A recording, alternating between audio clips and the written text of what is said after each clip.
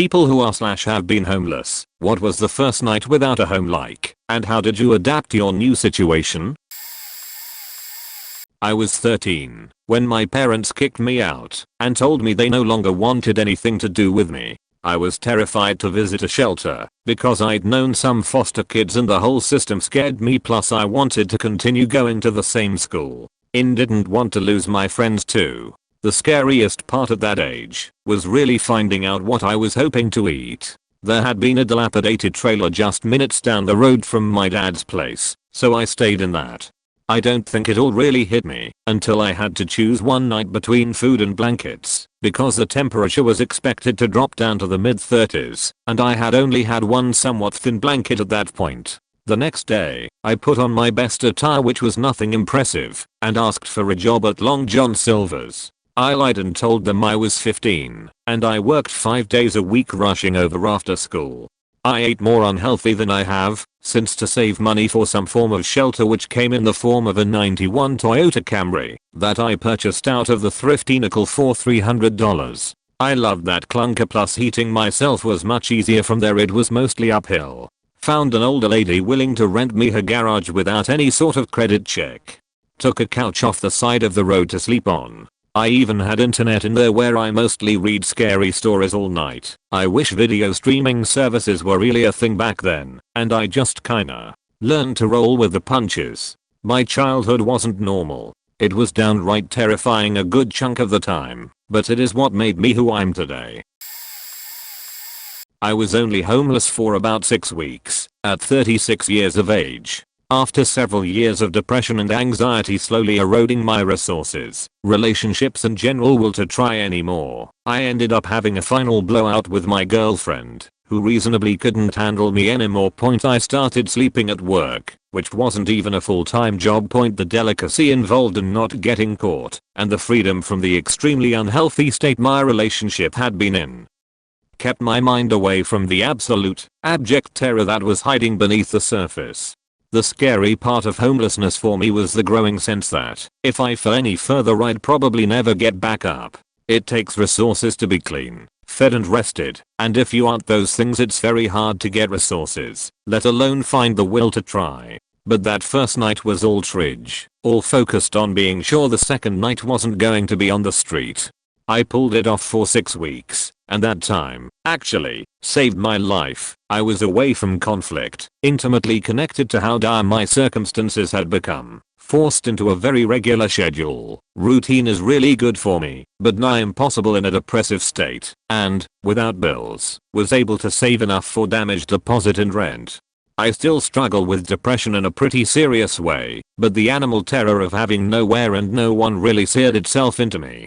A better motivation would be the future I want than the future I fear, but as it stands I at least have a motivator strong enough to escape the incredible gravity of mental illness. My parents didn't tell us that they lost their house to the bank. One day we left everything but a few clothes and essentials. I remember sitting in the car watching the world outside, and I felt extremely alone. The drive just endlessly went, unless we had to go to the bathroom. We ate some cracker things and had water at rest stops from bathrooms. Sleeping in a car seat that you couldn't lay back really was hard to adapt to, so I didn't sleep for the first couple nights. It really sucked, but as the days turned into weeks things just became the new normal. We would drive around for hours and sometimes camp out at campgrounds or roadsides instead of sleeping in our woefully tiny car. This completely ruined our education because we couldn't stay at any school long. I loved school for their food and I would steal paper, pens, and books sometimes, so I had something to do. My mother eventually said she would just homeschool us, but that was soon dropped for us kids to do for ourselves. I was able to almost get my JED before a sickness stopped me, but some of my younger siblings only have an education from 3rd or 4th grade. When it was winter I remember having to take showers from those hand pumps at the campground. The water was so cold it would instantly burn and numb up anything it touched. We also didn't have winter clothes, so most of us would wrap up in our old blankets and layers of clothes. We rarely had any food and I resorted to eating some of my clothes, paper, grass, or tiny pieces of my own skin to try to not feel hungry. Once we had to eat pancakes as our main food for months. I cannot eat pancakes anymore because the very smell of them makes me sick now. Other food we got was ramen and rarely a hot dog. I'm not sure how my parents managed to get the food or have money, even if it was very little. Maybe from a food pantry. Cooking food on the fire wasn't that hard to do, and I learned how to make a fire and gather what a fire needs. If we got sick we never went to a doctor. Just had to hope it got better. We were on and off homeless until I was in my late teens, when my grandmother bought my parents a house for us all to live in. It still feels so strange to actually have a home and even food. I still have a hard time knowing a lot of social norms because of the isolation from homelessness. You just do what you can to survive. I still resent my parents for avoiding any help from the government or going to any homeless shelters. They lost our house because of stupid spending and going into bankruptcy. Their habits never changed. We would get a place to live for maybe a year or two, then lose it because my parents were terrible at managing money. Edit: I'm on mobile, so I don't know how to edit my post to look pleasing. Sorry for the wall of text. Edit 2. I think I fixed my text wall. Edit: thank you guys for the updates. Makes me feel a little better to hear that I'm not alone in this struggle. I sincerely hope that everyone is doing well wherever you are.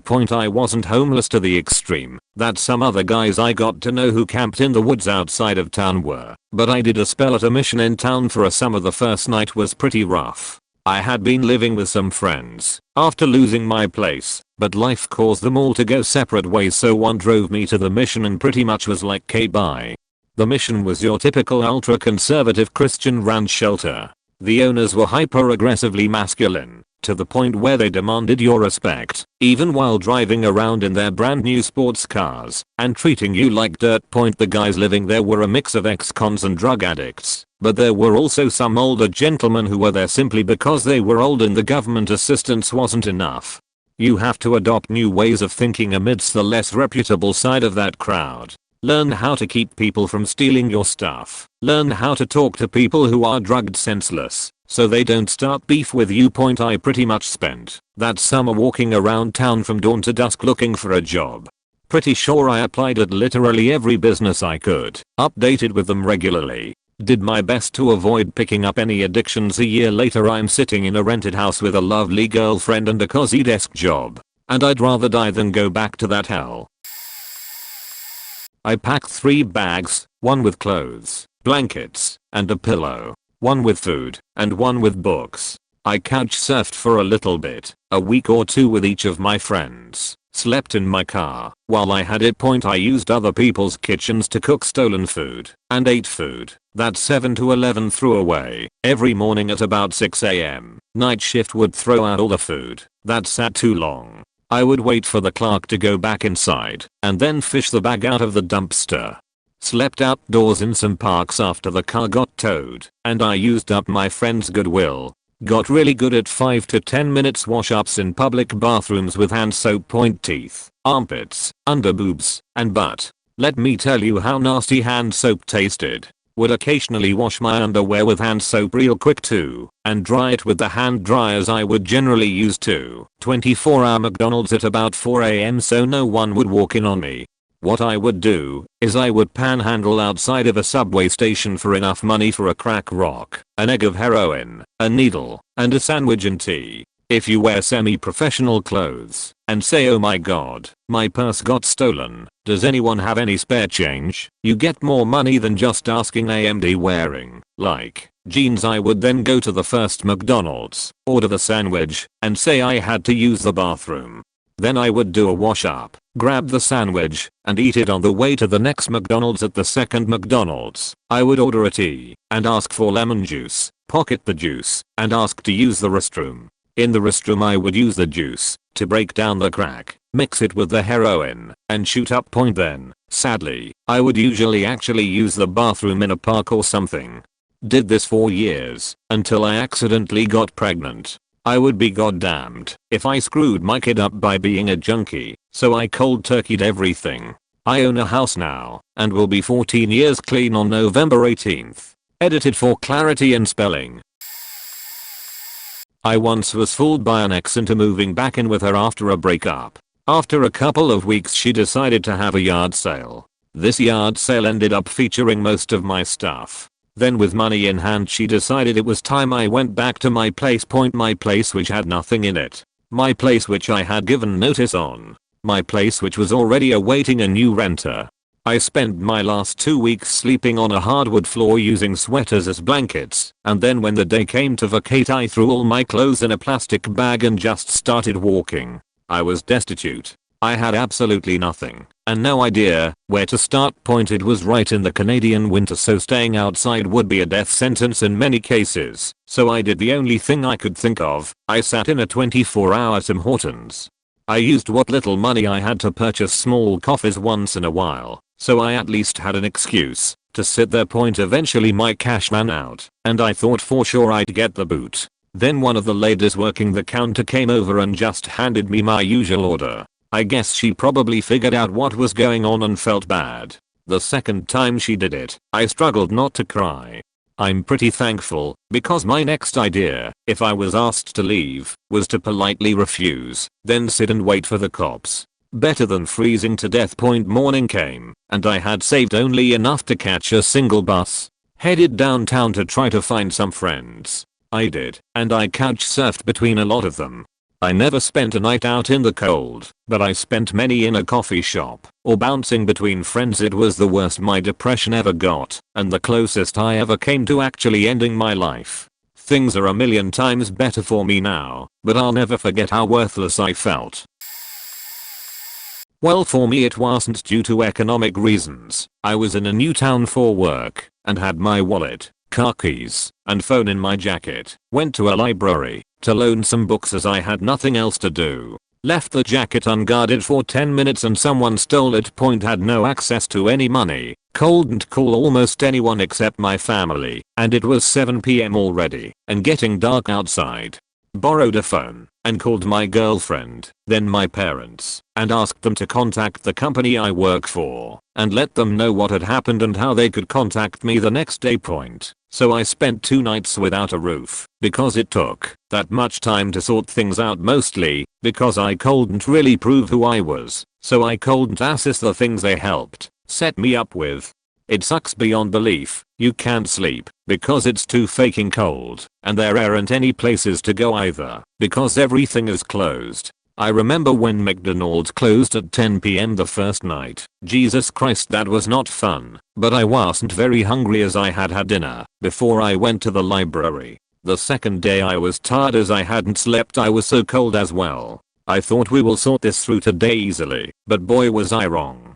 It took until 2 PM to get in contact with the company, and they really tried to help me. They set up an emergency account at a well-trusted bank, called them in the town I was in, and said explicitly exactly what I looked like, what I was wearing, and that it was an emergency situation. Of course the bank didn't trust them, so when I went there they just said no. Being really hungry, I borrowed a phone again in the library, called the company, and said what had happened. So they mailed me a credit card to the library. Talked with some staff at the library to lend me some cash so I could eat until the credit card arrived. So had one more night to spend outside and haven't slept the first night at all. I managed to slumber for 10 to 30 minutes, woke up from the cold, had to start moving to build up some heat in my body, slumber a little bit more. When McDonald's opened at 7 AM. I went there, bought breakfast and coffee, and asked if I could sleep there for a while. After explaining my situation they agreed. Slept until 10 AM, went back to the library, and waited for the mail to arrive. Got the credit card, and paid the person back with interest. I returned the double she had lent me. Because the gratitude you feel when they really fucking saved you from starving just today is a very immense feeling. Use the credit card to rent a car in the company's name. By having the place who rent out cars call the CEO of the company I work for, so he would vouch for it. I drove home and started to get my life back on track. Driver's license, my own bank account, keys, phone, etc. We take these things for granted. Losing them all at the same time was hell. If you ever travel and get to a town you don't know, people, be very careful about your things so it doesn't happen to you. The only thing I had was my clothes and shoes minus the jacket. but it did harden me immorally, and so now I have lived out of a car for 2 weeks for work because I couldn't find a cheap place to stay at, and I get 60% of the difference between what they have to pay for my residence in a new town and the actual cost of the residence I choose to stay at. Living out of a car is hard. There are so many things you take for granted that you lack. Running water, toilet, shower and clean clothes. Just a place to eat that is your own place is something you will miss. If you plan on doing it, get a voltmeter, because I plugged my laptop into the car battery to charge it, then I spent an evening watching YouTube videos and shit. The next day the car was dead, because I had drained the battery. Went to a gym for shower, but had to pay to use it. Well, obviously. Here in Sweden we have no laundromats, so I had to use a dry cleaner to clean my clothes once. The worst part is that the chill really does creep into your car, so try to find a warm garage or a sleeping bag. You have access to none of the things you take for granted. Electricity becomes something you begin to think very carefully about. Always have 2 bottles of water, one for drinking, the other for sanitation. Fill them up before you go back to the car for the night. Keep some toilet paper in the car at all times. It has more uses than merely wiping your ass. I was in my early 20s, dealing with undiagnosed mental illness or illnesses and a family with whom I had worn out my welcome. At the time, I was barely treading water as a human being. I could get up, bathe, and feed myself, but the prospect of getting out of the house and trying to support myself seemed daunting, if not outright impossible. Anyway, to keep a very long story as short as possible, one day it all came to a head, and, with as many worldly possessions as I could cram into a hiking backpack, clothing, mainly, my mom and brother drove me to the nearest train station and bought me a one-way ticket to the nearby major city. My goal at the time was to visit one of the many world-renowned hospitals in the city and see what they could do for me. Only I wasn't that capable at the time, and things weren't that simple. The first day, I just wandered around the city, which I was only semi-familiar with. As the sun set and day turned to night, I relied on instinct, sleep somewhere well lit, and keep my few meager possessions safe. In a large and well-attended public square, I curled up near a pillar with my backpack for a pillow and tried to get some sleep. It wasn't easy, of course. Local security guards didn't like me sleeping there, nor did more veteran homeless people whose spot I was inadvertently challenging them for. I barely got 2 hours of sleep before the sun was rising again, and I was starting to get hungry. Priorities were hard to balance. I was hungry, I was confused, I was fuzzy from lack of sleep, and things only compounded from there. I did stop in at the major hospitals, trying to plead my case, but there were people worse off than me. I was still capable, still mentally well arranged enough to eloquently present my case, which ironically meant, to many doctors, that I wasn't sick enough to warrant helping. I spent 6 months homeless, the first month or so sleeping outside, before finally securing a bed in a gymnasium-like shelter that slept 30 of us, all in the same large room, and with a footlocker for storage. I stayed there for another couple months, before through titanic effort I secured a job at a fast food joint, which also earned me a spot in a more exclusive shelter, one for the working homeless, which meant I only had to share a room with 7 other guys now. I was there for another 5 months, before my world collapsed. I couldn't keep up with the paltry demands on my shoulders. I wasn't healthy, and I ignored addressing my problems in lieu of working as much as I could, because nothing was more precious to me, by now, than food security and the right to stay in my exclusive home. I wandered the streets in a daze. Doctors would later refer to it as a fugue state, which isn't something you see very often. But I was finally sick enough to warrant treatment. My battle with mental illness and journey through that system is a story for another time, but suffice it to say there were a lot more bumps in the road ahead of me.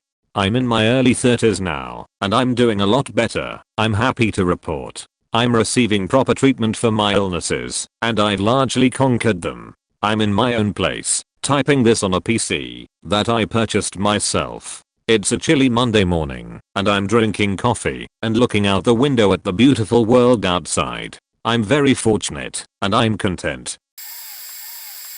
I was homeless about a year or 2 ago. It was bad. Although, the reason I left was because I was being abused by my father, so I guess you could say it was sort of better. As everyone says, the first night is bad, bad bad. You come to the conclusion that this is really happening. There was actually a shelter that took me about 5 hours to walk to. I had no idea what huge difference a car would make, but I'm going to give advice. Do not bother going to a shelter. Maybe it was because I went from one lifestyle to another in a day, but the people there are rowdy, they smell, they steal your stuff, and fights have broken out more than one time. I only lasted 3 days before I left and decided to leave. That point I found a secluded place in a parking lot that wasn't too bad to sleep in, and probably for the whole time, except for when I went long distances away from the area, I would sleep there. It was shaded from the sun, it didn't get too stuffy, it was spring to summer, and again, pretty hard to find. At least, I've never seen anyone sleep there. Point I brought my phone with me when I left, and when I went to a Starbucks or a library or whatever else, I would get on Wi-Fi and watch YouTube, or whatever else I was feeling at the time. That's actually how I found Reddit, and I lurked for a while, before I ever started posting. I would visit libraries and search for jobs online. Thank God they let anyone use the computers. After I got a job, it took a few more months, but I rented a small apartment and then applied for school. I'm on scholarship right now, technically full ride, if you count the 3 others. I've been living in the dorms, but I'm getting ready to move in with a friend. So what's being homeless like? It's so fucking hard. It makes you want to cry.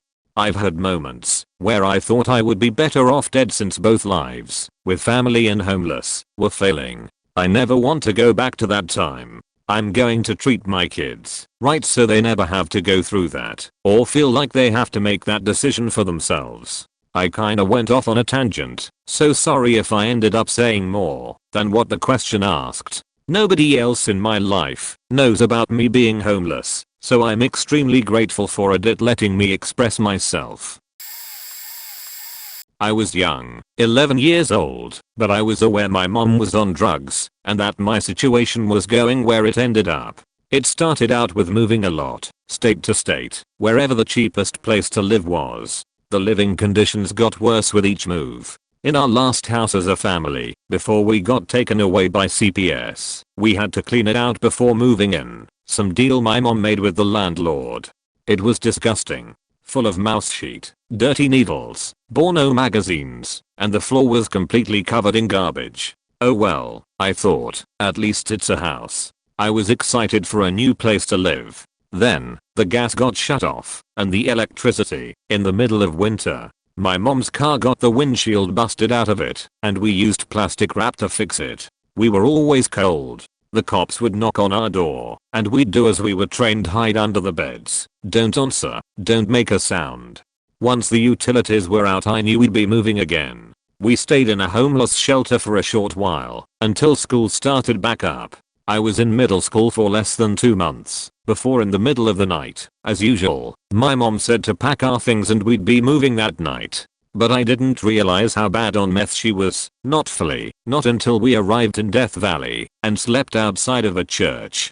Desert nights are very cold and the days are very miserable when you live outside. I just accepted it. I felt my 11-year-old heart grow cold, like a candle was blown out in me. My mom didn't enroll us in school. We got MRSA, a flesh-eating disease, and got no medical treatment. We weren't fed, so we'd steal food from stores and ask restaurants for free samples. I met 2 strangers who cared and bought us food. It was embarrassing. I felt unworthy. Being homeless made me feel a little less human than everyone around me. I could go on about the experience, but this comment is long enough, lol. I grew up in foster care, and then when you become an adult you age out, meaning you are no longer in the system. Some kids who age out are allowed to stay with their foster parents if they have a good relationship. I didn't have a good relationship with my foster parents. They had a mix of foster children and their own bio children living in the house, and they basically just did it for the check. Anyway, I knew my birthday was approaching and that I'd have to leave, and I was really nervous to talk to my foster mom about it. I did, and she was pretty dismissive of me, saying that there would be room, but that maybe I could stay a few weeks after my birthday. A few days after my birthday, however, the caseworker shows up, and I had to leave. I signed a bunch of paperwork and other stuff. They watched me as I packed my stuff. The shitty part was that I didn't have much stuff because I shared a room. Plus I had lived in multiple homes and never had more than one duffel bag. I asked to take a small blanket that I had since I had been there, but my foster mom said no because it had been in their family for years. I got a little money from my caseworker, not a lot. Then she escorted me out Mayo like this beach walked me out and down the block. My first night was actually okay. I slept in the park, but it was pretty cold at the time because it was in November. But I got used to it. Honestly, at the time I felt free. Like I had always lived with crappy people in crappy homes where I had no privacy or a billion chores to do, or just getting yelled at. Out of the street no one bothered me much, unless I was begging money off people. Of course, in my homeless years I didn't make the best decisions. Lots of guys used me, or took advantage of me, and there were times when it was super rough, and I didn't know I'd make it. But at least I was in charge of myself, if that makes sense. Also, and this is random, homeless people often get asked why we stay on the street and don't go stay at a shelter. FYI, they fill up fast and run out of room, and they can be dangerous. I've known a few people who have been wrapped there. I'm not saying all are bad, but in my experience they are not a safe place. I have a home now, but sometimes I set newspapers on top of my sheets and sleep on them. I know how bizarre that sounds, but there were nights when I was out of the streets and had nothing, but I would find a whole stack and be so happy and did wrap up in them and feel warm and safe. October 2004, I did a moonlight flight to get away from my husband, who had threatened to kill me yet again. Although this was a semi-regular occurrence, this time was different, and I was truly afraid for my life. The first few nights we stayed in a friend's caravan. It was half term and poured down, but my 3 children saw it as an adventure holiday and were happy. But then I contacted the local council and found out that they did not have provisions in their budget for victims of domestic violence. I searched further afield and was lucky to be offered a place. We stayed in the first place a couple of weeks, but it was set up so that we felt too exposed. We had to park away from the property and walk along the main road into town, ring the bell, and wait for a member of staff to open the door to let us in. A stranger was taking photos of the children on the beach and he disappeared when I approached him. Later, I found out that he was a police photographer sent because my violent husband had alerted the police saying that the children were at risk. The police disagreed. They told the children's father that the children were safe and happy, but not where they were. After that, we found another place that was purpose-built and was less exposed, but none of us were happy there. When the children told me how much they hated it, we moved on again and were offered a third refuge that the children liked so much that they wanted to stay there forever. The following week a new resident arrived and life changed. More new resident arrived until we had been there longer than the others. One resident wanted to be #1 and started a hate campaign against me. No matter what I did made life worse, but it was not exposed till the house meeting. After the meeting the staff apologized to me as I had raised concerns that they had ignored. I was offered a refuge house for just me and my children, and we were there nearly 3 months before the council offered us a property of our own. I'm about 3 to 4 weeks away from losing everything I own and love, including the roof over my head. It's really the first time ever that it's become a possibility. I'm not prepared. I don't have a car or know how to drive. I'm 5ft 24-year-old or 25 in Jan rather, and I don't have a big dog or big boyfriend to protect me. I do have a yappy and very anxious little Maltese cross Shih Tzu. I don't wanna lose my dog. I also don't wanna lose the belongings of not only my life, but the belongings of 2 loved ones I've recently lost. I don't want to have to stop studying nursing. I don't want it affecting me attending university. I wanna be able to shower daily and brush my privately. I wanna keep sleeping in a warm safe bed. I wanna eat food from my fridge. I don't want to be forced to trust people I otherwise wouldn't normally. I don't want to be rapped, bashed, threatened or harassed. I'm not street smart. I wouldn't say I've been privileged either, but I'm definitely not prepared. I have autism and I feel very vulnerable, very open to everyone. I'm not someone addicted to drugs. I just don't have a support system. Not since I reporting my own mother for abusing a child. That sort of isolates you from the family and any family related financial help. I guess I've reached out to charities etc, but I'm one of many I suppose. We were extremely lucky that we were homeless in New York City. They put us in a temporary shelter our first night, but we got there so late that we only had about 5 hours to sleep. It was me, my husband and our 1-year-old daughter. The next day they had us our placement. What happens is you get to stay there for 10 days while the city decides if you actually need this assistance. You have to prove that you can't stay with relatives and don't have enough money to move out of state. The city will actually buy you plane tickets to another state if you have relatives willing to take you in. So after our 10 days we were told we could stay in the shelter. Our place was a converted hotel near JFK. They had a playground outside for the kids, and we had our own bathroom and a small kitchenette to cook meals. We wound up being there for 6 months. During that time we took advantage of not having to worry about bills, to go to all the doctor's appointments we needed to do for our disability cases. My husband had been in a work accident and had a severe spinal cord injury. In the shelter he needed a walker. I was born with an autoimmune disease and had a flare-up shortly after my daughter was born, but it didn't go away, so the doctors documented how I got worse and worse and figured that was it for me. I wasn't going to be able to work ever again and was probably going to wind up in a wheelchair. I was bedridden on and off again. Honestly, we were happy to have a roof over our head. We were optimistic that the city would be able to get us permanent housing and that we could finally get as healthy as we could be and find our new normal. However, after our 6 months they realized my husband's lawsuit was going to take ages. They were hoping that we could get money from it right away to buy a co-op or condo, so they told us that they couldn't help us find housing. We had to make a very difficult decision to split our family up temporarily. My husband went back to his mom in San Fran, and I went back to my parents, who now live in Florida.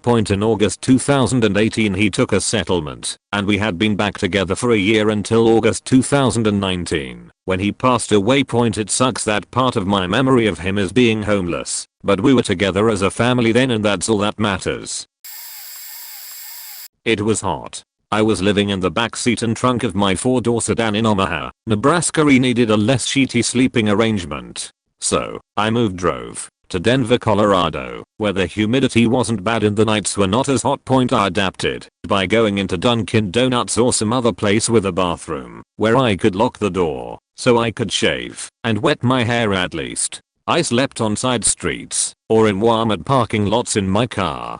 It was difficult, but not terrible. It was just the situation I was in. I'm 6 feet 4 inches, so sleeping in a 4-door sedan was not easy. I knew I needed out of that situation, so I went to the library to study web development every day. I got rid of all of my belongings except for decent dress clothes. I wore button-up shirts and dark jeans or dress pants every day. I carried my resume on me everywhere I went, just in case I met someone in the software industry. I didn't want to get a job that would keep me poor. So, I didn't work, so I could spend all day every day studying web development. When the library wasn't open, such as at night, I would go to a 24-hour McDonald's where I could at least buy a very cheap meal if I had to in order to stay in the building and use the Wi-Fi. It sucked. I remember almost getting a job in the DTC in Denver. It was a contract to hire position that paid $50/HR.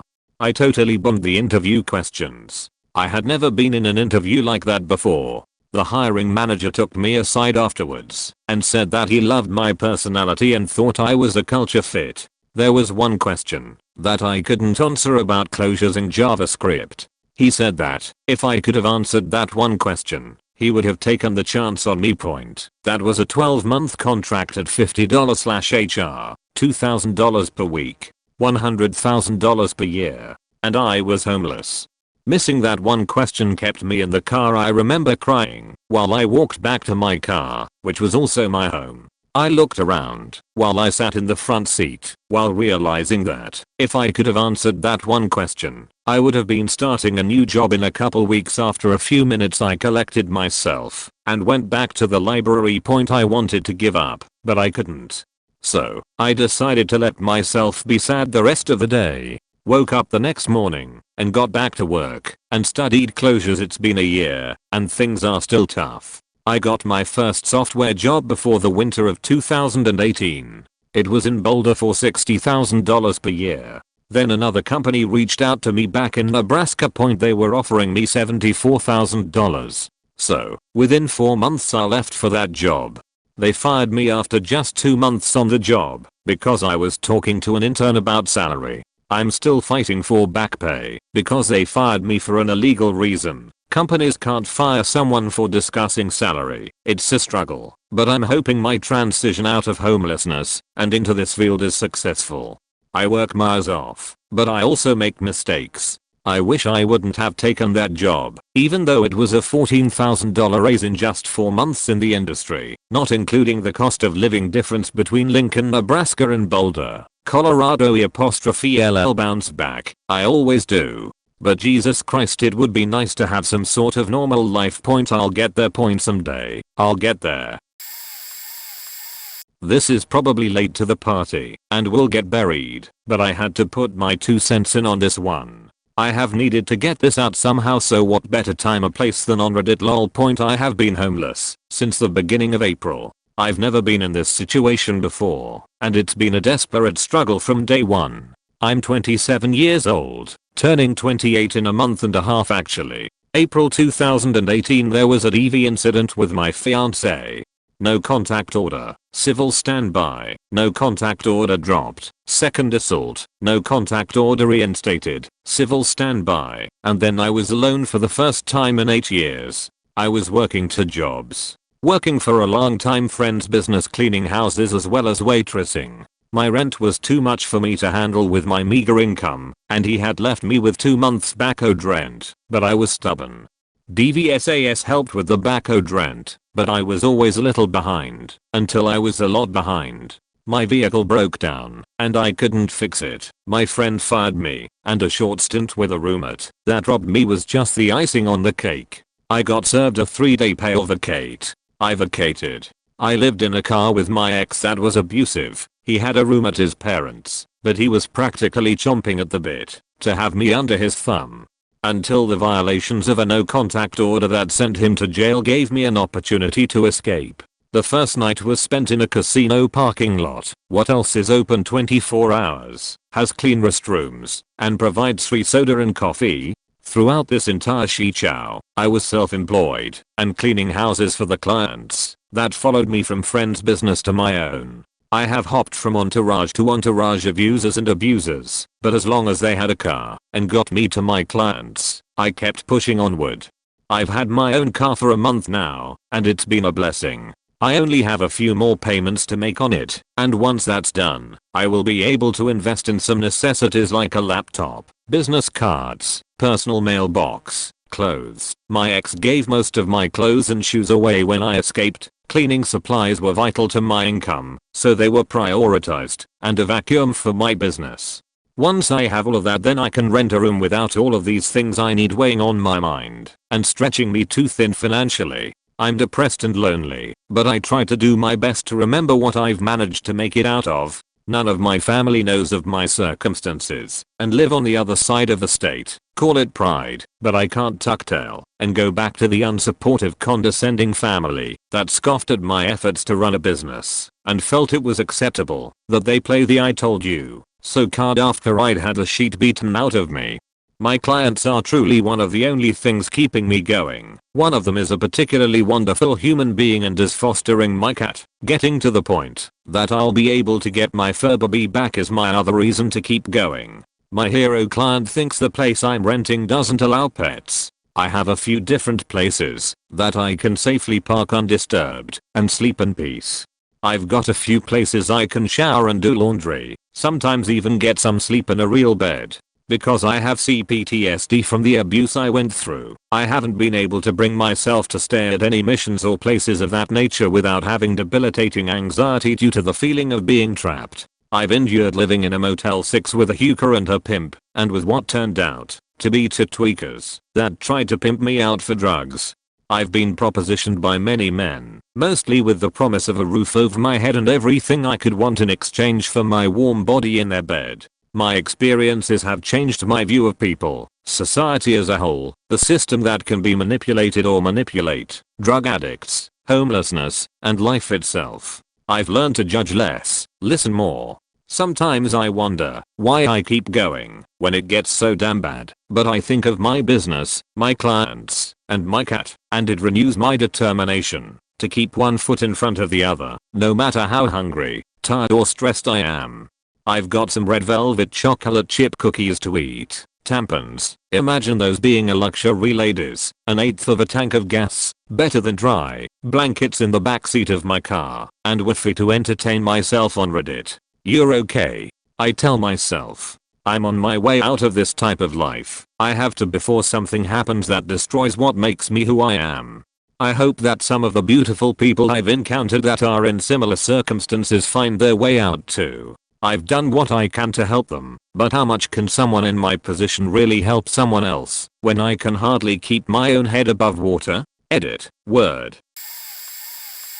My youngest son was 18 months old and my oldest was 4. My oldest was spending the week with his father, as he was from my previous relationship. My youngest son's father had pinned me on the floor and sat on my chest, putting all his weight onto his hands that were around my throat. Everything went dark and Kay could hear a roaring sound in my ears. I really feel like I was close to death.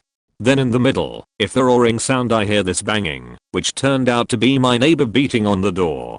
My partner got up and was telling the guy to mind his business. Long story short, I grabbed my son and ran outside, barefooted, and won't you know it's raining. Walked to a different neighbor's house, and they let me in. We are all sitting on their porch when my partner sneaked around the side of her house and snatched our son off the porch and ran.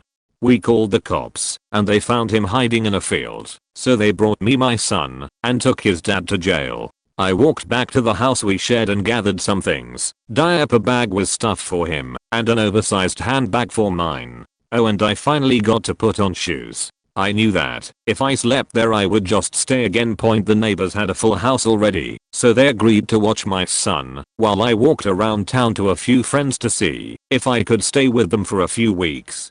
It was really hard for anyone to say yes, but my partner was known all over town and everyone knew he would come looking. He had broken in a window at a friend's house in the past when I left. I went back that time because I literally had nowhere else. Anyway, nothing worked, and I went back to where my son was, and there wasn't a bed to sleep in, but they said we could use their couch for the night. All night I was scared. I had no place to go. All my family was tired of the drama from me leaving and him finding me and me going back. The next morning when places started to open I called an abuse shelter. The first day/night there was awful too, but at least I knew my son was safe. My older son's father kept him until I got back on my feet, but I saw him every few days and that was hard too, not having him all the time. It took about 6 months of being there before I got an apartment. The first night there I had an episode of sleep paralysis, but instead of seeing a literal demon on my chest it was my ex-partner coming through my window. When I was finally able to move I didn't go back to sleep and kept checking my windows. A lot of stuff has happened between then and now. It's been almost 10 years. I'm in another state with my high school sweetheart. My boys are doing great, and we are happy. I once had a roommate in college who was kind of a whack. Everybody disliked her, but couldn't fight against her due to her unpredictability. There were 5 of us living together, and I was the youngest of the bunch, also the most vocal when things didn't sit right with me. There was a time she held up a knife at me, as if she was going to /stab me out of anger, when I accidentally ate her spam. I was able to sense it, and left the apartment, to walk around and cool off. When I went back, the table at our place had a bunch of knife marks and the knife was sticking out of it. Mom and I didn't have a good relationship at the time, so I decided to temporarily leave the apartment and be homeless instead. I was a stupid 18-year-old. My first night was outside a convenience store. I remember being filled with fear, anxiety, and tiredness at the time, since I just got back from a night at uni finishing my finals. I bought lots of food, so the workers at the store would let me stay and sleep. Found out that it wasn't efficient after a few days, since I had to manage the money I had left for the month. I was homeless for about a couple or so months, only went to the apartment when she wasn't there to take a bath and get a change of clothes. She didn't leave the place that often, since she was unemployed. If I was lucky, I get to sleep for the night inside my uni's lounge, but it kind of involved bribing security with food or literally hiding whenever they made their rounds at night. If I wasn't lucky, I'll be sleeping at a local park in front of mall. I was able to adapt somewhat after having friends who were homeless as well, of whom I met during my stays at the park. It got considerably hard though, since I was an art student and I had to bring my drawing boards AMD materials all the time. Eventually, my mom found out from our other roommates that I haven't been staying at the apartment since they all decided they couldn't handle her attitude and that it would be safer if they found a different place to stay in. I was homeless nearly 2 decades ago through no fault of my own. I don't want to retype it all again, so read my other answers for more details. The first week, absolute terror. I was going to die. I was going to get killed. I was going to get stabbed by other homeless people for my sleeping bag and shoes. I was going to contract AIDS from sleeping on infected ground. None of that happened, obviously. That didn't stop me from thinking it was imminent. My experience with homelessness before that was all in the media and on TV, where those things routinely happened. I was young and naive. The next week, frustration. I learned what I had to do to get another house from the local authority. I tried. I failed. I learned I was not a priority as, although I was sleeping rough, I was not classed as vulnerable. I learned that if I were an alcoholic or drug addict there was help available. If I had mental health problems there was help available. If I were pregnant there was help available. If I had been in prison there was help available. There were charities specifically set up to cater for those people. There was nothing for me. I was just normal, albeit homeless. Next few months, resignation. I could not see a way off the streets. There was nothing the local authority could do, as although I was on the housing list, there were always people in more need than me being added, almost daily. I was at the bottom of the pile and it's extremely difficult to move anywhere up the list from there. Eventually I found a private landlord willing to take a chance on me. I offered to help them with any jobs they needed, and in return I would get a room for a month. I worked my ass off for that woman and I will never forget her. At the same time, I managed to get a shirt from a local church and went straight to a temp agency, telling them I would take literally anything.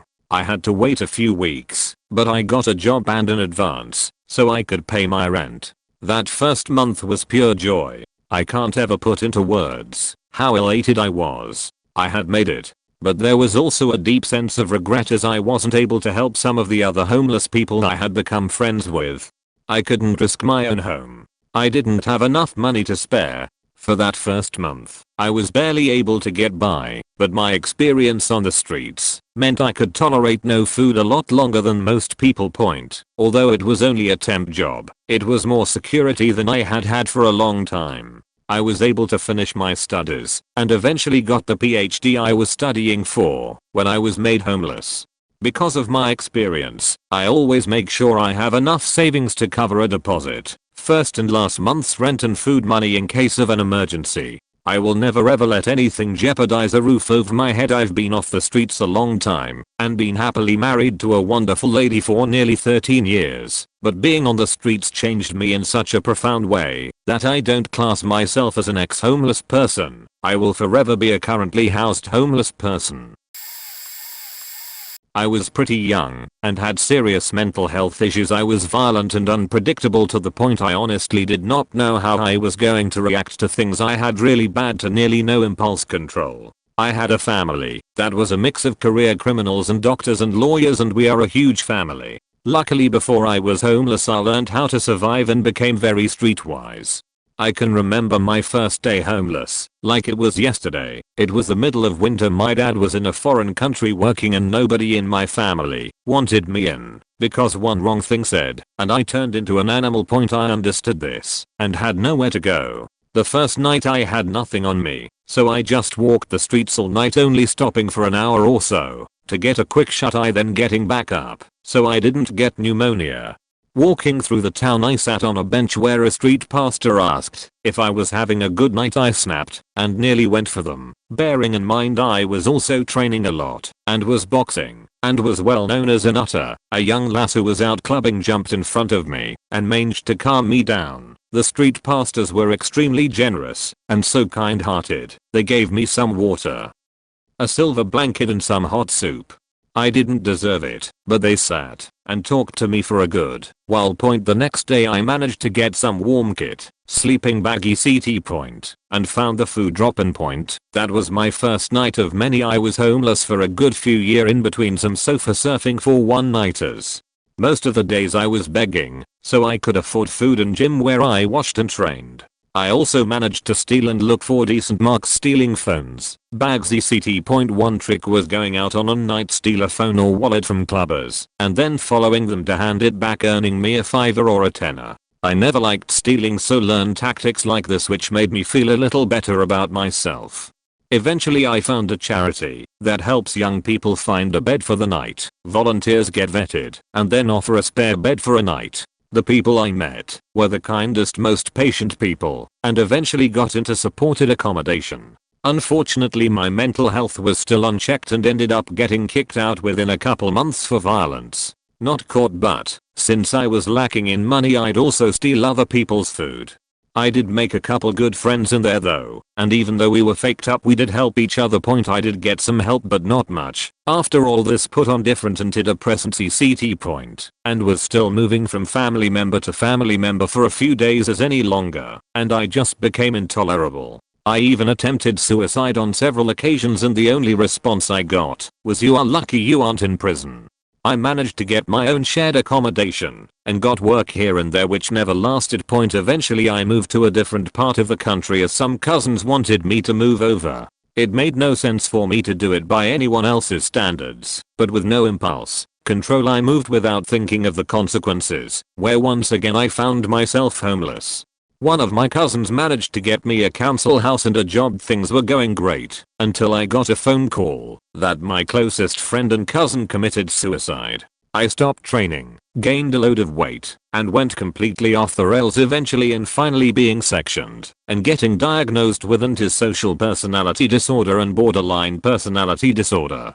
I have now been in therapy for over 2 years and now very stable, and my family actually enjoying my company and giving me all the support I need. I'm now trying to lose weight, get fit again, taking part in DBT therapy, and having goals to move back to my parents' town. I do have my blips, but no anger outbursts, no bad impulses, able to plan ahead and manage my admin from paying bills and cooking, and haven't been to court or arrested since. I even do voluntary work under the NHS and my care plan, and making good social connections and hobbies. Life at the moment is good, and I'm on a steady road to recovery thanks to my therapists and family members 3 years ago, and I would have thought I would be dead or in prison by now. I know this wasn't what you asked for, but telling just one day doesn't quite cement how life is homeless and the baggage they carry. If this gets enough downvotes, I'll delete. When I was 15 my dad beat me and police told my mom we had to leave. I ran away because I was too afraid of what he would do. All I had was the clothes on my back and shoes, no phone or anything. I slept in the desert by my house in a pit. The first night was pretty bad because I was afraid of bugs. The next day I walked into a McDonald's and asked for help, saying I needed a phone because I was homeless and afraid. They kicked me out. A 7/11 was surprisingly helpful. They gave me quarters to use a phone, but the phone machine was broke. I had no way to contact my mom or anybody. A random man offered to let me use his cell phone, but he wanted me to go in his house. I somehow knew he was a bad guy, so I gave up on the idea of using a phone. At one point the next night I was freezing and walked down a street testing cars and found a truck unlocked. I slept there for a couple hours and then would walk around. Yes, I was scared, but I was freezing cold.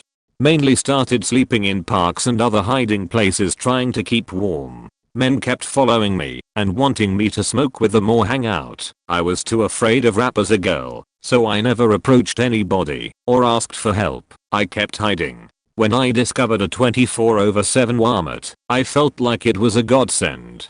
I camped out reading books for a couple days and I used their bathroom to stay clean. I didn't have money for food. I found a vending machine that spit out soda bottles, but that was it. I went hungry for over a week. I eventually got very sick from not having food and was hospitalized for 5 days. A lady there called a bunch of my relatives and asked around if I could live with them. My grandparents found out what happened and picked me up, and I stayed with them since. I'm very grateful. They saved my life. Now I have a husband and we share a nice house with my mom and two kitties. If I could go back to past me, I wish I would have sought help sooner instead of hiding and being so scared. Never did adapt. Couldn't bring myself to sleep on a park bench. I just couldn't do it. I worked my retail gig during the day, and at night I just walked up and down this one street in a really nice neighborhood that felt safe. Probably walked dozens of miles at night and worked all day. It faked me up. Eventually I went to the VA hoping they'd have some kind of shelter, since we all know homelessness is a major issue for veterans. So they must have a program for homeless veterans, right? Fucking lol. They have a program that allows you to stay in the waiting room overnight for no more than 3 nights. The lights are bright, hard plastic chairs uncomfortable, armrests prevent you from laying down across them.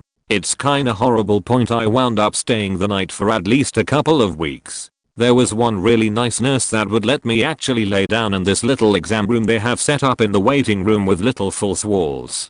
Of course the waiting room lights still get you, because it's just this little partitioned off area in the same space. When I was really lucky, she'd get me in one of the psych holding rooms. A private room with a cot with restraints and a one-way mirror for observation. But she'd prop open the door so I didn't get locked in and turn off the hall light in that back corner, which made it 1000 times more comfortable. Of course, wherever you can find a decent person in this world, there's always a shitty one that's high ranking. Of course, some douchebag doctor just didn't like that I was there, so whenever he was on duty she couldn't get me any of that, and eventually he got security to enforce the limitation of the program and tell me I had to move along. What I noticed though was that the entrance to the rest of the hospital was open all night. So I just went in there, went up to the 2nd floor and found a break room to hang out at, apply for jobs as late as I wanted. Found an office wing that actually had lights out all night, but the chairs still had armrests. Eventually I was going back in there and ran into some professional guy coming out. He must have left something in his office and come back for it or something, because no one works that late. But of course I was busted. Next night security came and found me in the break room and made me leave. From there I found a homeless shelter that took all of what little money I was making at my day job. But at least I had a cot to sleep in every night, and my roommate left shortly after I arrived. So I had the room to myself. That lasted 6 months till my motorcycle got stolen and I had no way to get back and forth to my job. My grandma lived near my job and wouldn't let me stay before because she wasn't allowed to, as it was a retirement community and that violated the lease big time. But once she saw I lost everything and had no other options, she let me stay. Tiny 1-bedroom apartment. Couch wasn't even big enough to lay on, so I slept on the floor. If guest came I had to hide in her room. Woke up some mornings with an aunt or someone in the family visiting, and instead of waking me up so I could go in the other room or get up or whatever, she would just let them. I'd just wake up on the floor with 2 people sitting on the couch behind me talking, probably about me. I'd be too humiliated to get up, so I'd just pretend to be asleep until the guest or both of them left. Because she could get evicted for letting me stay, I had to sneak out early in the morning before sunrise if I wanted or needed to go anywhere. Work or to the library, to use their internet to look for work. Grandma didn't have the interwebs, which made things a lot harder, and I'd have to stay out as late as possible and sneak back in the middle of the night. Of course I was broke, so no money for food or anything while I was out, and I'd have to be out like 18 hours straight to try to sneak out / in under cover of darkness. One time the fire department came to inspect the apts. We knew they'd be checking all the fire detectors in the kitchen / grandma's room, so I had to hide in her closet. We didn't realize they were going to go in there to check the crawl space. So this firefight normal human non-homeless guy just opens the door to the closet and I'm in there, so we are stuck staring awkwardly at each other. I'm retrospect, why the hell didn't I just act like I was there visiting my grandma and not hide in the closet to make it obvious? I don't remember specifically, but if I had to guess, she probably wouldn't let me. She was very paranoid and very rarely had a rational response or idea. I probably suggested just saying I was visiting, and she probably freaked out thinking they'd magically know and report her, so made me hide, only to make it badly obvious when they find me hiding. Point anyway, the dude just walked away, told her he'd be back to finish later, and never came back. I was stuck on that couch like 4 years before I was finally able to nail down full-time work. Point faking nightmare.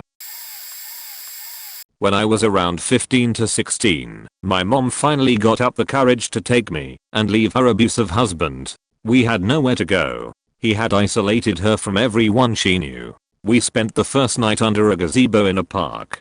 Thankfully it was summer in Arizona, so the night wasn't cold. Point I just remember being so angry at everyone. It seemed so evil and wrong that we had nowhere to go, no money, nothing but the clothes on our backs. I told my mom I was hungry, and she said, "What do you expect me to do? Whip out a tit and feed you?" I got up during the night while she was asleep and walked about a mile away, thinking I'd be better off on my own. But I couldn't leave her because I knew she couldn't take care of herself, so I went back. She started screaming at me when I got there, but I just kept my mouth shut. From there, she got in contact with a friend, and we spent about a month sleeping in a truck camper in their yard. Then something happened, and we had to leave there, and were staying in a hotel for a while. The timeline is all blurry in my memory. When we were on the verge of getting thrown out of the hotel for non-payment, my mom called a pastor she knew and begged for help. The pastor called CPS, and I wound up in a 3-bedroom group home with 8 other teenage girls, most of whom were on drugs or parole or both. I was a straight A student and a complete nerd, so I got the shit beat out of me on more than one occasion. Point basically I just learned that I could never rely on anyone but myself, and no one truly gave a fuck about me. I got a job at 16, emancipated myself at 17, got my own apartment, and just grew the fuck up in a hurry. Went to college, bought a house before I turned 30, learned a trade, and now I make around $35 an hour installing cabinets. I have my own place and my own car. I've traveled internationally a few times, and despite my anxiety issues and depression, I more or less have my sheets together. You just do what you have to do and survive one day at a time. Got out of service in 2012 when I left the hospital. Point by 2013 things were going okay, but the pain meds the VA had given me, morphinol, don't remember the name now, were starting to cause me problems. So after another spinal surgery I asked to be taken off of them. That was the beginning of a nightmare that lasted for 3 years. As the withdrawal, following my request, they terminated my prescription, but didn't warn me about the side effects of withdrawal. Cracked the shaky foundation my post-service life was founded on. Things started to go bad. I ended up homeless faster than I knew what was happening. Being the moron that I am, I figured that was fine, as long as I was able to keep myself clean, attend my faking classes, and graduate from college. I had spent the better part of my adult life up until that point in various shitty deserts and shitty jungles living in shitty conditions. So what did being homeless in this land of plenty really matter to me?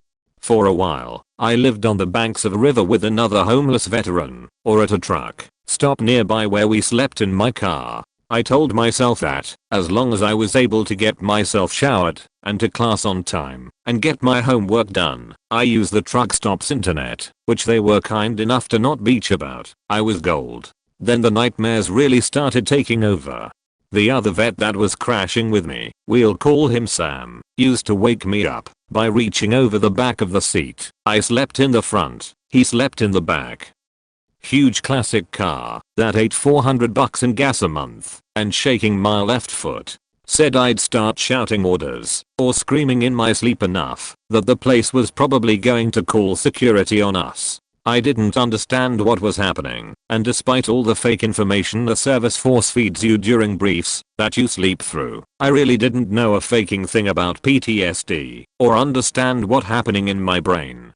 I failed my finals, and that cost me what I had left. By this point, I was having enough trouble sleeping that I just tried not to anymore. Sam had started smoking shit I don't want to describe, so I left him on that river. I went north, and then in a huge circle. I knew enough about how to survive that I wasn't ever really in danger of starvation unless I was, ironically, near a city. I had taken my footlocker with me in my trunk, and it was stuffed with leftover sheet from active duty that tided me over a good number of months. A lot of it I'd pawned for fuel. I considered selling my car a few times, but was determined not to. It kind of became a symbol to me. As long as I could sleep in it, I always had relative safety from the element, which were lethal as often as not. I would drift from city to city, try to find some kind of job I could hold down in my degenerating mental condition, and when I, inevitably, snapped, I moved on to the next. During this time, my emotional state became completely erratic and extreme. I remember once I was talking to a gas station attendant in Flagstaff and just kind of grayed out. When I came to, he was standing above me looking down at me with this sad expression. Evidently I had started having a seizure and backed myself into a corner where I'd hunched down and tried to hide, crying my head off the entire time, reacting to things that had happened almost a decade ago. That was the first seizure that I remember. I've learned since that I was probably having what are called transient ischemic attacks on and off for years and never knew it. From there, it got worse. Way worse. I learned a lot of things about myself then that I didn't want to learn. I learned that I would steal. I learned that I would hurt the people I had sworn to protect if I thought it would get me enough food to survive. I learned I would hurt other homeless folks if I thought they were a threat to me or were too close to my crash when I was trying to sleep. I remember that sheet on and off now, and it makes me so goddamned ashamed of myself. I don't really have words for it. I ended up in San Antonio for a while, close to Fort Sam. There's an overpass there where a group of about 20 to 30 other homeless vets were crashing at the time. You could feel the despair in every word that wasn't said, and hear the screams at night. It was like a nightmare.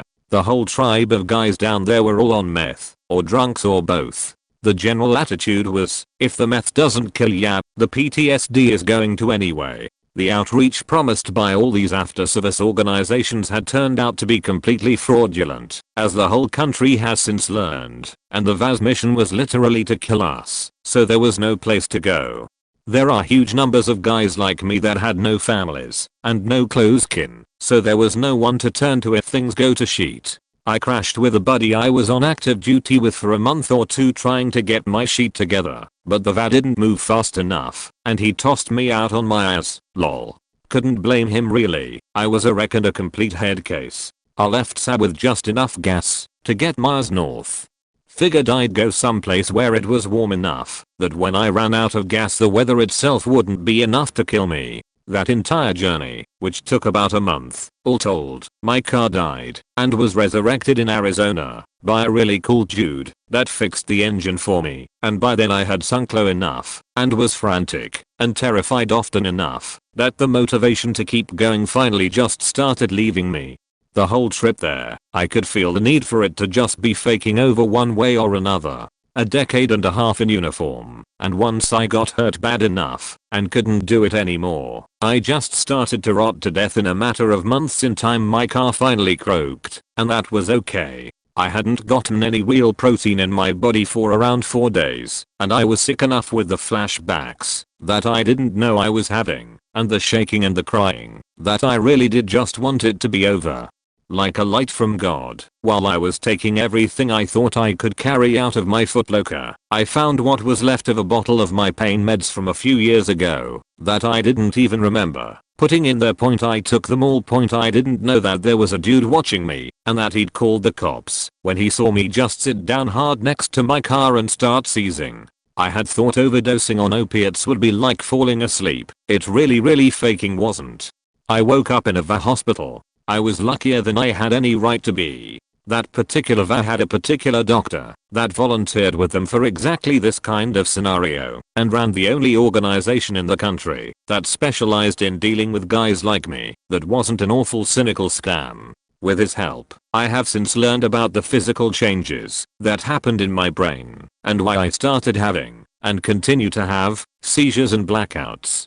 There is actually a new, old, therapy technique the VA has finally ocked that might actually be a real life cure, and I'm going to try to be on the list for it by December. Having people fuck around with your amygdala sounds scary as shit, but when you're as exhausted and tired of it as I am, you're willing to do whatever you have to, lol. Things are better now than I could have ever imagined in those days. Better than I deserve. I own my own home, I'm married, and much of my life is centered around helping out the organization that recovered me, as there are still, just in this city, around 5,000 dudes in exactly the same position I was in, and no one gives a fuck about them, at all. But I'm here, and if this new therapy works I'll be in a better position than I ever was to help them. Throwaway point: I was homeless at 18. I had $300 in my bank account. I went to the local Salvation Army and needed a room because I was young and it was my first time ever being there, so it was free for the night. I wasn't as anxious as I should have been since I felt like there wasn't really anything worse that could happen to me. All I had was a bag of clothes, no cell phone, and I was in a city that was close to home but wasn't familiar with. I slept in a room with 14 beds and 14 other dudes. I didn't know what the fuck I was going to do from that point on. I didn't really have a plan, and after about an hour or so of laying in this dirty bed I fell asleep exhausted from the change in environment. The next morning you're waken up by the person running the joint yelling at everyone to get up and get out. I didn't know we had to grab all of our shit and leave. I thought we could stay as long as needed. I was still in this faked up fantasy that everything will eventually work out. I very quickly realized that if I'm going to get off the street I need a plan and some type of initial help. I was able to keep my sheet in a locker at the Salvation Army for a day, and I was told that if I get some funding from social services I can stay in the same bed the next night. So I went down to social services and got some funding. I later realized that the only reason I did get funding was because I was young and just out of high school, so I had more potential to get a job and get off the street than others. So with that, I got a roof over my head for the foreseeable future. The next objective was money. I needed to get out of this hellhole. I was extremely quiet, didn't really show any emotion to others, unless I was under the covers at night, or in the shower with a curtain, and only spoke, unless I really needed to. From word of mouth and prodding a bit, I found out the local homeless go to a temp agency for money. For a full day of labor work we were paid a net of $77. After a couple temp jobs I asked a supervisor on one of the job sites if they wanted to hire people, because I want to work for them full time. I was told to come back tomorrow, and with that I found steady income. Within about a month and a half, and the help of social services, I had enough money to get a bachelor apartment in a shitty rundown apartment building. After about 2 months I was off of social assistance. I spent a total of about 2 months in shelters, and my perspective on life changed very heavily after that. I had to make friends that were very aggressive, so that others wouldn't bother me. I didn't do anything against the law, but I was around a lot of crime. Prostitutes, people doing lines of coke with credit cards they stole. I was almost trapped, and I'm a 6-foot dude. I heard a lot of stories from people that were homeless, and it's really sad. There are the ones that just want their life to improve, and others that don't give a fuck and don't want to live by someone's rules. If people actually read this, I'm doing fine now. I have a long-term girlfriend, I'm almost done university, and I'm happy. I don't think I would change what happened in those couple months, because I'm now who I'm because of it, and I'm really proud of who I've become. I'd be happy to share more if this isn't buried. I was long-term homeless for the first time a long time ago in northern Michigan. Back in 1996 I was just 20 years old and had taken a low-end management position at a Bob Evans restaurant. They're only east of the Mississippi, so for reference think better than Denny's, but a little below Cracker Barrel. My 16 weeks of training for the assistant manager position went quite well, and shortly after finishing I was offered a promotion to assistant general manager for a new location that was opening in a city several hours away. To take the job I had to move several hours away from any family, any friends, and away from the apartment I was splitting with a roommate, without a car. But, I was young, healthy, had never yet experienced life totally smacking me down out of nowhere yet, and a promotion with a nice raise into a large college town seemed brilliant. I still had half a year on my lease, and despite having a roommate, our apartment was rented only in my name as his credit and background wasn't very good. So my roommate wouldn't be put out. When I suddenly moved, we worked out a deal where he'd stay, pay rent in my name, and get a friend or two of his to move in to help. Seemed fair to me at the time, so I blissfully moved away to enjoy my new promotion. Point being, a college town in the 90s rent in my new city was shockingly high to me. But with my new promotion I was convinced I'd be fine. I was so convinced that I went to one of those rent to own places to fill my new solo place with furniture. So to sum up, no car, city I didn't know, rent higher than I ever had before, no family or friends within several hours distance, and a ridiculously high chunk of each check going to rent to own furniture. Sounds so foolish, but remember I was hardly 20 years old and did not yet know how bad things can get. I was barely scraping by, but I was excelling at work and focused all my efforts on the job. You can imagine my surprise a couple of months later when I opened my salary paycheck to find that for some reason my check was only a small fraction of what it always had been before. I spent a very panicking weekend thinking it must just be a misprint and waited for Monday to try and sort it out. That check amount was hardly enough to cover maybe groceries for 2 weeks, with zero left for my apartment rent, my utilities, my stupidly expensive rent to own furniture, etc. It had to be a mistake. It wasn't. In short, my ex-roommate from the city I left never paid any rent or utilities after I moved out, and completely destroyed the apartment. I'm talking burnt the carpets, smashed holes in the walls, filled a closet with full kitchen waste garbage bags and let them rot so he didn't have to walk them downstairs, ripped out one bathroom toilet during a party night to make a throne in the living room that drunken people apparently used for more than a seat. He had moved, leaving the destruction behind him, and since the landlord didn't know I'd transferred to a new city, the landlord had taken me to court for all the back rent for the remainder of the lease plus $4,000 in damages. This was the 1990s, no Facebook or whatnot to quickly spread info. I had no idea court proceedings even were happening. My failure to appear cost me a judgment against me, followed by heavy garnishment of my paycheck. I worked for the same company, remember, just different city. So that part was easy on the landlord. In short, I was screwed. So screwed that despite having a good job with good pay for the times and my age, that it would take over 9 months of garnishments off my check to cover the costs the court had awarded my ex-landlord. And that would only be if I managed to keep that job in a city where I had no non-work friends or family. In a situation where I'd quickly also have nowhere to live. I tried to get the amount per check reduced, but the combination of me not showing up to court and being an able-bodied single 20-year-old male earned me zero sympathy, and they wouldn't reduce it. I maintained my job, even continued to excel at it. Returned my rented furniture, hunted for a roommate, but still ended up evicted for not being able to make my rent in under a month. There I was, clean-cut looking, hard-working, didn't drink, didn't smoke, assistant general manager to a restaurant with over $1 million in annual sales in the 90s, and hopelessly homeless without a prayer for a full paycheck for another 8 months. You asked how the first night was. I think, well, the first night was pretty good actually. I remember I'd volunteered to work a close/open shift. Worked till after midnight and we opened back up at 6 AM. So I just stayed at the restaurant, caught up on paperwork, did extra projects, slept a couple hours in the office, changed my shirt, and freshened up in the bathroom before open. The first bad night came a few days later, when I closed up for the evening, and had 2 days off with nowhere to go.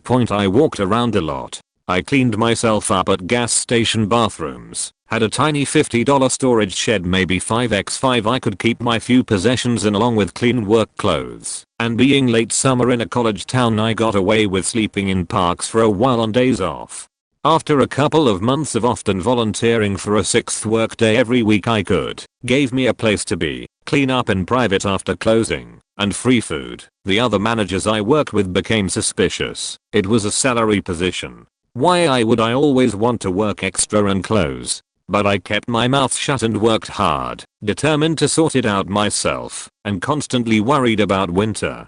Well, summer turned to fall, and the weather in Michigan became colder each day. I had to have some mail set to my work. My fellow managers knew something was up. Eventually they brought their concerns to my area manager. I had lost weight. I hardly smiled, unless I was talking to guests. That area manager sat me down and insisted I tell him what was going on. I was embarrassed. I felt like a failure. But I told him all of it. I remember I couldn't get a read on him during that conversation, and I remember being afraid I'd be fired. My family was a loving one, but also a poor one. They were proud of me, and I felt if I got fired in that moment then I'd have let everyone in my life down. He thanked me for being honest. I later found out that the general manager above me had assumed I'd figured out a way to steal cash without getting caught, that my mood had changed, and I'd thinned out over the months because of drugs, etc. Close bracket. That area manager sent me back to finish my closing shift and went to have a private conversation with the GM to explain things. When I finished closing that night without anything else being said, I was surprised I hadn't been fired. I was super young and scared in general after all. When I locked up and left, I was even more surprised to find that area manager out front waiting on me.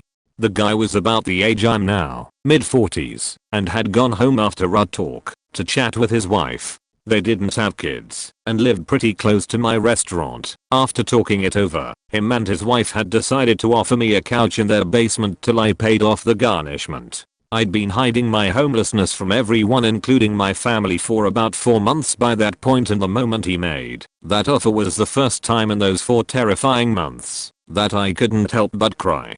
Despite multiple other job offers over the years that followed for more money, benefits, options, etc., I stayed with that company for 7 more years, all because of the kindness that man and his wife showed me in the fall of 1996. I've taken that lesson in kindness with me from job to job at restaurant after restaurant for 23 years. Watching out for and listening to the people that work for me, helping when I can, however I can, no matter how many times other managers tell me I'm soft or a pushover. I traveled for a decade or so, not necessarily out of choice, but I had to get away from my home situation. Left when I was 18. I did the hitchhiking / train riding thing. Always tried to be gainfully employed when possible though. Did a beet harvest in ND, some cranberry harvests in WE. Also did a year in the California Conservation Corps in Ukiah, doing wildland firefighting and salmon restoration. Did a season with Oregon Wood, doing wildland firefighting after my time in the CCC. I was technically homeless. It was pretty rough the first couple years, until I really figured out what actual gear I would need, and what I wouldn't. You want as much necessary gear as possible, and forget about the extraneous stuff. Socks are really important. A ground mat or tent aren't, if you have a decent sleeping bag and a tarp. I know I wasn't necessarily in the situation you're asking for, but I didn't regularly have a roof over my head for about a decade. Was it my choice at the beginning? Not really, but I adapted, and I was young enough people were willing to teach me new things. It was hard, and not always pleasant though.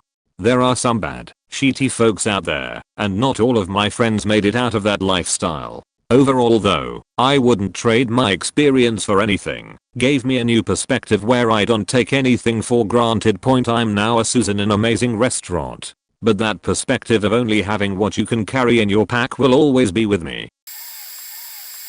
Well, I suppose I always wonder if it counts as being homeless, since I had a truck to sleep in. It was rough, though. I think I was 23 or 24. I'd been living with my dad. We'd gotten evicted. I'd been helping on rent working at my grandfather's mechanic shop. After he passed, my cousins took over and immediately fired me because they just never liked me. My sister was already living with some guy I think. My dad moved in with his girlfriend and I was basically stuck.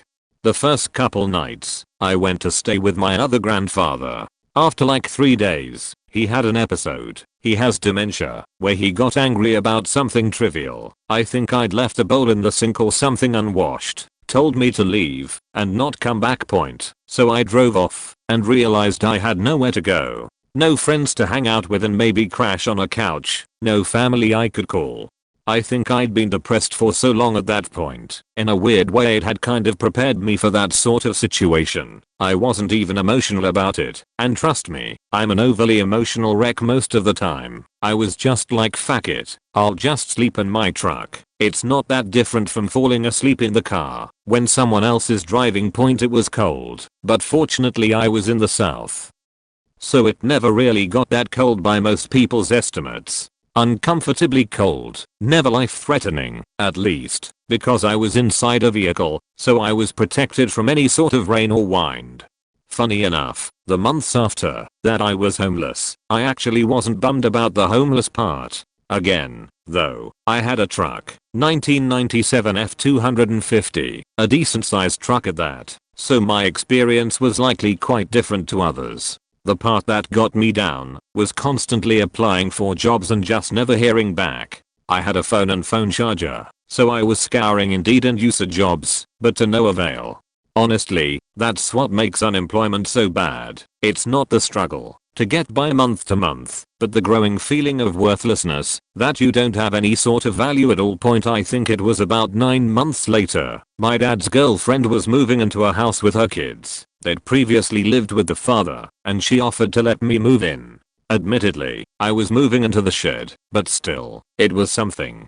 I lived there for about a month, before my sister broke up with the guy she'd been staying with, moved in and basically kicked me out of the shed.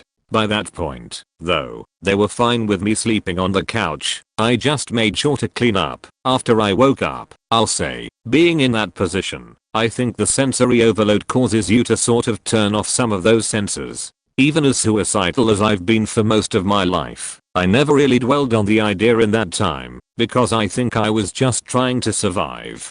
The human mind is really a funny thing like that point. That was probably 6 or 7 years ago now. I'm actually doing a lot better, in fact, probably better than most. I have a full-time job with a good salary, not a ton of debt, and last month, I actually managed to get my very own apartment in one of the most expensive areas in the country. I don't even have a roommate now.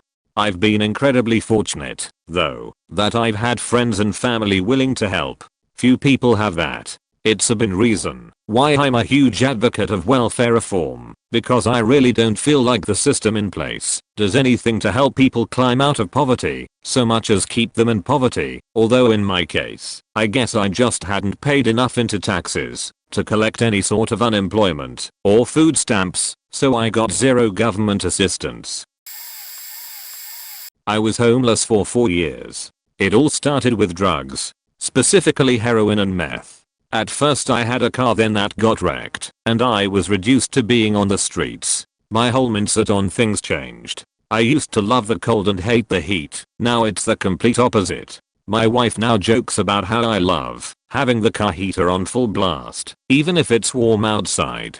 That was the hardest thing about being homeless, was how cold it is, and how no matter what you can't escape it.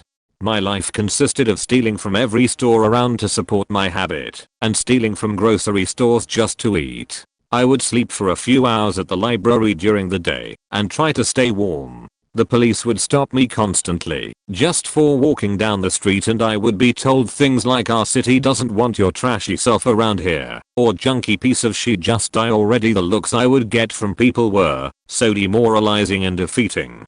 When you're homeless, you're looked at like literal scum of the earth. And while yes, I know it's my own fault from using drugs, I still didn't want to be in that situation. It is just so hard to find an escape.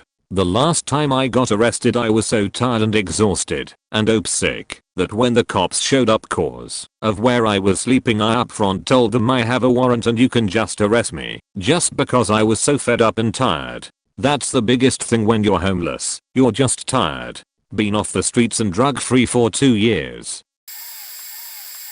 When I was 6, my mom pulled me out of school an hour early. She said, "We are leaving, and daddy isn't coming with us." She didn't say much else, but she was crying, and I got the picture. My dad was severely abusive and his death threats had come to a head. She feared for our lives. I got in our van, and she drove my two brothers and I home, gave us each one box, and said we have an hour to pack out what we wanted to keep. She left a note and we took off before he came home from work. We stayed at a women's shelter for a while, and it was scary, but I will always be thankful for the people there. On our first night they gave us each a little blanket and a can of spaghettios, and they were so nice to us. I remember laying on the top bunk of these cots, and it was really cold and the blanket was very thin. But I think the women there did a good job of making us feel safe. I still have the little blanket they gave me. It's actually quite beautiful.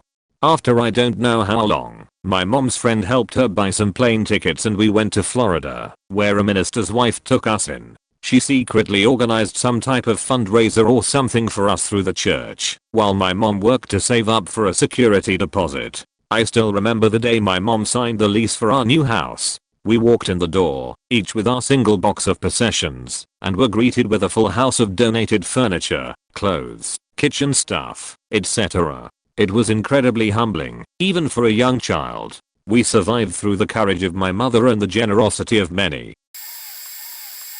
I was 17 at the time. I ran away from home to Corpus Christi, Texas of all places, for a girl who promised the world away from what I believed at the time, shitty parents and life. The day before I left I pulled all my savings, about $1,000, and bought a Greyhound bus ticket. Packed all my clothing up, and left in the middle of the night. My parents didn't figure it out till late afternoon the next day, when I was halfway into Arizona, from Vegas, and they couldn't stop me.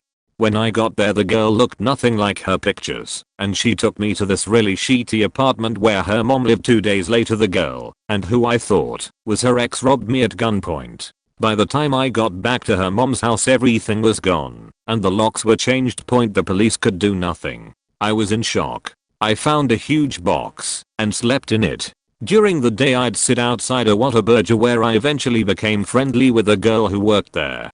She'd let me shower in her apartment, but not sleep there. It was fine. I got a gym membership by begging, and started showing there, and using the lockers. Eventually a man who owned a business across the street asked me why I was homeless, and helped me get into touch with my mother, and gave me money to take a Greyhound to Indiana where my father lived. From there I was homeless no longer. The entire homeless process was 3 months. I fled a home where I was being sexually abused at the age of 13. At 12 I had already been pregnant but terminated. I spent the first nights sneaking into others' kids' I knew windows and sleeping on their floors. I slept in a teenager's VW bus for several nights, and one day I was caught, and he was super cool about it. I never stole anything but food from the grocery store. I later found out the manager knew I was stealing, and he had let me.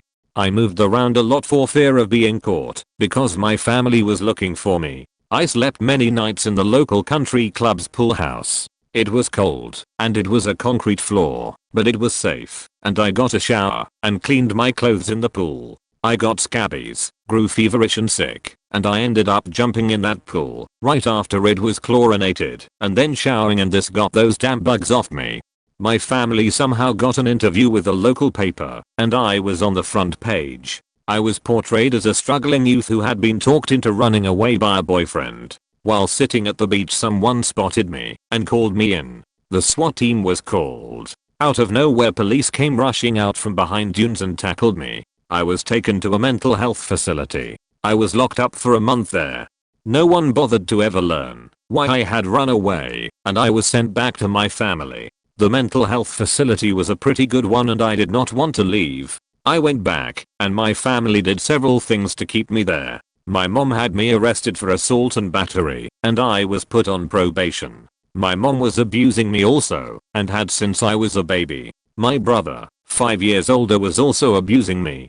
One day after a particularly viscous attack from my drunk brother that involved one of my best friends, I called CPS. This caused a shitstorm that I cannot even begin to unpack here. I want y'all to know that at 18 I really did run away. I ran thousands of miles. I got therapists. I was a mess, but I worked on my mental health, and you would never even guess for a second that I had all that happen. I found a new family, and I built a new family. I have 4 amazing kids. I have an adopted mom, stepdad and brother. I'm happy a good 70% of my life. The demons of my past do haunt me, but the hauntings are times of quiet introspection. I remember things, because I'm safe now and mentally strong enough. When I go over these things in my mind I do it clinically, and I do it with forgiveness for myself.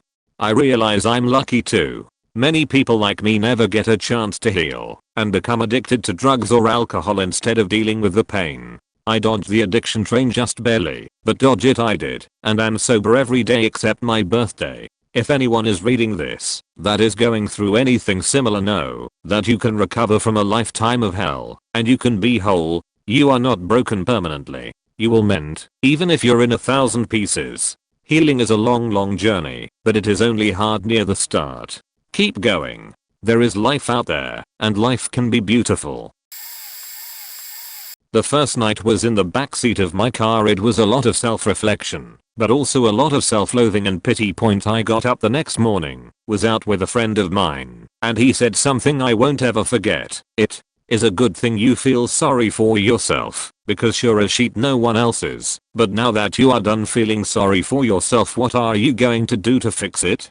He didn't have an extra room, but he had space outside his apartment. He was on the first floor in a shitty little building converted to apartments decades ago. He tossed an extension cord out of his window, so I had an alarm clock. This was before cell phones, and I had a place to shower. He gave me the bare necessities and a swift bit of country knowledge on taking care of myself.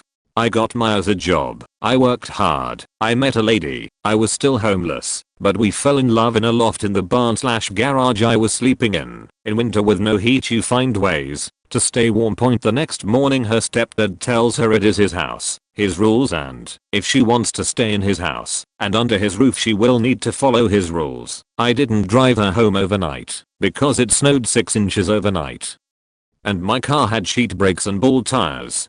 She chose me. We left with a few of her belongings. I insisted she stay, but she insisted she was done with his ass. She was 18 now, and no longer had to put up with his abuse. We ended up in a broken down Chevy 10 van out behind the loft of the garage I mentioned above, and yeah, the van was down by a river.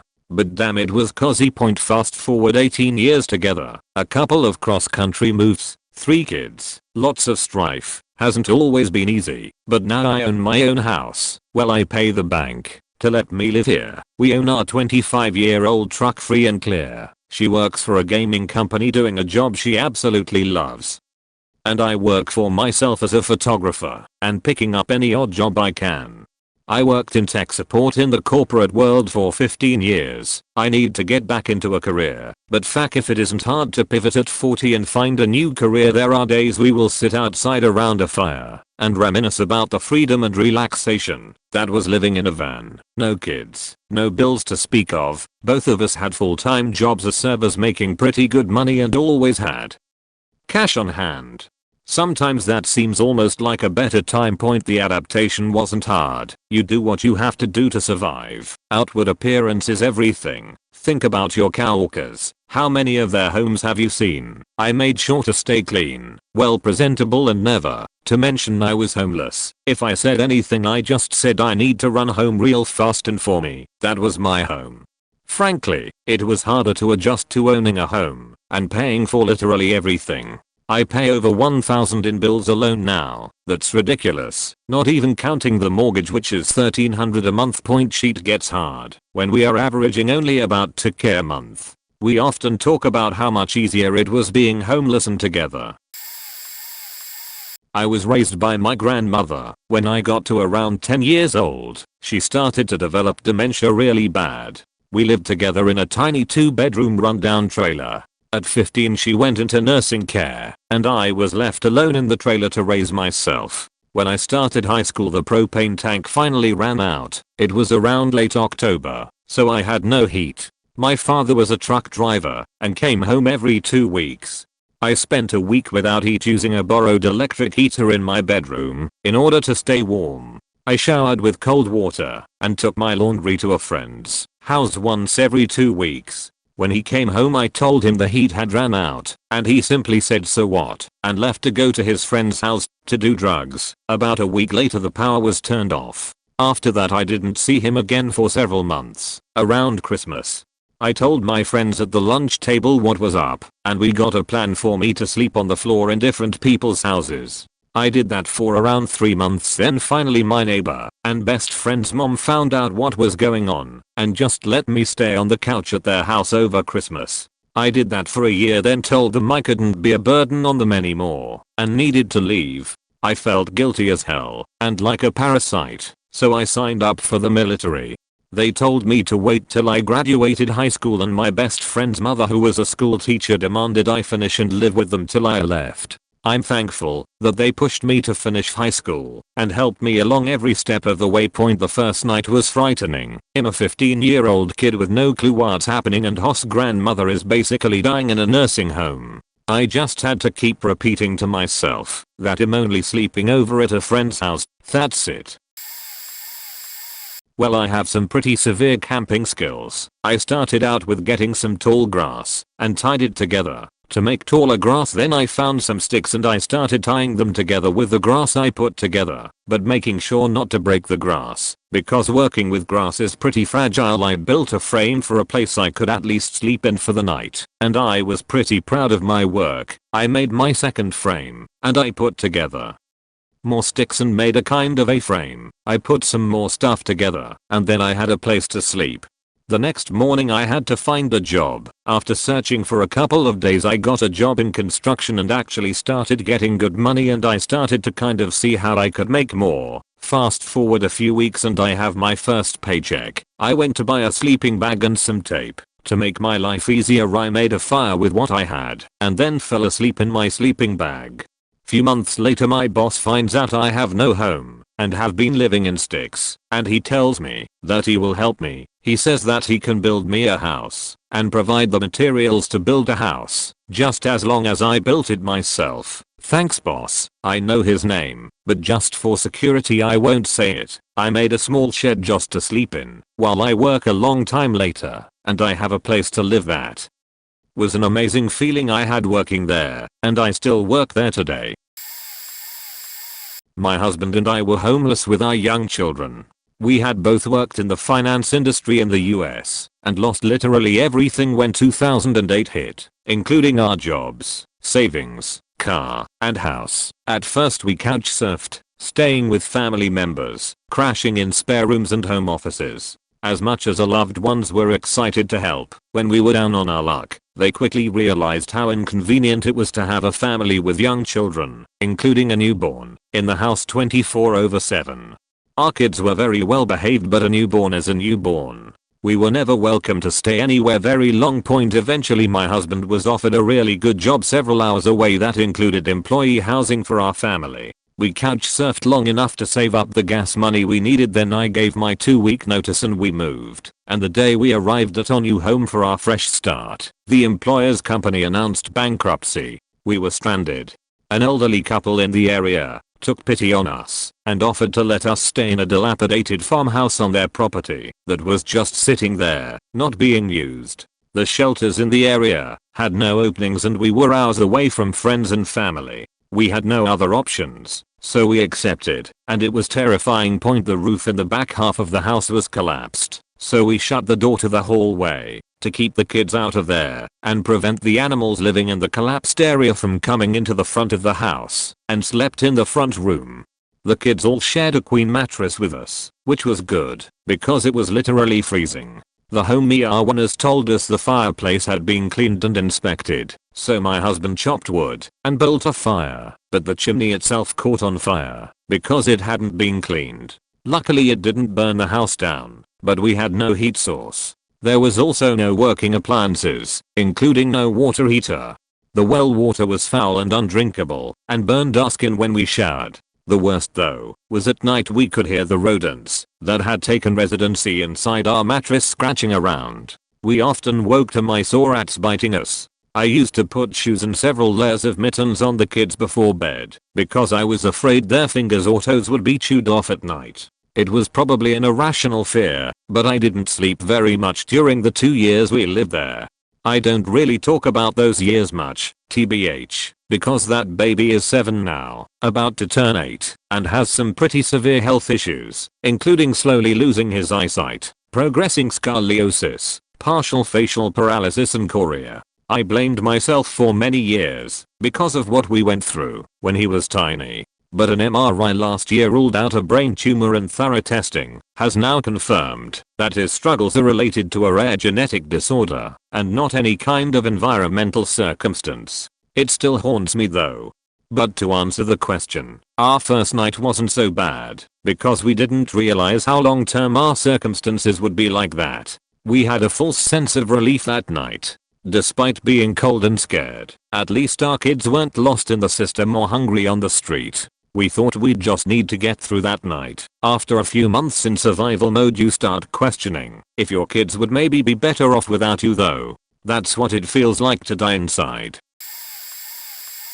Slept in my car. It was miserable. Went to a homeless shelter. It was worse. Just a big room packed with bunk beds from wall to wall. Rows and rows of families and transient people. I was warned to sleep on top of personal belongings so they didn't get stolen, and handed a bottle of an alcohol solution to kill off the bed bugs. I said, "Fuck this," and tried to leave, but they locked the doors and wouldn't let anyone out at night. I left in the morning and never went back. I'd rather sleep in my car. I got a job at a movie theater and started saving my money. The only bill I paid was to keep my cell phone on, to keep in touch with family, to let them know I was okay, and future job prospects. I would open up the theater and work my shift. When my shift was over, I would stay there until closing and rewatched all the movies that we were showing. At night I would venture off to try and find a place to sleep for the night. The cops would chase me off a lot. I ended up finding a place to park in a retirement community. They would go to bed early and I would be gone before anyone woke up. Although one time I woke up to some gardeners watching me sleep. My diet consisted of tons of popcorn and soda, free to movie theater employees, Taco Bell dollar menu burritos, and if I was feeling festive I would steal salsa from salsa bars and buy a bag of chips. For hygiene, I would take daily baby wipe showers to hit all the important areas, pits, asshole, and groin. But I was lucky enough to sneak into a few gyms and use their showers a few times. I was able to show that I was a great worker, and I used that to apply to a transfer to a more populated area. When I moved, I was able to meet up with a social worker that helped homeless vets. I was able to land a very good job that had good pay and 40+ hours a week. I was able to get a place with roommates, then a place of my own, then finish my college degree. And from there I was able to land my dream job as a firefighter. It's been a long hard struggle, but I never gave up. It taught me a lot about personal strength.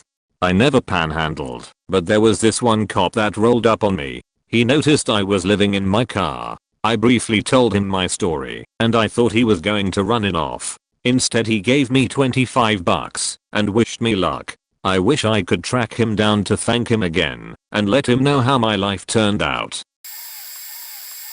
The first night I was ever homeless, I was in Seattle. I had been robbed of all of my belongings outside of the Greyhound station, so I didn't want to stay in Seattle because it's not nice to be there overpass. I begged for change and got on a bus to go to Tacoma just because I wanted to change where I was to be safer, but it's not that much better there. Anyways, I had enough change left over after the bus ride to buy something, so I bought a beer. This wasn't for me to drink. Instead I bought it to give it to a homeless man as a way to get directions to a shelter. I remember finding a guy on a bench and he's like, "Fuck off." And I'm like, "Wait, I'll give you this beer if you tell me where the shelter is." And he walked me there, and I also rolled him a few cigarettes out of the tobacco I had on me. I made it to the shelter at like 2 AM, and they had a gate where you have to buzz yourself in basically, but first you have to tell them what you're doing there. I'm like, "I'm not Nizzle, and I'm here from my hometown and have nowhere to stay." They were out of beds, so I ended up having to sleep on the ground in the shelter near where the water was. So all night long people were walking around and over me, so I didn't sleep much. I could go on and on about this, but I don't have a lot of time. Anyways, if anyone wants to know more about my situation, let me know, and I can add more. I went from having nothing but some tobacco, a beer and an orange to having a home that I now rent, so it has been quite a ride. I was homeless for most of last year.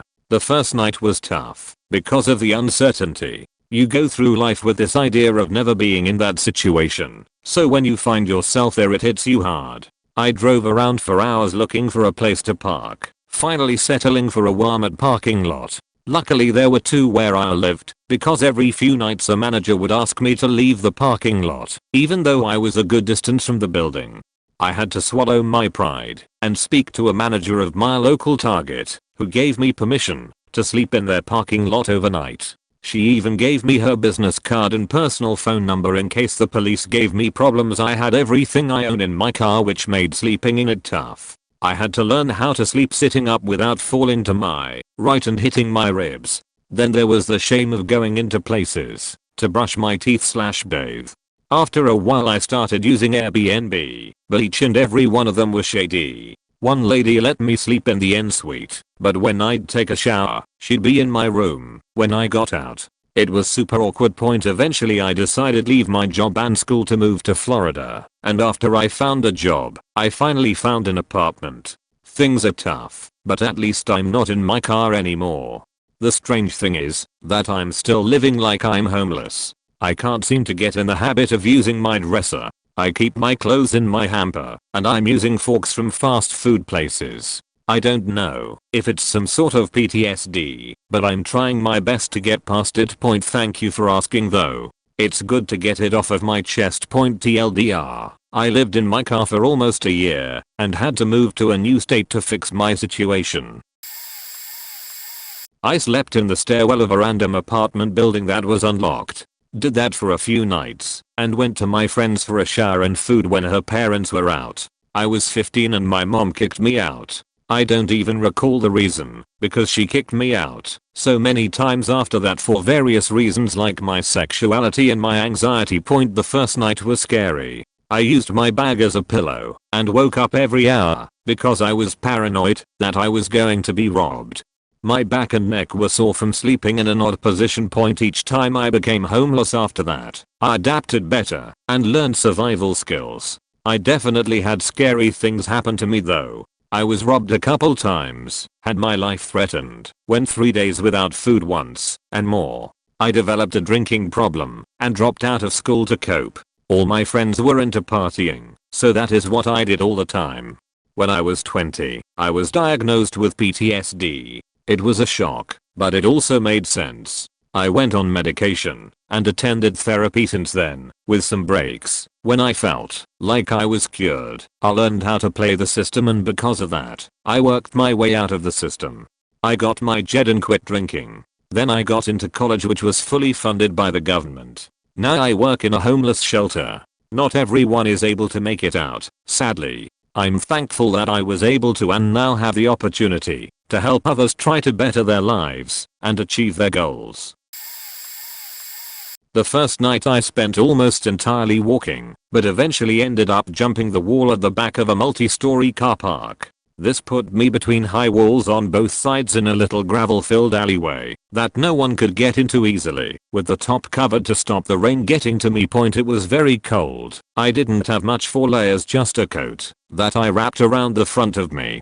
I smoked the last of the cigarettes I had, then tried to get to sleep. By this time it was about 4 AM, so it wasn't hard because I was exhausted. When I woke up I was just damp, right down to my bones. It felt like that morning dew you see on your lawn when you get up before the sun has risen was just everywhere. It was miserable, but at the time I didn't really notice. I just remember being cold and hungry. After a few days of this, I started staving off hunger by making cigarettes out of discarded butts, picking the tiny bits of tobacco from them, and rolling them with a pack of papers I found on the floor. I mostly just walked. I feel like it made me look like I was doing something, at least did my best not to get dirty, so if I ran into someone I knew they wouldn't immediately guess what was going on or know something was wrong. Sometimes I would resort to stealing when I get really desperate. Never anything crazy, normally chocolate and things I could easily fit in the front zip-up compartment of my bag. I don't think I got caught because I didn't really look homeless, so security guards didn't follow me unless it was Quad Point. I found a copy of the first Jason Bourne book at the bus stop, so that kept me company for a while. I think I might even still have it somewhere. I don't think I ever actually once considered my situation, just did stuff. Dealt with the immediate issues like finding food or whatever. I met a lot of other homeless people, and I'm sorry to say that I think mostly what kept me going was not wanting to end up like them. A few were desperately alcoholic and extremely angry. Some had very clear mental health or drug problems, but I suppose each issue just fed the other. One point, I'm very glad things are a lot better now. I've been homeless twice. Never sleep on the street homeless, but it could have gotten there. Point first time was at 19. My dad had a new girlfriend. I was seriously depressed. Both of them are abusive. We got into a fight, and I felt ignored and terrified and miserable, and I said they made me want to die sometimes. His girlfriend had a really traumatic incident with suicide in the past, and because of that, all hell broke loose. I blocked myself in my room and packed a bag while they called the police and made sure I didn't leave, and I contacted my grandmother and my sister in a blind panic. Point, my grandma didn't think they'd do that to me and kept trying to dismiss me while I bawled, and my sister immediately started driving to get me. Officers arrived, called me an entitled millennial, berated me for having an unclean room, and were generally asshole boomers. The summary of events was I didn't want to talk to them, so I asked to talk to a professional, and one officer drove me to some kind of facility and then to the hospital and told me boomer shit like his son plays too much video game and doesn't do his homework. He tells the nurse that was looking at me that I had been having like severe mood swings when I was just trying to behave between the waves of crying. I chill in the hospital a couple hours and then I get to leave because I'm not suicidal. My sister takes me home to grab a suitcase, and there's a confrontation with my dad and his girlfriend because my sister is livid and basically she has to wait outside because she clenched her fists. No joke. I stayed with her a week-ish and was told I couldn't go back home unless I check into a mental ward. I go to a new hospital and try again, see a psych, still not suicidal, get to go back to my sister's, eventually get let back into my dad's house, back into the misery machine. Shocker, it doesn't last. Have a falling out because they had stolen my things that I had bought with my money and called my sister a faking queer because she had a girlfriend, now wife, and I had told her about it over text. Lots of bullshit, especially after his girlfriend had repeatedly told me it's my house too and that my dad should act like it. Lots of her saying one thing to me and then mocking me behind my back. Out I go again, back to sisters. I slept on the couch and spent as many waking hours as I could at the library because my dad shut off my phone, which real helpful for trying to get a job. I flounder for a couple months trying to get hired, trying to keep myself sane. Eventually I'm too much of a drain on my sister and her girlfriend's patience and finances and I get kicked out again, but like understandably. My aunt comes to my rescue and I stay with her and my uncle. She is pretty strict, but not unreasonably so. Her rules are consistent and fair, and she gets me under a strict schedule with a focus on productivity. With a great deal of effort and some financial help from them, I get a license, my car back from my dad, and a job. Applying for jobs was honestly the hardest part. I have debilitating social anxiety, and working myself up enough to make and answer phone calls, go to interviews, the whole shebang, honestly killed me a little inside, at least at the time. I got hired at a warehouse job at like $16 an hour, no questions asked. Everyone that showed up that day was offered to be hired on the spot, and starting last October 9th, I was employed. That December, I moved into a spare bedroom of a really nice woman, and for 6 months I lived there. I'm spare the gory details, but after some bad luck and the whole situation just kind of not working out, I was told 2 months in advance that I wasn't going to be her roommate anymore. I started searching for apartments, but with a combination of anxious procrastination and a bad hand at the numbers game, I was homeless again. I stayed with a friend of mine from work, who had already been helping me, because I had a clunker that faking died on me, but her landlord caught wind, and out I was. I stayed in motels, hotels, a couple times I slept in her car, but I was pretty much at her mercy in terms of going anywhere, and it was a huge point of stress for the both of us, and she really already had enough stress in her life without me. In the end, there was a falling out, and I went back to my aunt's. It was soul crushing. Honestly, I felt like a failure. I felt like the biggest fuck up on planet Earth. Every doubt that had ever been planted in my head was validated, and I just wanted to disappear. In the end, at least considering this the end, things worked out. My aunt helped me get a car and now I make monthly payments to her to make up for it, and I found myself a place on my own. No help from anyone else.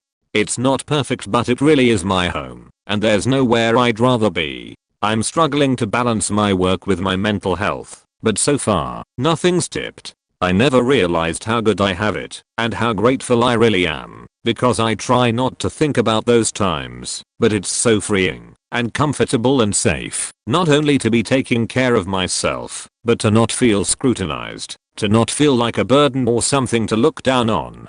I've still got problems aplenty, but it's not the chaos I was used to. I don't hide in my room.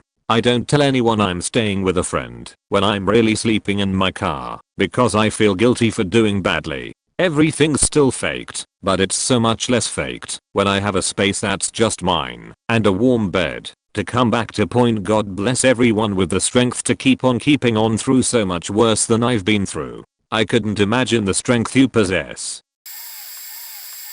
I was only homeless in the most technical sense of the word. There was always a roof over my head, and most nights I got a bed. It also didn't last terribly long. Point to explain, my parents are horrible at money management.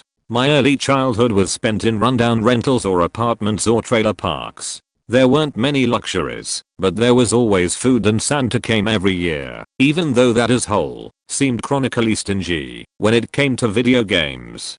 But the time I was 11, things were looking good. We were living in a real house with central heating. Mom and dad seemed to have stable jobs for once. We even got a brand new car with automatic seat belts, but looking back, it was obvious that trouble was brewing. My parents were fighting a lot. More and more get rich quick books were showing up in the mail. My parents stopped talking about the beautiful house we were having built in a subdivision and told me that things just fell through with the builders. And finally, one morning, I heard my mother sobbing. She told me that things were getting really hard and she was going to send me to live with my aunt, who could give me more. I cried and begged to stay with my parents and promised her that I'd rather be with them no matter what happened. Point, things moved pretty quickly after that. The car with the automatic seat belts disappeared one day. Dad spent a lot of time downtown at an unemployment office. Mom always ran to answer the phone before I could. And then one day, we loaded up a U-Haul and drove across the country to Grandma's house, which would be home for the next half year. Things weren't great. Grandma and Dad hated each other. Dad couldn't find work. We got kicked out of the house every Thursday and on weekends. Mom and I would get in a rolled beater of a car and drive around town for a day at a time, either window shopping at Walmart, or feeding ducks at the lake, or going to the library. On Fridays and Saturdays, we would crash at my grandfather's house, or with cousins. New clothes came from the thrift store, and there were a lot of what we called welfare dogs, hot dogs served on a piece of bread. I learned a lot of things. 1. Hide your cash, cause sometimes it grows feet too. When you're paying for groceries with weird checks, keep your eyes on the cashier, and don't look behind you. Leaving the grocery store with a line full of people shooting you looks of derision and pity is never fun. 3. If somebody you don't know calls, explain to them that your parents are out, even if they're not. 4. Your dad isn't unemployed, he's just going to school in case people ask. 5. The library is incredible. 6. It is entirely possible to use Kleenex as toilet paper. 7. Do not fuck with grandma's Thursday schedule. 8. Hot check days, when you write all your checks the day before you get paid and pray to God they don't process before that deposit hits. 9. Always have a plan B. Even as an adult with a good job and military and school experience, I maintain a Red Cross first aid certification and a food service workers card, just in case. 10. Ignore the bullies who make fun of you for living with your grandma, because it's going to eat at you otherwise. Overall, it made more resilient, but also jaded and paranoid. 1/10 would not recommend. Be careful with your money, people.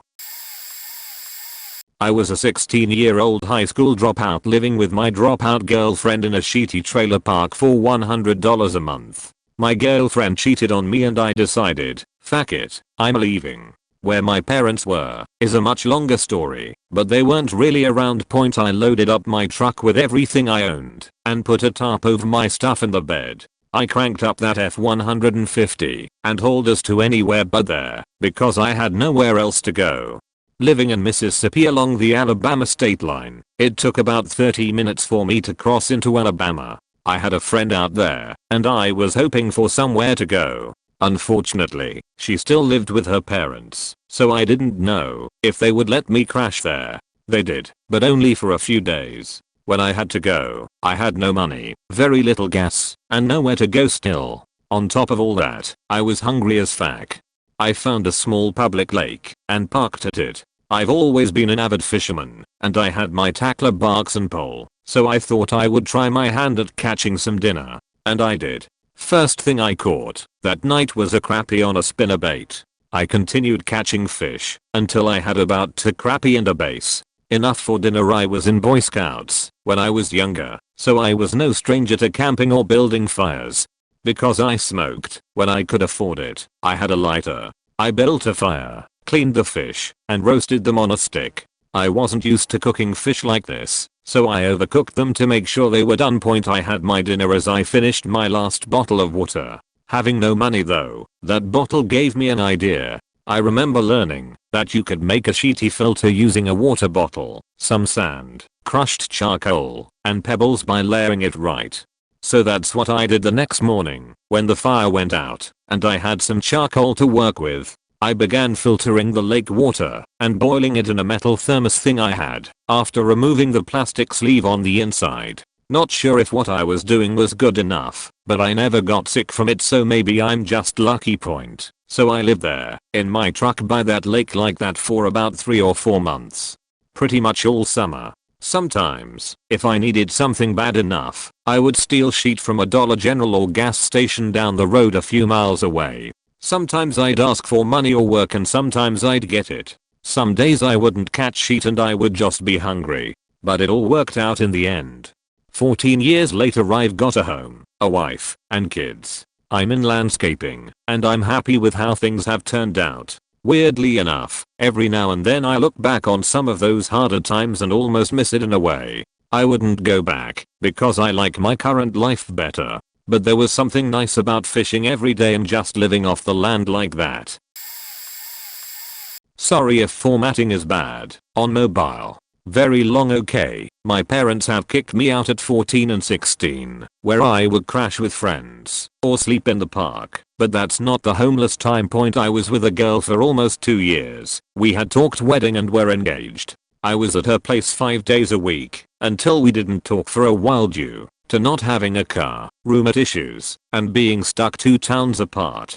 I go all out for her birthday, brand new outfit, shoes, makeup, food, and we go to eat at a fancy restaurant overlooking the Missouri River. I saved up for 3 months and spent almost all of that pay because I had bought these cheap white sapphire rings as well. I come up. She's been distant, but I'm trying to fix it. She says she can't stay late, only an hour or 2 because her friends are throwing her a party and I can't go because her roommate doesn't like me.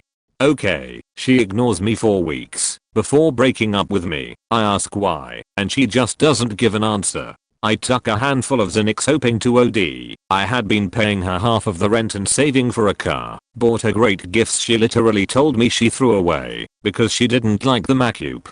I didn't want to live. I go to the psych ward after being in the hospital. I keep my job, but my mom and dad both said I should have died and it would be better. Dad beat the fuck out of me for embarrassing him like that. Gee, wonder why I was so cool with dying? She hit me up after, saying hey, can we still be friends with benefits? No other messages. I went from 240 pounds to 160 lbs. I moved in with my brother, partied, did drugs, and literally owned a trap house with us selling sheet, and we had a couple mattresses, speakers and a sub, and a couch, nothing else. We used the shower curtain to cover the porch windows. For fact's sake, I met somebody who ended up being a friends with benefits situation, took over paying the bills from my brother, and gave him a bunch of money. We ended up trying to flip a QP, and then him and his girlfriend broke up.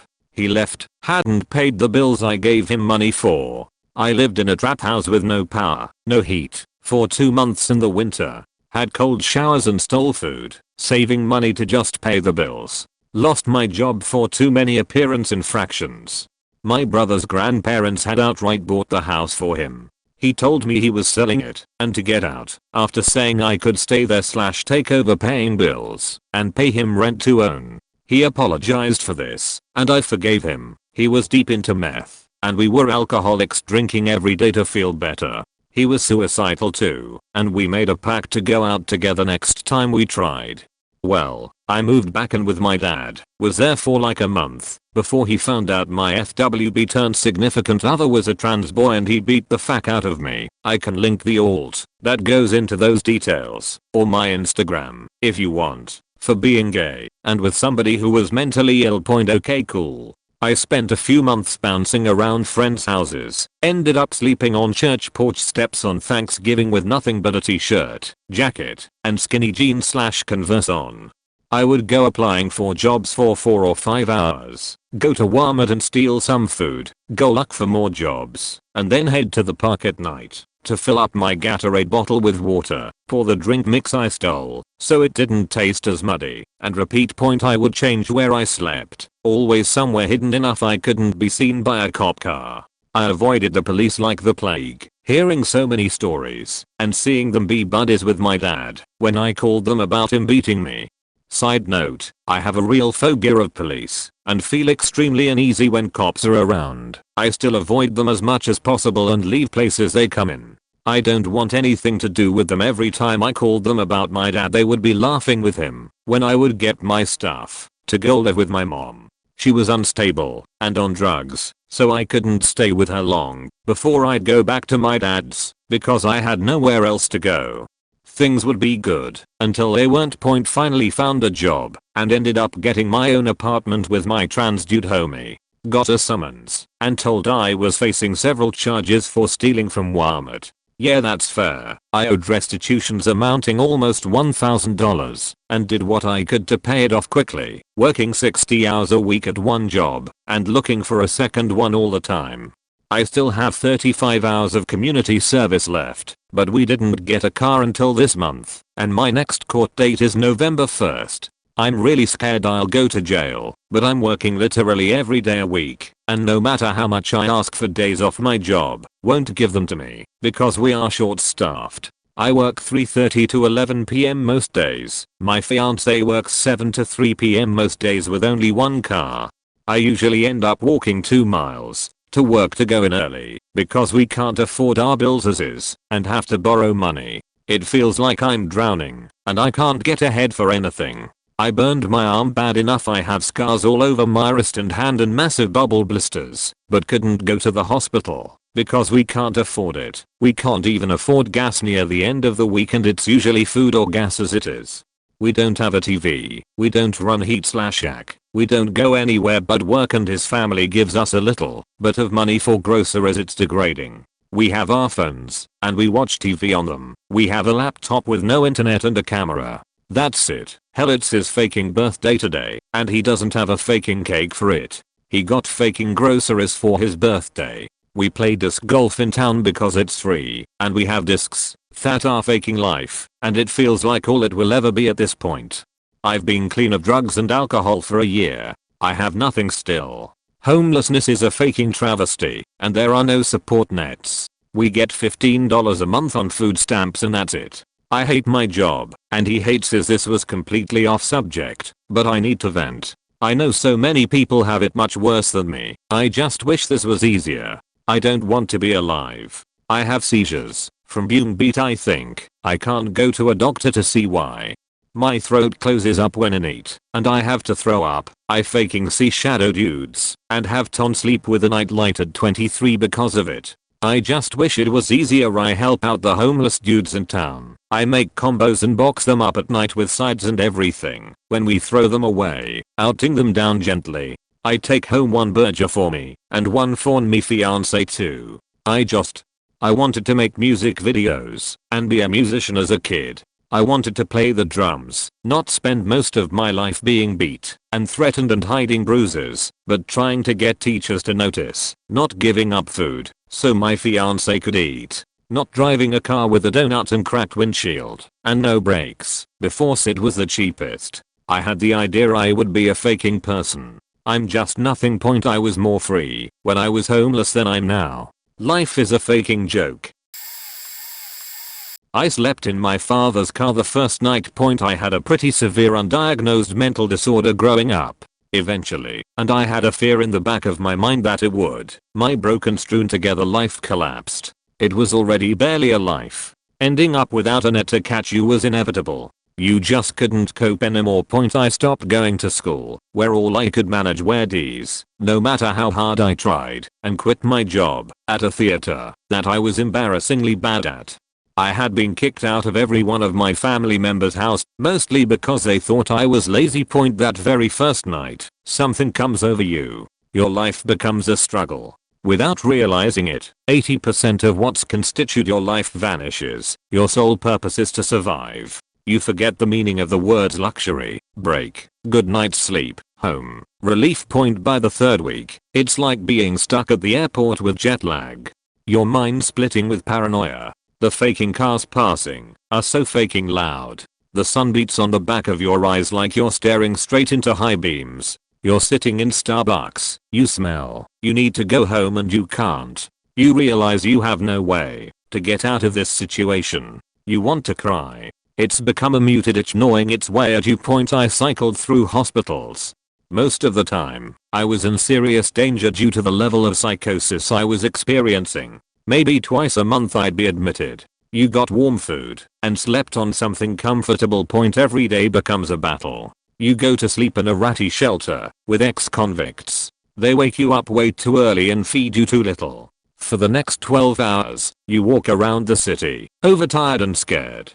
I shuffled through various situations. My dad bought a huge van for me. I would lay in it for 18 hours a day, 7 of them blistering hot, just to have some semblance of solitude. Always smelling, being hungry, you disconnect. When I finally got something stable, a relatively long-term mental health program, I found out my mind didn't work the way it used to. It's strange, because each day you're homeless, you're constantly alert. You're immediately present. There's some alarm going off, some physical addiction drilling into you. You can't escape. There were no rests. My brain just didn't shut off. I rapidly attacked anything that offered me the least amount of stress relief. Alcohol, cigarettes, prescription drugs, anything. I would uncontrollably tear through it. If I had to wait in line for too long, I would start crying, which is even more embarrassing because I'm male. I no longer respond to stress by overcoming it, but by ignoring it, even at great loss. I can't handle even the most menial of tasks without a stress response. I've pushed very hard to get this far, and I'm still incapable of even basic things. I can't work like a normal person, or go to school. I have a place to stay and some food, but through disability and my father, not through my own means. My life is out of control and unmanageable. What's worst is the flashbacks. I was watching Pursuit of Happiness with Will Smith, and seeing the line of homeless people waiting for the shelter brought me to tears. I can't handle it. My brain gets conflicted with trying to remember it, so I can make it through whatever happened, and how totally stressing it was. The hard part is the way it's all happened. Back in the 80s, before Reaganomics, we had a huge mental health system. Well, the Scientologist came along and shut them all down. That's where most of the homeless come from. I've met all kinds of people who are either homeless or have been, and it just doesn't have to be this way. Every person on the streets is a tragedy, an injustice, forsaken by a society that's so indecisive we are led to believe that investing in the marginalized is either wrong or it's impossible. The truth is, it's neither. It's been done before and can be done again. But who would spend $1 billion to take every homeless person off the streets? You'd have to mad. My belief is that any person who's been through homelessness enough to know it needs to end is probably too faked up to influence or become a policymaker. I was homeless for 8 years. I had an extremely volatile adolescence, and following that, my mother lost her goddamn mind, and so did I. Some nights I slept outside. Some nights I stayed on strangers' couches. Some months I lived with girlfriends. Some months I lived with friends and would to them as rent. All I know is that I had zero stability, and most of my money went to Adderall and alcohol. I could only sleep comfortably if I was sheet-faced. I'm so sure that some of the house parties I crashed at were not safe places for me. I'd get the shakes if I didn't drink. I had seizures often due to having epilepsy and constantly abusing my body. I've slept in places that left me with sores from bed bugs in the carpet and furniture. I've slept in corners under furniture to avoid either being found or being molested in my sleep. When I first moved in with my now wife, if I was drunk and she'd try to undress me for bed, apparently I'd get super violent. Not knowing it was her, I'm mending my relationship with my mother and sister, though my mother is still extremely toxic at times. I'm on the mend with sobriety. I'm constantly learning how to cope without alcohol. Some days I abuse it still. I'm not an alcoholic, I'm a binge drinker. I feel bad calling myself an alcoholic, because I definitely struggle less and less with going on benders, being homeless, faking blows. And now that I have my own home, I'm constantly paranoid about it. I don't really know how to behave in my house. I double check doors and the stovetop. I'm terrified of losing everything. It took me 3 years of being with my wife to hang up any of my artwork.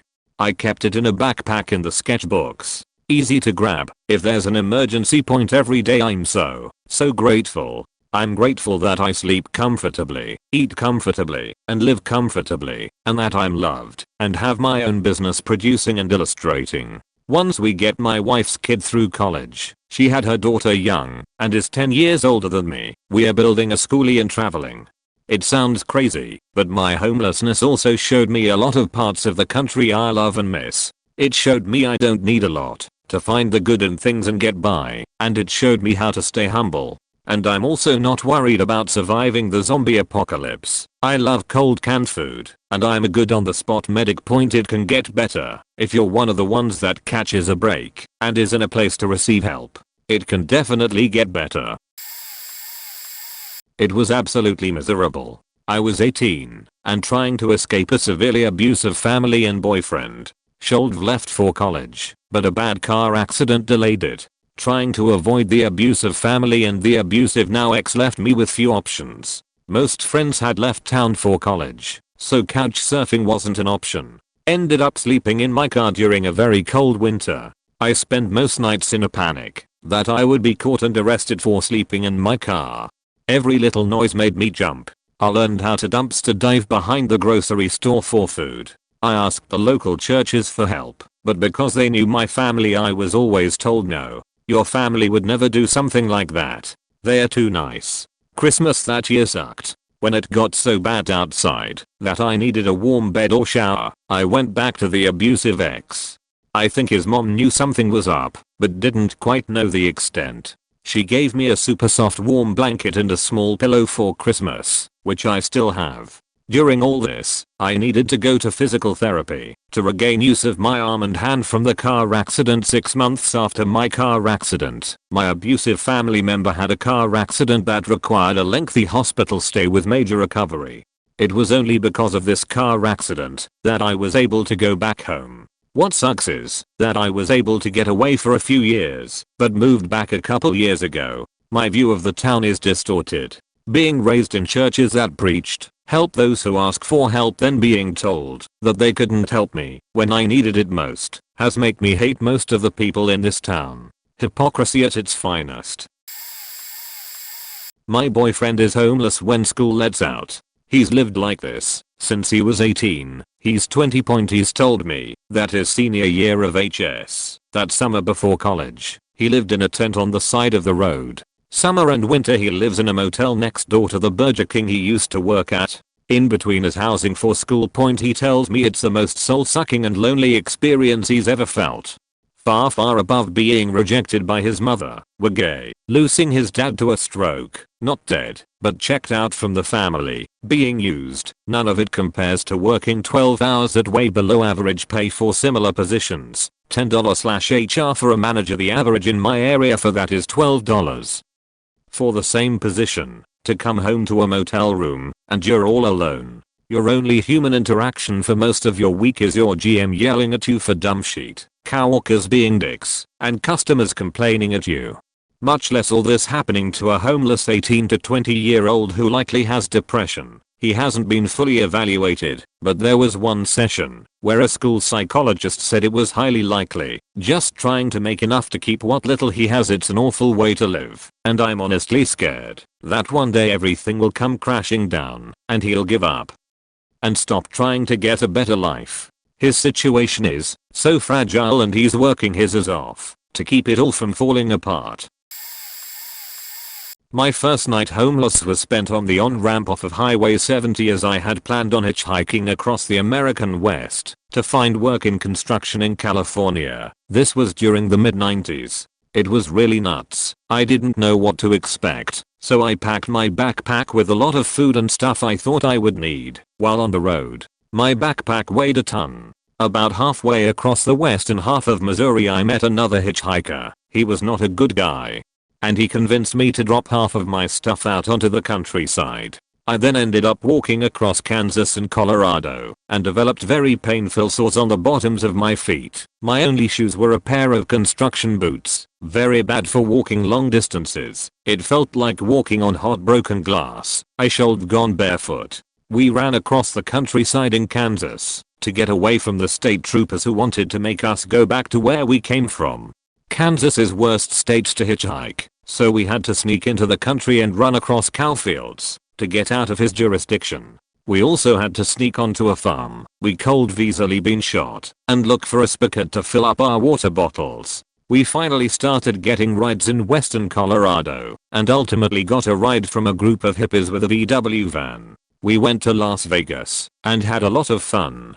I eventually made it to California and worked on a strawberry plantation with Latino migrant workers. They fed me a burrito and they were picking strawberries. It was unbelievably backbreaking labor. They only made $1.15 per basket, and it took me all day to fill up one cardboard box of 7 baskets. So I made about $7 that day. Then I got onto Highway 1 in Cap and made it to San Francisco. I could write a book about it. Sorry for writing so much about my humble experience being homeless. Thanks. Got evicted in October of last year's. Slept in the trunk of my car, a Chevy Sonic sedan. Slept diagonally and with the seats closed up because I was small enough to fit, but the car looked abandoned enough to not look slept in. The first night was hard as hell. It got easier. I made the trunk into a sort of cocoon and was quite warm and semi-comfortable, but I slept with a large knife next to me just in case. I slept at a rest stop 30-ish minimum out of the city. It was relatively safe, 24 hours, and had private bathrooms, so I could tidy myself up and pee at night or during days where the drop center was closed and I had nowhere else to shower. I slept at Walmart when the centers were open. I'd shower, eat breakfast at 1, chill at the library, or do DoorDash to make some quick cash and keep myself occupied, and then work. I picked up extra hours mostly to give me something productive to do. When drop centers were closed, I cooked a warm meal with a camping stove I bought. Before I was evicted, I packed all my non-perishable canned foods and I usually got some from the centers, so I'd eat something from there. My car had heated seats, so I'd put some food from my job on it to warm up, and finish warming by pouring some boiled water in a bowl, then putting another bowl in it to basically steam my food. This usually worked well enough if I didn't have access to a microwave. My ex let me stay with him for a few days and my grandma did as well. I simply couldn't live with either because of work/space issues with my ex, and my grandma's place was a senior apt. Thankfully I got into a shelter soon, so I was only homeless for 2 weeks. But I got extremely lucky because of my age. I was 21 and, at that point, had 2 male shelters to work with that were full. One was a pay for a bed, but I also couldn't get in those.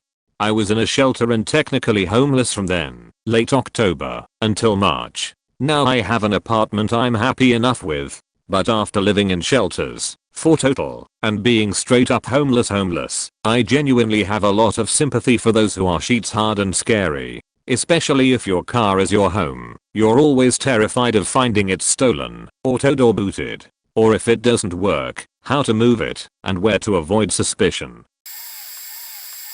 I was about 6 or 7, lived with my mum, stepdad and 2 sisters. One day my mum came into my room and told me to pack a bag of my favorite clothes and toys, took me to the court and custody of me was transferred to my real dad.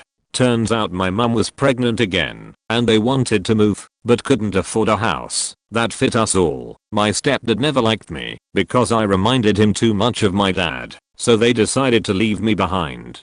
My dad was an alcoholic with no steady job or house. I spent a month or two staying in different flats and houses with lots of different groups of people I was never familiar with, before he could get a place. The first few days were kind of cool. As a kid I didn't really understand the gravity of the situation and we stayed in a few different high-rise flats, so I would spend a lot of time just looking out of the windows.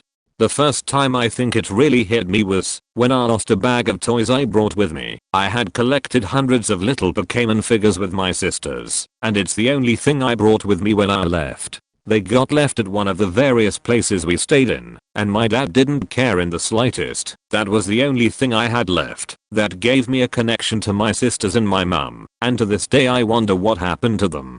The new permanent place only lasted about a month before we were kicked out due to his drinking, trashing the place, and falling out with neighbors. After about a year of staying between various places again he decided he couldn't or wouldn't look after me anymore. Took me to my great grandma's house who was 70 something at the time, and asked if I could stay with her for a night or two. Never saw my dad again from that day, lived with my great grandma until she passed away when I was 18. She took me in on that day and sacrificed almost 10 years of her life to bring up a crazy, energetic and pretty broken child, and I owe her everything for the person I'm today. People know what happened in brief terms, but I think that's the first time I've put it into words and read it back. There's a hell of a lot more to the story, but I think that about answers the question. Fortunately I was only technically homeless for about 2 or 3 weeks. I was 16 and the local council stepped in surprisingly quickly to get me accommodation. I was still living alone in an apartment that didn't have more than a couch and a mattress, not even carpets, but I had somewhere to go at least. The first night homeless was sort of like a weird acceptance. I remember sitting at where I was going to sleep with silent tears, just sort of accepting it. I mean, what else could I do? Go home? I was a failure, so I guess this is it. I failed hard enough to be homeless at 16. That's what I thought.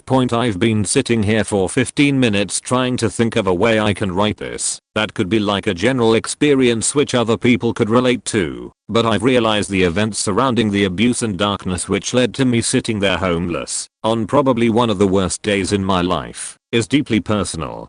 I wasn't violent, I didn't do drugs or even drink. That changed after I got introduced to a bunch of other homeless kids. But, on the morning of the day I was made homeless, the abuse at home finally became too much, and I realized I was at the end. So I got everything ready to hang myself, and then I sat down and started writing my suicide note to my friends. But in a bizarre twist of fate I got interrupted during it and then whisked about to various places for the rest of the day, so I never had enough time alone to kill myself. By the time I was sitting there at night, homeless, I was in this weird sort of trance thing. My brain was telling me I should be dead and shouldn't be seeing all this. I remember looking at a clock earlier in the day and watching the seconds tick by and thinking it bizarre, as every second that went by was one I wasn't supposed to have seen. That I was living on a sort of false time. So that night I just went fuck it and decided to let it continue to tick. I shouldn't be here, and everything I do I fail at, so fuck it, let it tick. I'm not going to try anymore.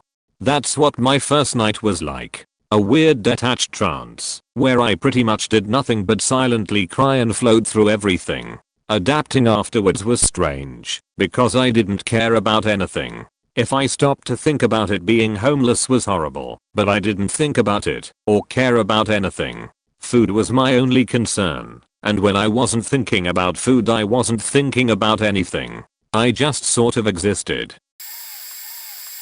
Years ago I was living in North Carolina, but I really didn't like it. So I wanted to move back to New York. I wanted to go back as soon as possible, so I asked my aunt if I could stay with her for a few weeks until I found a job and got my own place. She said that would be fine as long as I helped her care for my very elderly grandmother, 95. So I went to stay with her, and almost immediately my grandmother was being extremely nasty to me.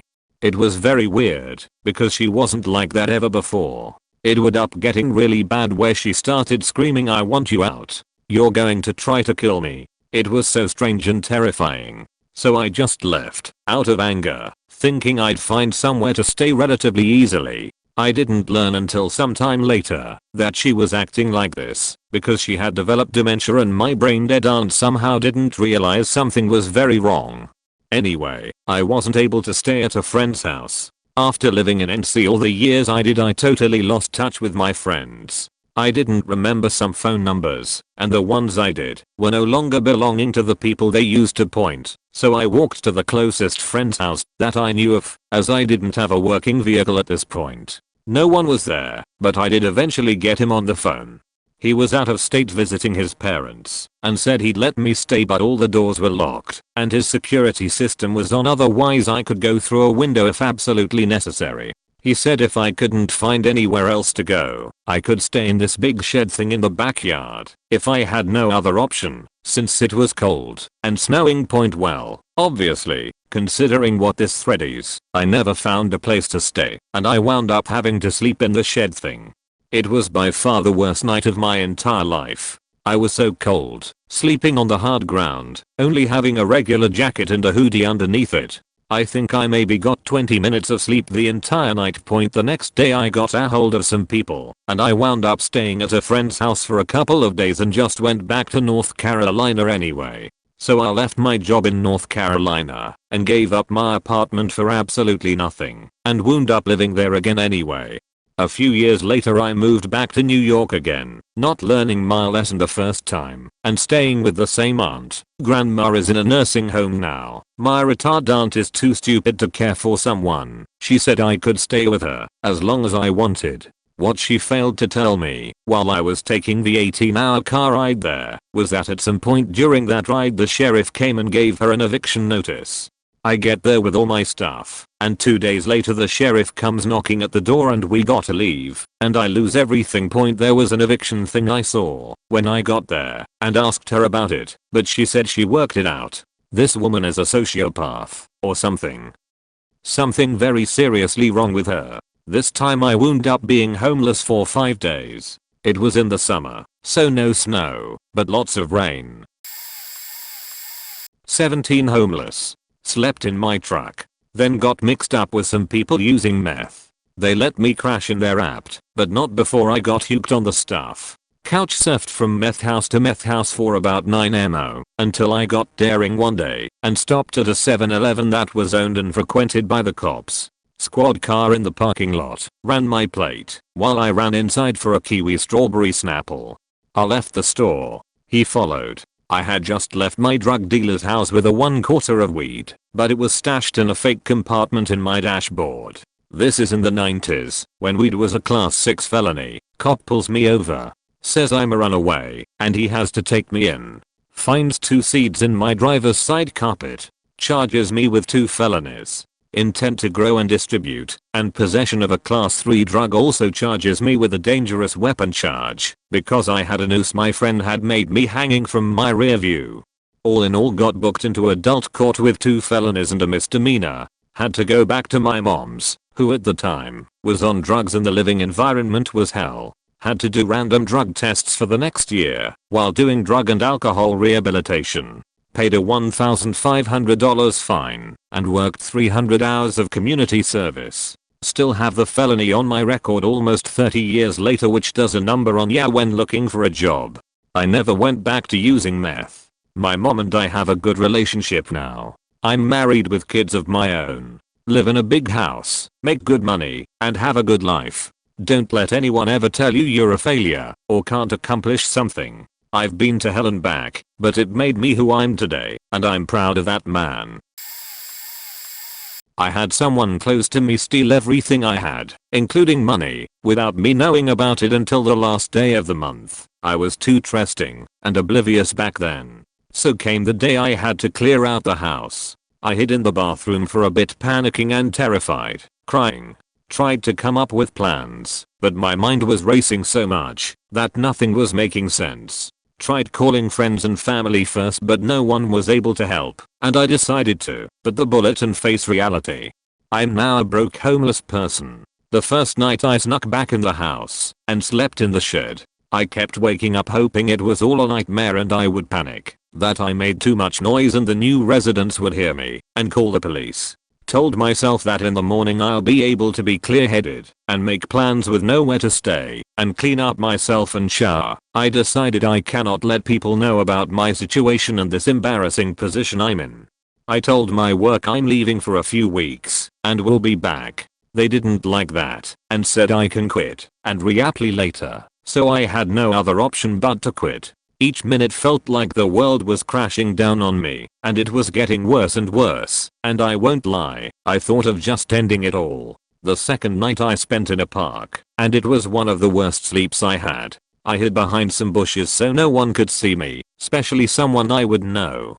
It was cold, and I was trying to stay warm with newspaper blanket, but the saying when it rains it pours happened, literally. Soggy newspaper, not fun. I hope no one has to experience not having access to any food or shelter, because it is mental torture. On the third day after not eating or sleeping properly, I had to find a way to get my sheet together or go through with the plan of ending it. Begging for money was never something I did or was willing to do, either ego or some personal thing, but I had to make money. I walked into a bar and spoke with the manager, told him of my work experience and what I could do in my situation, was able to get some money before I start, get a room at a hostel and rebuild. I faced almost homelessness once more, but was able to pick myself up right away, and the thought of going through that nightmare made me figure shit out. All that made me realize to count my blessings, and also be respectful, and have empathy for the homeless people everywhere. I had to deal with 3 days and some do 4 years. Sorry for horrible grammar and English. If you spend a little time thinking about the best route, it's not too bad. I've slept in a park and my car more than a few times. I wasn't suddenly homeless. My home life was really bad as a young teen, so I stayed away as much as possible. Lucky enough I played music and was pretty social, so I had a lot of couches to sleep on. But when I didn't, I would usually sleep in the park, find a nice bush out of the way, and make a nice little nest there for the night. If the weather is nice and the sky is clear, it's actually pretty charming. Point books are valuable to kill time and to learn skills that will help you stop being homeless. The hardest and most important part is staying clean and tidy so you don't look homeless. Perception is everything. Even if someone knows you are homeless, but still look like you care for yourself, people feel like their generosity is not wasted on you. The second hardest part is to keep your mental together. You have to stay positive and be thankful for the things you so have. No one wants to help an ungrateful and angry person. Smile and be friendly, but not desperate. Point get a gym membership with a shower and go there every morning. It doesn't hurt to get in better shape either. You might get lucky and find a sugar mama. Point keep your clothes clean and as wrinkle free as possible. Public libraries are a great place to spend time job hunting and even studying if you want to skill up to find better work. Point I never started homeless for long. I was handy around the house, cleaned up after myself, knew how to play some backup instruments, and could be charming from time to time. I was very fortunate to make lots of friends who were happy to help until I got on my feet. The electronics company my dad worked for went under right before I turned 13. My mom called every favor in on the books, and we spent the next 3 months driving up and down California staying with friends and family. I had 3 siblings under 5 at the time, and driving in a minivan with a short-tempered mom and 3 toddlers for 10 hours at a time left me with a huge sensitivity to long drives or being homeless. At one point she had a mini breakdown and just started driving north. We were going to Oregon for some reason. We got 20 minutes from the border and she stopped, got out, had a meltdown, and turned around, and drove back south. I got to stay with family friends when school started back up, and I think we were solid again around month 6, but I had so many fears and problems come up from that. Found out later that my mom had severe mental illness and was slowly losing her mind trying to deal with us by herself so my dad could sleep on his sister's couch and work from her living room. Everything about my adult life has been about making sure that never happens again. I entered a career that will always have work in any country at any time, even if an apocalypse. We always have bills paid extra, lots of canned goods in the basement, etc. My kids will never know hunger or homelessness for as long as I have the power. I asked my husband to move out after I found out he'd spent $$ on cigarettes and lied about it. After 7 years of other bad choices that hurt me, but don't fuck with my kids' well-being. Life is good for everyone now. My parents are stable. Siblings are all in college. I own my own home, car, and starting November 1st I'm hoping I'll be debt free. Aside from the house. Well, when I found out that we were losing our home and had nowhere to go I tried to commit suicide. 35 pills and a month stay in the hospital. I met up with my husband, who had already settled into the men's shelter. In Cleveland there are no shelters for married couples. He walked me to the women's shelter and I stood outside with him crying. I was taken in and given a bed and slept with all of my possessions packed around me. I cried the entire night and kept texting my husband for emotional support. My husband got a job and a year and a half later we received housing, but not together, since they considered us 2 separate cases. Don't ask me, it's stupid. In Cleveland you have to be homeless for a year before you qualify for help. He's a veteran, served in Somalia, but received no help as he was discharged as other than honorable. That entire year and a half was hell. My sister passed away during that time, and I had to get permission to stay out of the shelter for 2 days to take care of her affairs and cremation. Without permission you lose your bed. My parents are both dead, so it was just me. My youngest son was sent to live with family in another state to bypass CPS. My oldest lived with a friend. I was in and out of a mental hospital 4 times due to severe depression and suicidal ideation. My belongings were stolen, ruined, I was threatened, my husband was held at gunpoint by 5 teens, 1 gun in his face and a second in his back, and they stole everything he had on him. I ended up forming a women's group, while in the shelter, to help women with getting back on their feet, staying sober, learning to take care of a household, and just generally staying positive in hell. Pure hell. God forbid if you are ever homeless in Cleveland. Wow, no one have ever asked me that question before. The first night in particular was pretty traumatic. Houston transitioning to summer. Bleg. It was hot and sticky. I didn't have a car or a phone or really any friends. I just had a backpack with 2 changes of clothes, some laundry soap, good thinking during the quick packing to get out of there, treetops, a metal water bottle, a flashlight, but no batteries, sigh, a few small books, or thin blanket and a neck pillow. I'd grabbed a toiletries bag and some Mac-Up in case I could figure out how to get a job. The first day was really terrifying. I was fleeing a violent roommate turned hookup partner. He'd found out Jay was pregnant from a rap, and I had minutes to pack and flee before he got back to the house. I just remember walking for hours because I didn't know where to go, and I was so scared. If I went somewhere I knew about he would find me. I eventually found a park in a suburban area and slept under a picnic table. I woke up about 100 times. Anytime I hear someone drive by I was sure it was going to be him or the cops telling me to skedaddle. The next day, while I was walking around aimlessly trying to scope out my new life, I got to talking to some other homeless folk and they helped me get my seat legs as it were. I was able to collect enough money from kind strangers to get a gym membership at a Gold's Gym with the shower situation, and someone else helped me figure out a good stamp situation. I talked to several churches. That weekend only one gave me truly significant help. Jewish synagogue. The rabbi let me use the church address and phone number for job applications, and they let me use their laundry facility and fridge to store food.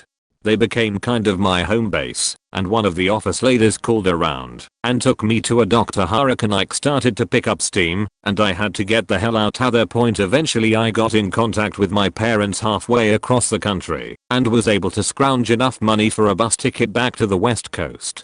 Once I was back on familiar territory with my own resources and away from my abuser, I was able to get a job as a housekeeper and work my way up, and eventually got my own room in a lady's house. 11 years later I've got my own home, loving and not crazy husband, stable career, dog, hobbies and enough resources to be real thankful I survived that hellscape. The baby is 10 now, and she lives with a nice family who owns a music school.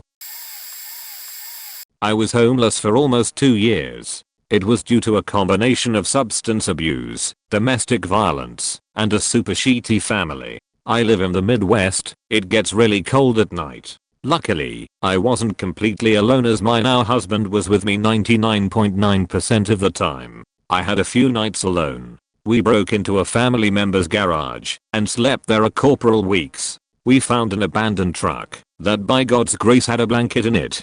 We also slept on the porches of bandits and broke inside some bandits to sleep when it got too cold. We also lived with our dealer a while, and loads of horrible shit happened there. We ended up staying on and off in a super shitty shelter filled with bedbugs and roaches. Full of addicts. We fit right in. It's like a cult, as the lady that runs it calls herself a prophet, and there's mandatory church daily where she would twist Bible verses so that it turned into lessons about following her like she's Christ herself. She's a horrible person.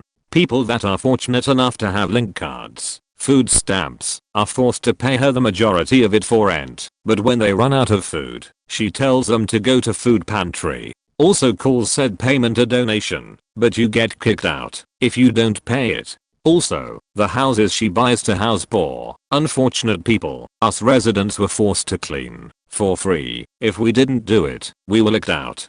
The last house we cleaned and then lived in was literally filled 2 feet high with dog shit and used needles and sheet. When she made us stay there was no running water and literally holes in the ceiling and roof, so big you could see the sky, and this was midwinter. There would literally be snow in our room. We stayed the night with my husband's stepdad for 2 nights, and when we returned, her assistant, who is just as awful, had stolen over half of our belongings. All of our food and the pics my precious daughter had drawn for me had been pulled from the wall and wadded up, destroyed. Everything else, barely anything, had been thrown in the basement. The reason she's not been shut down is there is only one other shelter for men, one for women, and one for women and children. All of them require drug and alcohol abstinence. None of them are for whole families. The people living in her houses would literally be on the street. It's faking awful. So there's some of my story. Also saw a man get killed and was raped repeatedly. Had a hit put out on us and more. And all of this still doesn't count as the worst times in my life. There's so many stories if anyone's interested. My life has certainly not been boring. Been told I should write a book. I might. Before I end, I'm happy to say that after 16 plus years of battling addiction, at the end of this month, I'll celebrate a year clean and sober. We do recover. If you made it through, thanks for reading. At the height of my heroin addiction, I became homeless in New Orleans. The first night I slept out I spent several hours trying to find somewhere out of sight, as getting picked up by the law was my first concern. Being a heroin addict, one of my biggest fears was withdrawals, as getting picked up by the police would have been a nightmare of sickness. After I found an unoccupied house I crawled underneath and spent the rest of the night paranoid and scared. It was the end of summer and the bugs were terrible. I remember waking up in panic wondering where I was. I had no phone or food, only sandals and a backpack with a change of dirty clothes and of course my paraphernalia. I can remember after a few weeks peeling skin off of my shoulders from not having taken a shower in so long. My hips had brush burns on them from sleeping on the concrete. My mouth hurt from poor personal hygiene. I smelled myself and felt nothing but shame. The most insidious part was I still believed my life was manageable, that somehow I would come up with a plan to get out of this. Eventually I became really good at timing and walking. I knew when I needed to start walking to reach the dope man's house in order for me to not get sick or caught out too late. I knew what time I needed to find a spot to sleep so I wouldn't get messed with. I figured out when the shelter would give out meals and eventually created a horrifying routine in order to make enough money to get high, make it to the dope man, and then find a meal. If it meant stealing or begging, I would spend the next year like this until a empathetic person who had struggled like I did offered me a bus ride and some water. This would be the end of my homelessness and the beginning of 2.5 years of sobriety. I have a great job and beautiful baby boy. My fiance is more than I deserve, and I never thought my life could be this good. If you're homeless, most I encountered on the street suffer from major mental health issues or struggling with addiction, reach out to someone, get some help. There is a much better life waiting for you. Sober, the 8th of September 17. I was 18 and had family trouble. I went off to live on my own, but cycled in and out of having a place to sleep. When I wasn't crashing at friends' houses, I was sleeping in my car. I eventually managed to rent a place for a while, but this was 2008, during the fallout of the 2007/2008 housing crash point. The work/hours started drying up for various reasons and I ended up losing my place. I stayed in a friend's RV until he had to sell it. Then I was back in my car.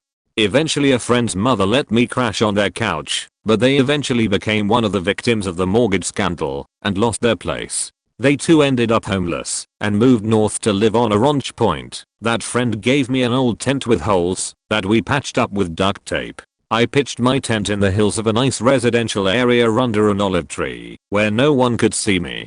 I worked hard and kept a gym membership to stay looking clean so that people wouldn't suspect me of being a squatter. I researched a lot into adverse possession, hoping find a vacant house. Pretty much impossible here in Los Angeles. That winter happened to be the rainiest winter. I don't remember what the first night sleeping in a tent was like, but I remember this one night in particular very clearly.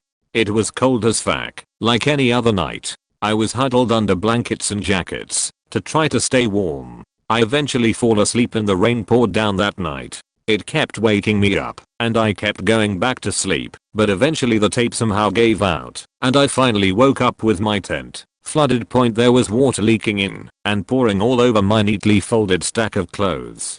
There was a pair of boxer briefs on top that got stained by some black stuff that washed off of the olive tree. I had to move my tent to the edge of the hill on slanted ground and use a hole in the bottom to let the water flow out of my tent. I realized that night that I had to do whatever it took to change my circumstances. I did everything from selling tacos on the street to promoting for an 18+ club to doing things I don't talk about anymore. For years I kept the olive stained, I'm assuming it was the olives, underwear that was on top of the stack of clothes as a reminder of what I escaped from. I live a good life now. I run multiple small businesses, drive a nice car, and have become a man of great resolve because of the experiences I've had.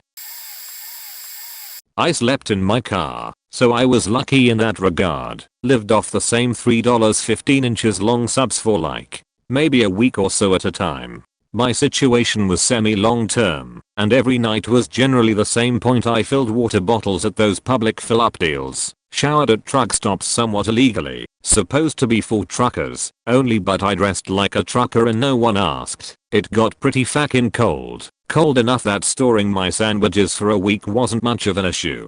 I was really concerned about carbon monoxide poisoning me and my dog while we slept, so I had to have windows cracked during the winter, then wake up to run heat every hour or so. I wasn't that concerned about external threats as I was somewhat armed myself, and I've got some training from Uncle Sam, but I stayed aware of my surroundings. Probably the sketchiest thing that happened during this ordeal was when I was sleeping in this pullout off the side of the highway, probably like a good 50-60 feet into the trail, and then off to the side. I used some natural concealment. Satisfied I was well hidden, I set up camp in the car and start to rack out. About 30 minutes later my dog boofs and wakes me up. I check the rear window and there's nothing. I pulled down my sunshade and I see the head of a man kneeling in front of my car, just over the hood. like he's trying to pop it or something. So I cut the brights on and jumped out with my knife and my Nike socks on, ready to dunk on some fools. What the fuck? Goddamn highway patrolman looking for my license plate up front because I backed up to a bush. He just wanted to make sure I wasn't murdered or a fugitive, I assume. He ended up being super cool and gave me a lead on a better spot to camp it the following evening. I went homeless at 19. After running away from an abusive home with just a backpack, I thought eventually I would kill myself. I remember looking for a spot to feel safe enough to sleep at. After walking all night until the sky was starting to lighten, past countless station homeless people, I finally gave up all my feelings of shame and just crashed on a faking corner of a private area walkway. I roamed close to town, so all the houses and streetways had rich people fences. A walkway corner was the best I had that day. Hard surfaces weren't an issue, since I slept on a rotting floor in my previous home cause I had no bed, so that never bothered me. The cold was faking brutal, which was harder to deal with than I thought. Begging and doing things in general was easier than I expected, because desperation proved to be a strong motivator. Woke up after my first homeless sleep with people passing by me and 50 cents next to me. A week later I found my way to a train station and used the 50 cents to enter the toilets where I washed my armpits, head and stuff with the tap water. I smelled so faking bad I threw my socks away, they were horrid. When I was clean I spent over 5 hours in the train station trying to jump off the platform. I kept getting up and trying, each time a new train came, like every 15 to 20 minutes. For 5 or so faking hours, that was my second attempt at trying to end my life. My sister pulled me out of all that shit. I have no documents or much belongings anymore because I threw and left everything as I thought I wasn't going to live. So she made an appointment for a passport. It's next month, and sadly I'm not planning to start over. I hope I can rest in peace. I had gotten out of prison. Ironic part is that, before going to prison, I had a good paying job and lived in a nice place. A year is not a long time, but long enough to fuck things up. I live in CA, one of the most progressive states in the country, and all this talk about wanting to help ex-offenders is just talk. And I wasn't a violent criminal or a rapist. Basically I got $200 and a reminder to check in with my probation officer by Monday, 200 miles away. I spent most of my $200 getting back to Los Angeles where I lived and where my PO was. I had money saved up, but no access to it. My mother had my wallet and lost it. She would not let me stay with her that night. I literally slept under a bridge or under a freeway overpass where many other homeless people were. I was bored out of my mind. And then little things that you take for granted pop up, like where do I take a piss? I can see why homeless people use drugs and why ex-cons go back to prison. A tent seemed like a mansion. You quickly realize how little you mean to the world and deeply ashamed about your circumstances. I wondered how many people I went to high school with or work with drove over that overpass that I lived under. One thing occurred to me though, I would never be able to live an honest life if I wanted to live life. I was damned if I do, damned if I don't.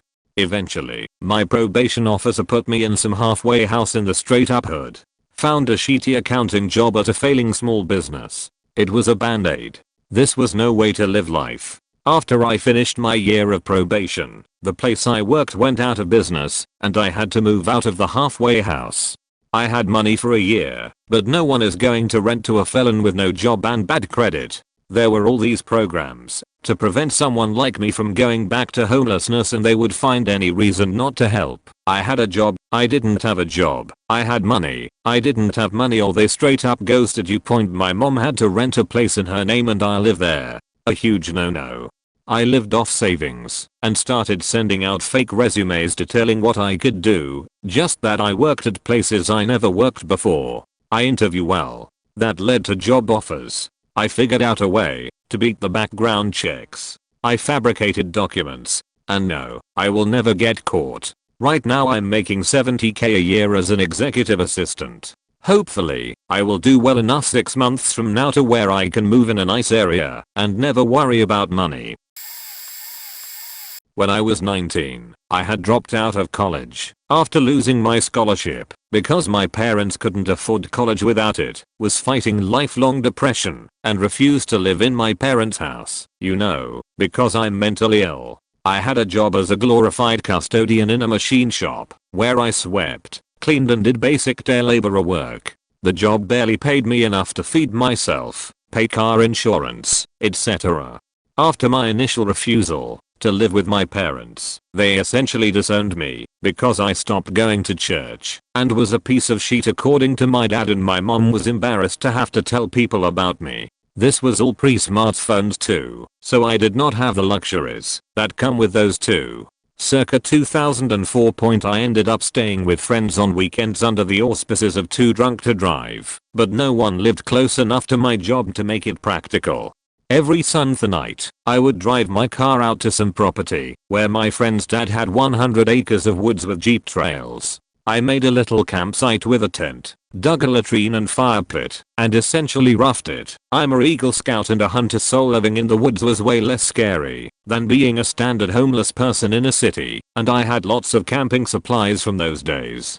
I had the luxury of a car and free gear like a tent, sleeping bag, mess kit, fire starters, knives and hatchet, etc. so I could leave town when it got dark and survive pretty easily. Since I was technically squatting, I would pack all my stuff in the trunk every morning and get to work about an hour before everyone else, so I could shower without having to explain myself. Washed my clothes at the laundromat.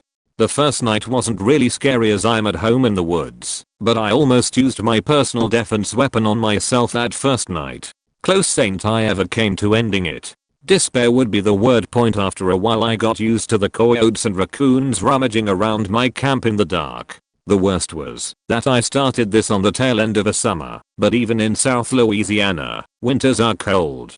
Lots of nights where I was under multiple layers and still cold. I often wonder what my life could have been if my parents just took me back, but those 6 months are a huge part of who I'm today. I can honestly say I'd never do that to my kids after they admit they were wrong, but I also sort of appreciate my parents for taking the hard line because it instilled my work ethic. Eventually, the company promoted me to assembly, then machine work, then sales.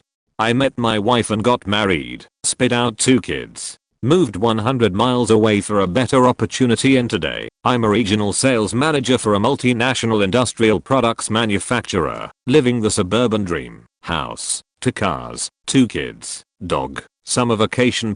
You'll never appreciate a bed and climate control like you do after roughing it for extended periods of time.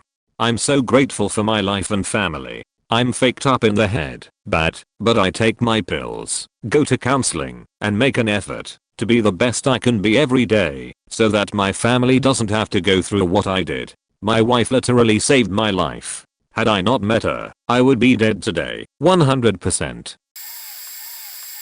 I was homeless for about a year and a half. I was 19, had gone through something tough. My mom has schizophrenia, so me being around was making her condition way worse. My dad always told us growing up, if he had to choose between us and mom, he chose mom. This was the proof of that statement. He let me have 15 minutes to grab 2 trash bags and fill them with whatever I could carry. When I was actually on the streets that night, I was so mad. It took about 3 weeks on the streets sleeping on my trash bag, but I did panhandle and got enough money to buy a bus ticket. No idea why I did that. I just needed to feel some kind of movement, I think. I have PTSD, and I was very reactive at the time. I got as far as a small town named Clearwater, BC. I stopped at a Chinese food restaurant and had an $5 meal, and when the owner saw me struggle to pay, they saw my trash bag and they asked if I needed help. I sure as fact did. I slept on a mattress in their basement with 4 to 5 other Mandarin people who worked there. I ended up working there for food, no money. I got a job as a consignment store for clothes, also no payment. Then in the morning I was a chambermaid for a hotel, which I sucked at. Took too long. Did that for about a year, but I realized I was trapped. Since no one was paying me actual money, I ended up just constantly drowning and not getting ahead. I was more tired than I was scared. So one day I hopped on the CP rail. I did not have a ticket. When the man who checked tickets came by, I talked to him and made friends. I'm a good talker and this developed my skills quickly. Well, he forgot to check it the first time. By the time he remembered he had to check it, I pretended I left it at the last stop and started crying. Real tears because I was scared shitless. He believed me and gave me free tea. I made it as far as Edmonton. I begged my parents to come get me. I didn't have a phone, so I borrowed other people's to ask. My parents told me no point. I had a meltdown outside of the bus station and this nice young man stopped. He offered to allow me to stay in his hotel. I was so wary, but it was also snowing and -20, so I accepted. He was a perfect gentleman, let me shower, then he drove me all the way back to the city I'm originally from, so I could stay with my cousin. He was so kind, it meant everything to me after a year of distinct coldness. He even took me on a proper date after, but he was too busy with work at the time and I think honestly none of what he did was about wanting something back from me. A true good pure soul.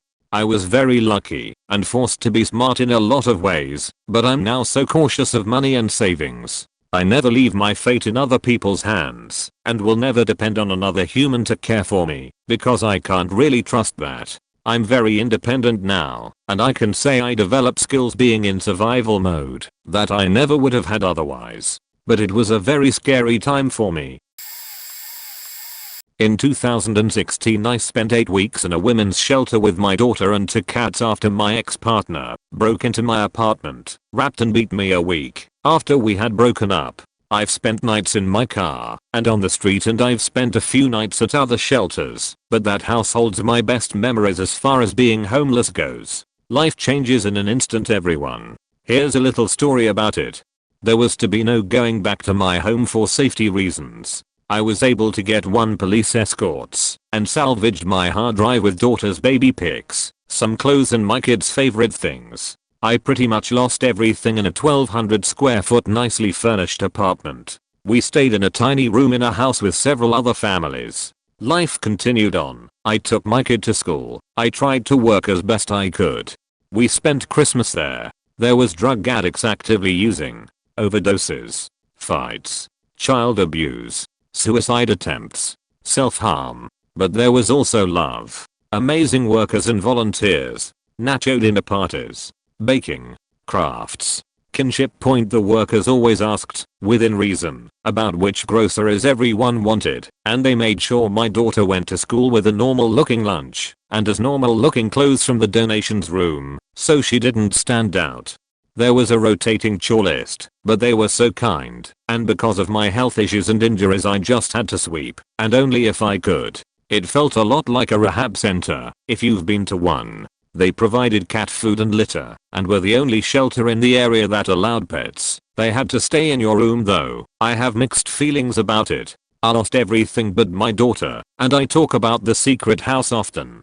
There was a very homey and beautiful Christmas setup in the living room, but to personalize I put a dollar store tree decal on the wall poking up from the floor, a 99-cent battery powered light strand hung over a picture frame and our bureau gifts surrounding the tree. So my 5-year-old still got her Christmas and she loved it. I cried myself to sleep so much there. But my daughter was safe and happy and so were my cats.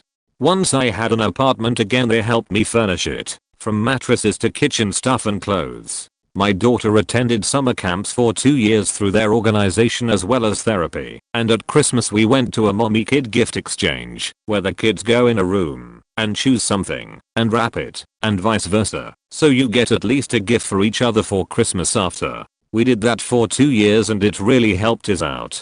They had a donation room and I frequently got tampons and cereal there. I've donated back as well, several times. I used their services when I needed someone to accompany me to get an abortion too. Well, I was just gonna go alone initially, but they insisted I shouldn't be alone for that, because that's the kind of people they are. So they came. They've accompanied me to court and helped with victim impact statements. They've shown me where the good food banks are. Now, even though I have moved across the country this past spring, they gave me advice for that too even though it had been 3 years since I stayed there. So, yeah, it was the worst and lowest time of my life, but it also came with a lot of good.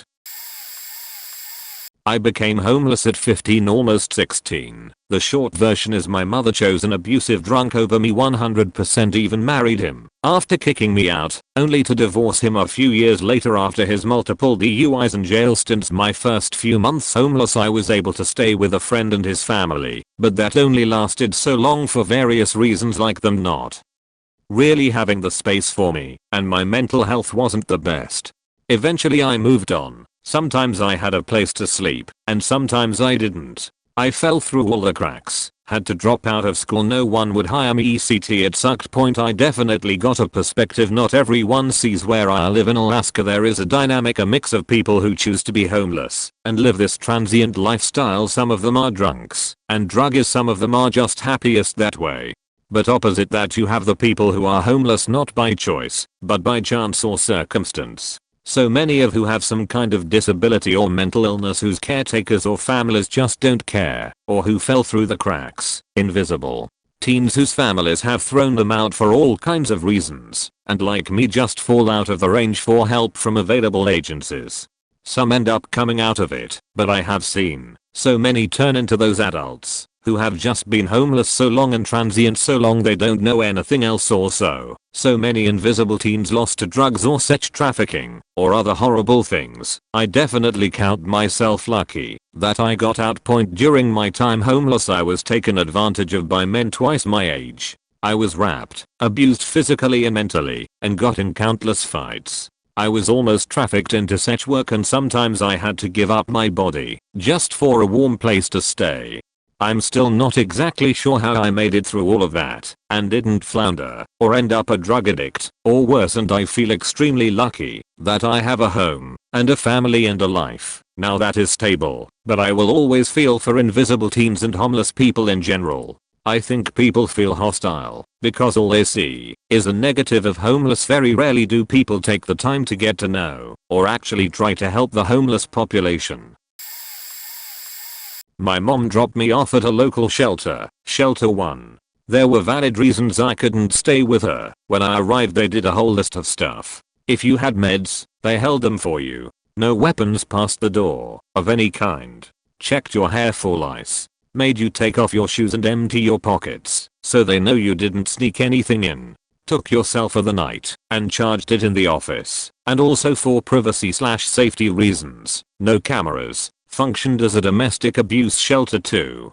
They had a place for bags and belongings, so things didn't get stolen. Good place. I stayed there for ish months total. Point, but the first night they didn't have an open bed.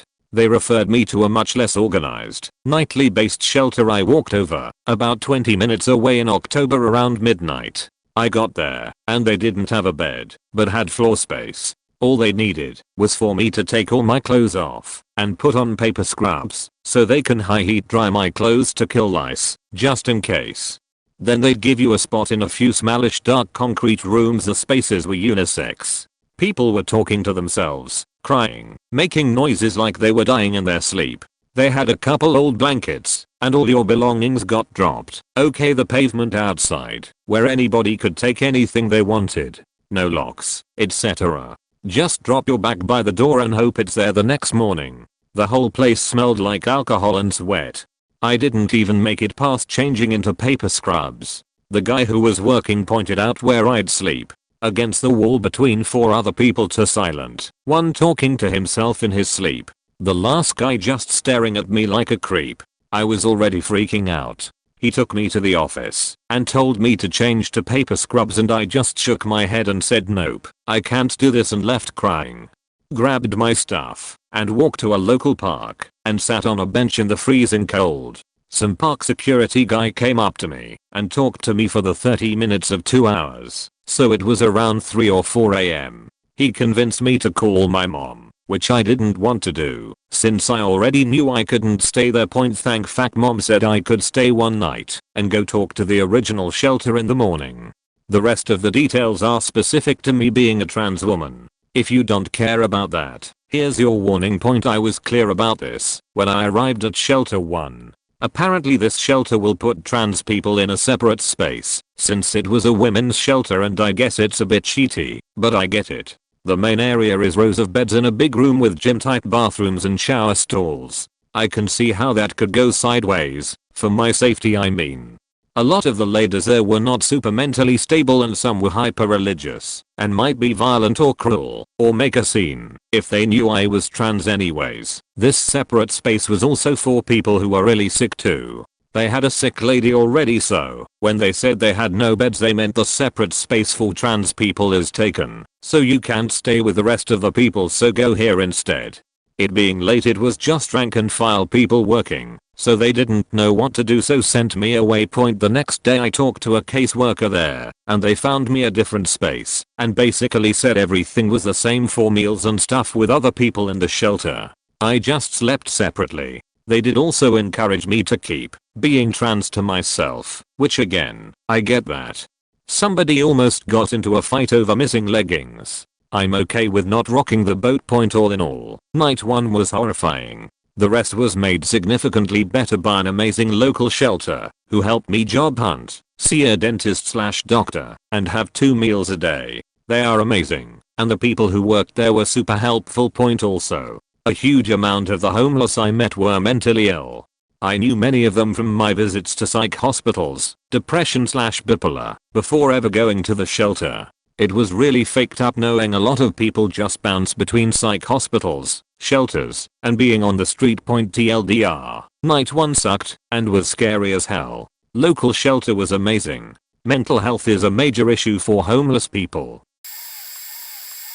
My situation may be a little unusual, since I never ended up spending a night on the streets or anything. I was always either couch surfing, in the hospital, or in a homeless shelter. My first night was spent in a hotel paid for out of pity by a coworker of my mom's, and to be honest, I don't remember it. My homelessness was a result of the sudden passing of my mom, so I think more than anything, I was just in shock and paralyzed by terror thinking of what might happen to me.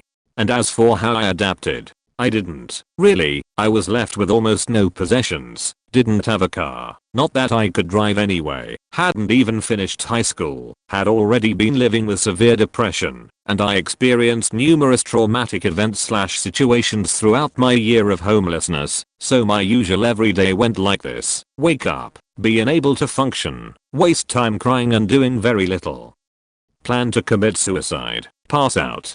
Then right before I would actually kill myself, my situation would change. I'd have a glimmer of hope until everything would turn out to be just as bad or even worse, and the cycle would begin again. Point there was nothing respectable about that or about me for surviving that year, in my opinion. I wasn't strong in any way at any point, and I didn't even get myself out of it in the end. A dear friend consigned an apartment lease with me. Point. But that's basically how it happened, what being homeless was like for me. So I hope someone somewhere can find some value in that story.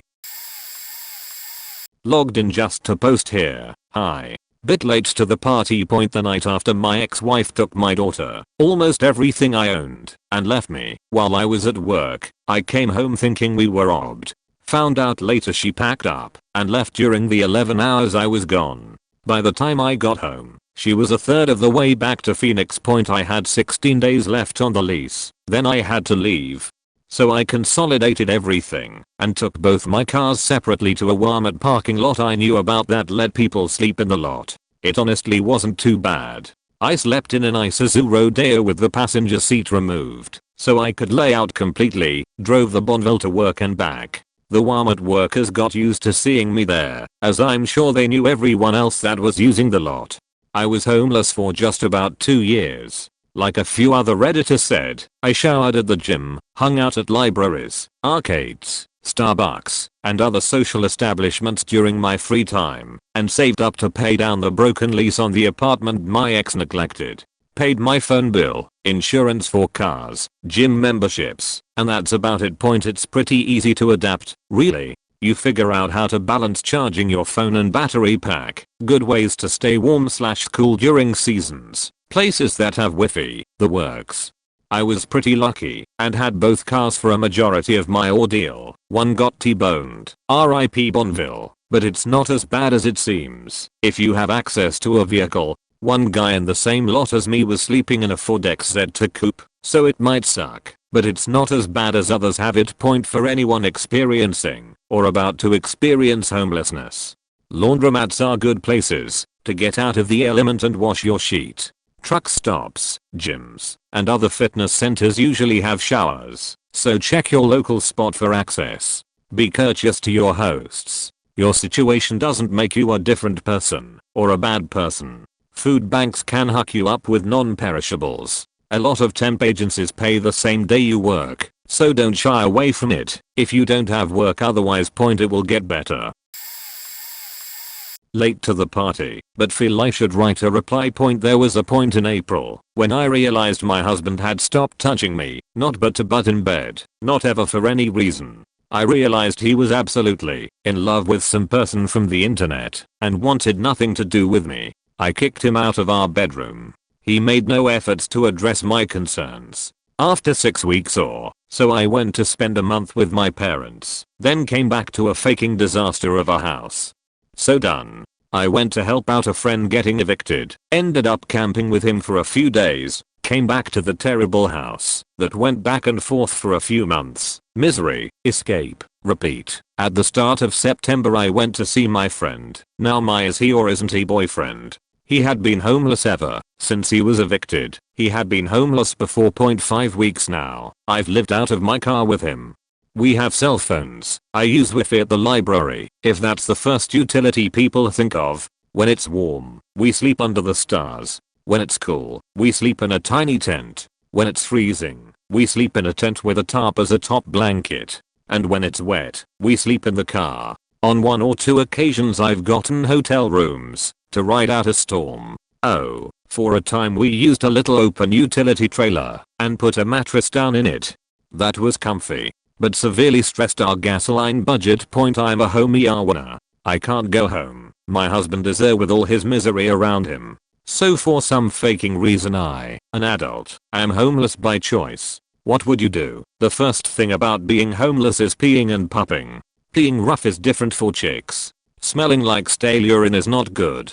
It's a struggle, but we have an axe, and when there's wood, we make a campfire and boil up water for little baths.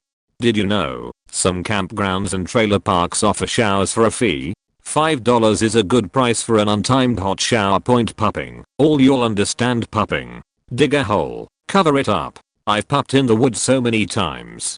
Good part is I can get in a real deep squat. Bad part is misjudging the angle and getting pup on pants or hand dug. So I got pup on my hand once in 5 weeks, which is pretty good I guess, because I tend to pup every morning.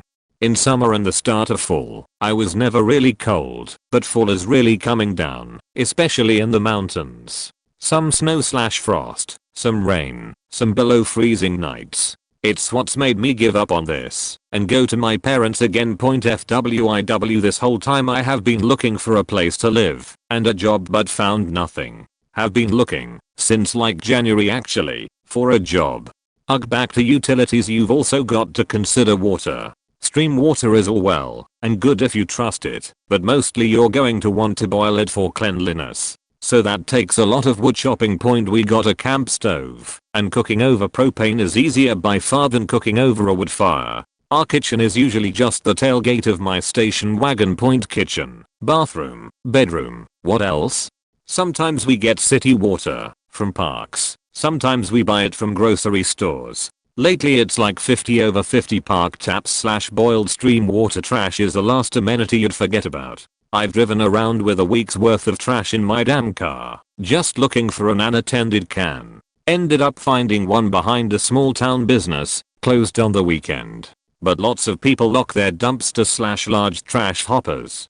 There you go. That's how you survive without a foundation beneath you. Now, I don't recommend anyone else break up with their husband, get a homeless boyfriend, and live in a station wagon with him. That's nuts. I'm nuts. But I'm going to my parents' house tonight and am looking forward to a hot shower where I don't have to put dirty shoes on right away and sleeping on a mattress with clean sheets under a roof. Holy I'm excited, but pretty sad I never found a job or a place to live. I'm currently homeless. The first night wasn't bad because it was summer. Sleeping in my vehicle, my former roommate and I stuck together for a while, but he ended up getting a place and they didn't have another spot for me to rent. so I went out alone, trying to save up enough money for a place to live in another city nearby. I slept in my 2-door Jeep, which was cramped, but I was grateful to have at least that. I hung a hammock from the roll cage in the front driver's side to the roll cage in the back passenger's side, and I could sleep there comfortably if I adjusted my seats right. As the nights got colder, I put a undercoat on the hammock, which is like an external sleeping bag, and started sleeping in a separate sleeping bag, which definitely saved me from frostbite a few times. It's still miserably cold, and I usually wake up several times during the night because my feet hurt so bad. Wool socks seem to make it worse somehow. I'll learn to check every hot hands, which are these little disposable heaters that people buy to put in their gloves, socks, or pockets for outdoor work or snowboarding that I see in the trash. Sometimes tourists throw them away before they are fully spent or don't shake them enough to activate the heat. I work full time, and while I don't have enough money yet to get a place to live, it is still really nice to have something to do during the day, usually in a place that's warm. I have a bunch of friends in the city, and we'll go on a rotation through them every couple weeks to come over with a pack of beer or whiskey, hang out for a few hours and use their shower and washing machine. If I do this on Friday night, I usually stay the night wherever I'm at, sleeping on the couch in various living rooms. It's really important to be completely upfront with your friends when you do this. They always know ahead of time that I'm coming over to hang out, use their appliances and sleep on the couch. I've met some people in similar situations as me that recommend just pretending to fall asleep on your friend's couch, so they just let you crash there without you having to ask permission. I do not recommend that. It's cheaty to trick people into helping you, and you will wear out your welcome much sooner than you would if you just are upfront. Always do things like pick up around their house, throw away any trash or empty bottles on the coffee table, clean dishes and wipe down counter, things like that. You want your presence to be more convenient for everyone involved than inconvenient. I like to wake up early and go to a gas station to wash my face, brush my teeth, and put on makeup before the sun comes up. There is less chance of running into other people and getting judgmental stares for doing a hygiene routine in a gas station bathroom. Conveniently, it's so fucking cold that I usually wake up around 4 or 5 am and can't go back to sleep anyways. If you work at a place where the boss periodically buys everybody breakfast or brings in donuts, it's convenient to carry around a little pack of Ziploc bags. It's shitty to do this to other coworkers, but if they are living comfortably and you need to survive, don't feel bad about taking 2 or 3 donuts to save yourself some money. My boss buys bagels for the shop every Monday, and I always take 3, cut them in half, and that is my breakfast and lunch for the rest of the week. Trade shifts with people, so I'm working at night and can use a microwave to boil water and make ramen. If I can't swing that, buying peanut packs from a local gas station is the easiest way to feel full until you fall asleep without spending too much money. Living off of pre-packaged foods is hard and about as expensive as paying rent, unless you basically starve yourself like this. My Jeep broke down in a city 3 hours from here this last weekend, and I hitched a ride back with friends. Losing that Jeep, the most valuable thing I own both emotionally and financially, is devastating.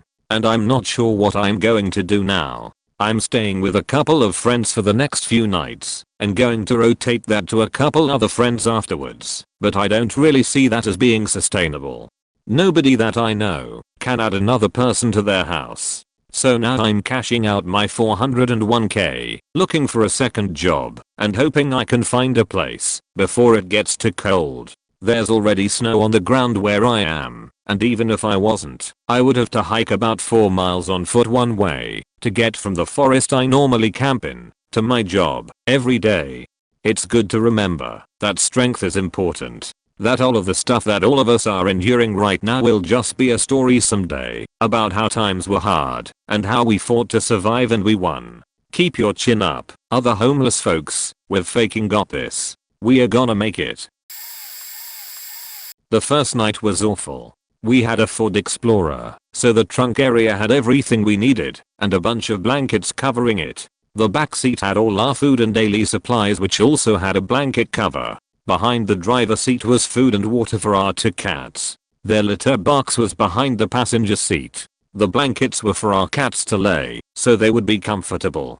I slept in the driver's seat and my husband in the front passenger seat. We were pulled over by a cop because the Spolder had expired tags and no insurance. We weren't using it until the day everything went down. I just started crying and explained to the officer what happened and to please go easy on us. We wouldn't have been able to pay those tickets at all. After that, we parked in the homeless area downtown and went to the shelters to get information.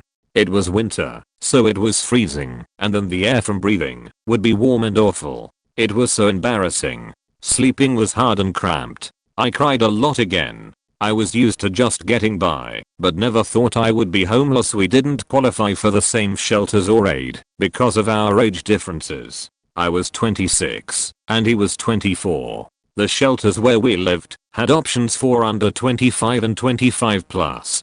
We would have to split our time at the Sploder, so one of us was with the cats while the other walked to shower, have access to electricity, and put in for the laundry lottery. The only thing we could do together was eat dinner at the Mission together. We never truly adapted.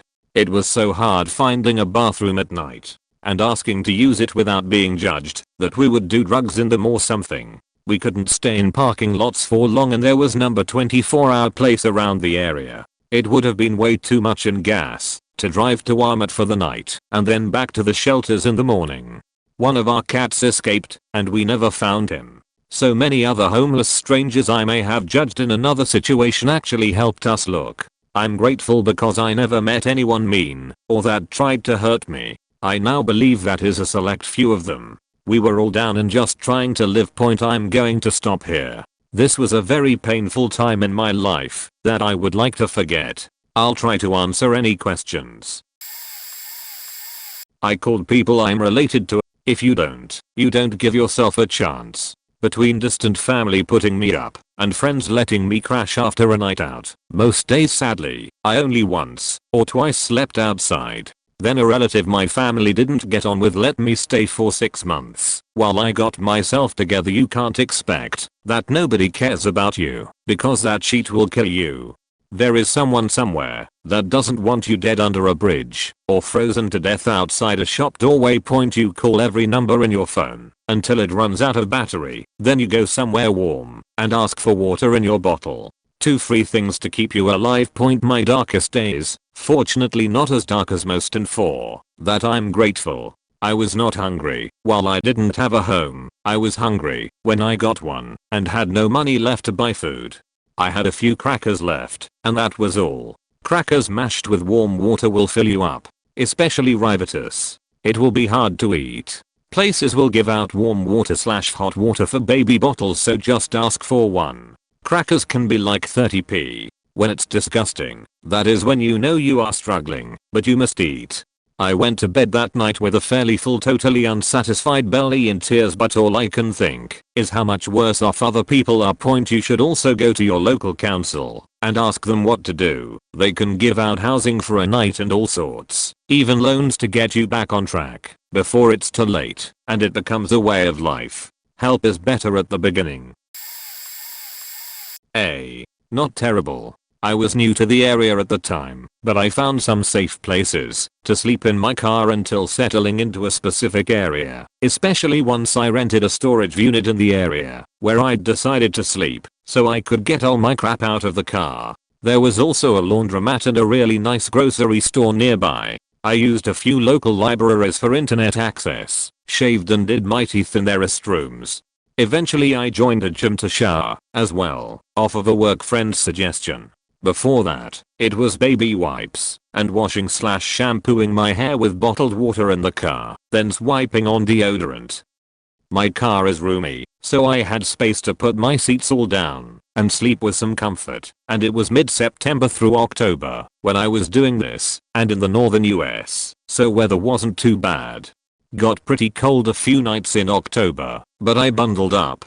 I did buy several mattress pads and blankets to stack up and make the car a bit more comfortable. Had plenty of pillows. My parents knew I was looking for a place, but they were over 1,000 miles away from me since I'd moved up the coast, and they didn't really have the money to help me. But I assured them I'd be fine and that I had a plan, so I knew it'd be temporary. They were worried, but they had no choice but to trust me. I just worked, including grabbing voluntary overtime where I could, saved most of my money for rent/deposit, put a word out to cowhawkers that I was looking for a room, and made an ad on Craigslist as well. The latter is what got me a home. Found my current roommate on there when she responded to my ad, met her on Halloween, started moving into her house the next day, and in a few more weeks I'll have been here for 2 years. I was on the luckier end of things, and don't like to refer to it as being homeless, although it would technically be accurate to say so. I had €30 in my name in a city with no acquaintances or friends. Managed to book a couple of nights in a youth hostel with that, and that was the end of my wealth lol. Spent every waking second trying to find any job. Talked to everyone at the hostel, every shop owner, every supermarket, anyone I came across, literally. One of the girls at the hostel was in a similar situation, and by some miracle we managed to find stupid 2-day jobs replacing sick employees, then 1-week jobs replacing employees on holiday, all in a staggered fashion allowing at least one of us to cover the other's expenses, until I ultimately landed a full-time job working in a supermarket. Food was tricky, but a lot of the youth in the hostel would often offer up a bit of food, and I had talked to a lovely old lady in the street that told me she loved gardening and always made more produce than she could eat. Would give me weeks of eggs at a time. I would freeze them so they lasted longer. After I landed the full-time job I managed to find a small studio and leverage some government assistance to cover my deposit and act as my guarantor. Worked my ass off until I made it to store manager within 9 months. Put as much money aside as possible and taught myself new skills, programming. Moved to a larger town and got a good job as a developer and kept pushing, even creating my own company down the line. Nowadays I make enough passive income to live a simple life, and I don't need more than a simple life. I work for pleasure in a field related to a hobby of mine, and general no more than 3 days a week. Not the greatest of successes. I'm still looking for my next big business idea, but all in all I feel like I managed to weasel my way out of the system to some extent.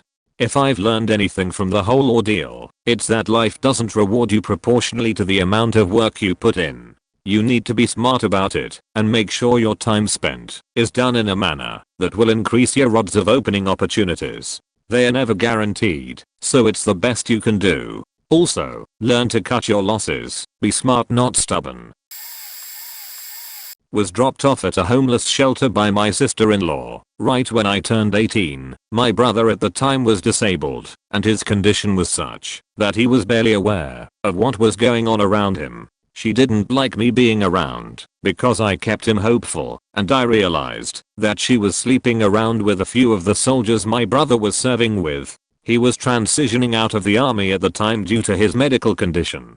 The first night I treated it like it was a frat sleepover right before pledge night. I was paranoid and aware of everything even as I barely slept. While at the homeless shelter, I made friends with several people at a church nearby, enough so that I could get a part-time cleaning job at the church, which included a closet-sized room located at the church as partial payment for cleaning.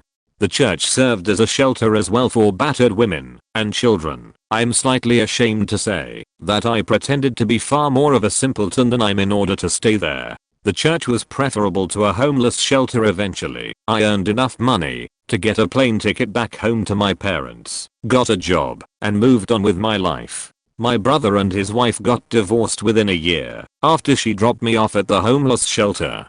He eventually didn't need as much pain medication as he was taking before and started to regain a large portion of his cognizance. When he realized what she had done to me, he told me he started to look around himself at what was going on around him and saw what she was doing. He got Jag involved and divorced her, as I had a rather mild experience with being homeless. It only lasted for less than 10 months. It still wasn't the greatest feeling. However, it helped me mature further and faster.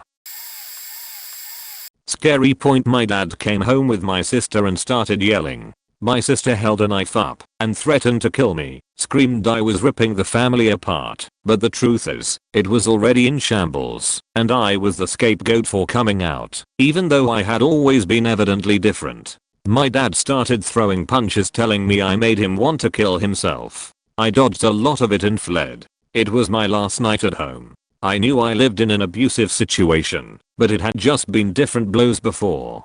Drove to my best friend's house. No one was home. Tried calling my boyfriend. No answer. My cousin who was like my little sister. No answer. I was crying. I slept out in my very rundown car knowing everything was going to have to change for me to ever live safely. The next day I tried calling my mom, and she told me I did it to myself. Blamed me for everything. I adapted well once I knew I needed to change everything about my situation.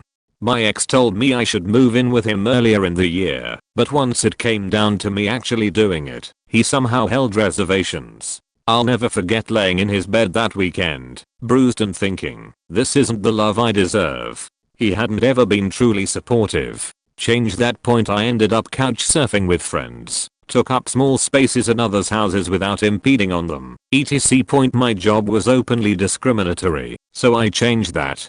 I was barred from going to college because FAFSA has that sweet spot of dependency, etc. So I began to fight for my right to go back to college without my parents' tax information being necessary. It genuinely got easier once I realized I couldn't control much and narrowed my sight on bettering me. My relationship with my family to this day is strained at best, but getting away with the best thing I could have ever done. My only regret is not getting emancipated and leaving sooner. The first night, after being kicked out, I used the house key I had to sleep on my mom's laundry room floor. I knew it was risky, but I think a part of me still hoped that she'd change her mind. At 5 the next morning I walked across town to the pool where I worked and took a shower. They opened at 6, but I could get in at 5:30. The locker rooms were a lifesaver over the following weeks. I killed some time walking around town, then went to high school. Fortunately I lived in a somewhat poor community and the school served free, or possibly cheap. It's amazing how much I forget about that other life. Breakfast and lunch. Another lifesaver. I did sports after school and worked after that, so my days were pretty busy from 6-10. I was in advanced classes, skipped a grade, excelled in sports, was nominated for homecoming court, and was well liked by both faculty and peers. I don't say this to brag, but to illustrate that absolutely no one had any idea what my life was like at home. I was a poster child. By the second night I'd come to terms with my situation. No more laundry room floor. I snuck inside a final time and took a backpack full of clothes and a blanket. That night I slept under the porch. I discovered years ago that it made a good hiding place. I was only homeless for a few weeks. It feels like a lifetime ago, like my life is split in half by before and after, not being homeless, but being independent. A life of fear and abuse followed by a life of screaming, defiant optimism in spite of whatever bullshit the world serves up.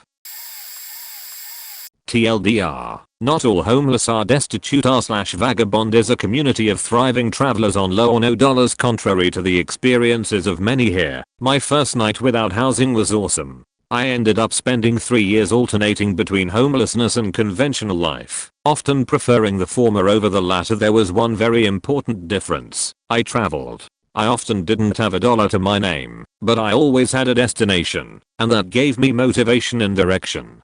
I never stayed in one place longer than 2 weeks, and often I'd be in a new town or county every day. I hitchhiked at first, going 1,500 miles from Washington state to Southern California and Nevada. I later learned how to hop freight trains, and that really opened up North America for me. Once I learned to live simply and to subsist off of the excess and waste of society, I found my mental state and physical health improved a lot. Instead of being inside a building or a car all day, working a menial job, I was out in nature or in outdoor urban environments. I carried a backpack with everything I needed and walked/ran/climbed/crawled/swam/caught moving train cars to get around. A large portion of what I ate was perfectly good food in grocery store dumpsters, and a lot of what they threw out was fresh fruits and veggies. Something I'm not seeing mentioned here almost at all is the community of people who live on the fringes. To assume that we are all drug addicted or mentally ill is ignorant. I was blown away time and time again by how kind and intelligent and competent people were. I met them on the streets, or on the road, or on the rails, or in the wilderness, and the one overarching theme was a deep sense of acceptance. As outcasts and misfits of society, there is no pretense for being judged or accepted among vagrants except for your own actions and reputation. For me, leaving my job, house, smartphone, car, and family, no kids, behind probably saved my life. I was depressed college dropout grappling with problems in my home life including terminal illness and hard drug addiction. I ran away with no plan other than play music. Now I live in New Orleans, in a house in the lower 9th ward. I play jazz saxophone and bass in multiple bands, and I ride a pedicab, bike taxi, in the French Quarter. I still sometimes see homeless traveler friends from my old life. Some have housed up like I have, some are still out there. I always keep a little extra to give to panhandlers, though I've learned that intrinsic things like food or fresh socks or lighters are way more meaningful and useful than dollars. I write about my experiences and post guides on nearly every aspect of how to survive in this lifestyle over.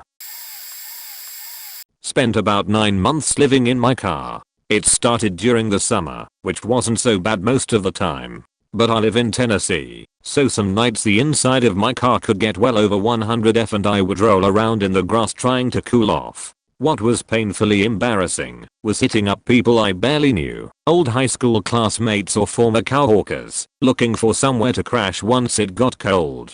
I had a boyfriend for a bit who told me he was too busy for me to come over sometimes, and while I understand not wanting your girlfriend around every night, it did hurt. Once winter hit, I started drinking a lot more, kept plastic jugs of whiskey in my trunk, and would make jokes about putting on my whiskey jacket. But to your actual question, I barely remember the first night. It felt like a slow slide into homelessness, not a clearly defined first night. I started staying out more to avoid my stepfather, and at some point there just wasn't anywhere for me to stay, and the occasional night in my car became an every night kind of thing. Most of the time, I didn't think much about it. I didn't sleep on the streets, so having that little piece of personal property kept me sane. But I let a cowhawker borrow my car because he was sick and needed to go home from work and lived in walking distance. Being in a situation like that can make you overly generous. He wasn't sick, he was drunk, and he wrecked my car. That was rock bottom. I have rarely felt as scared and alone and truly homeless as that night. Currently homeless. Throwaway for obvious reasons. My first night homeless I was extremely pissed off. I had been arrested for driving on a suspended license in Arkansas, trying to just get back to Wisconsin, where I had a job offer thanks to a college friend. I spent September 7th to the 11th locked up. Only person I called was my dad since that's the only number I had memorized. We talked about the situation, and he seemed supportive, saying we just need to get myself home. And after all, he always said his door was always open. When I was released, I talked down the impound guy, good southern dude, to let my car out for $100. My last paycheck was coming in on Friday, but I only had enough for gas to get back north. So I phoned my dad again, to loan me $100 instantly on Zelle. Although I had always paid him back, he surprised me. He told me, "It's not about the money, but I will not be in contact with you until you have a job and a place to live. You are not welcome here anymore." He hung up the phone and I stared at my battery that was at 15%. I was about to have no job, no car, no way to contact anyone. At 10 p.m. 900 miles away from anybody I knew. I had some luck that night though. I went to the closest gas station and bought a charger, Type-C for my phone for $7 and phoned my best friend. Before I even got finished talking to him, he already sent me $100 and I was able to get my car out of impound. I then had a decision to make. Try to make it up north and continue, or call my former supervisor in Louisiana and beg for my job back. Long story short, I got my job back. The tower gave me directions on which back roads to take out of town to avoid cop hotspots, and I proceeded back down south to try and get to work the next day. I arrived at work at 3 a.m. and waited to head in for my shift at 6 a.m. So that was my first night. I felt both lucky for not getting pulled over again and having a job, but pissed as all hell at my father for blindsiding me like that at the lowest point of my life. I worked 12-hour shifts, so I got off at night, sat in my car, and had no idea where to go and what to do. I'm still working and sleeping in my car 1 month later, but now I have a plan and know what steps I need to take to get an apartment. I should have the pieces in place to move in a studio the first week of November. If a cop stops me or checks my car at night though, that might be it. One time, I ran away from my home. I was in Louisiana and was in a very dark place to the point I wanted to return to Alaska. So with no money and no car, I started to walk there. Yay, I wanted to walk across half of the country in order to return to my home state. Little did I realize that that was a very long walk. The first day, I left in the night and walked all the way down to somewhere in Beaumont, Texas / edge of Louisiana. When a man stopped on the side of the road, the conversation went something like this. Driver, hey, you aren't going to kill me, are you? Me, no. Are you going to kill me? Driver, no. Get in. I then get into this guy's car. He gives me a lift to a supermarket on the edge of Orange, Texas. And I'm forced to walk into Texas after a while, all while trying to hitchhike and keeping my spirits up. Fast forward a couple of hours, and the day hits. It's easily a 90° Fahrenheit day, and I'm practically about to collapse, and I would get into more detail, but basically, I ended up traveling like maybe 6 to 8 miles before I start to feel utterly exhausted.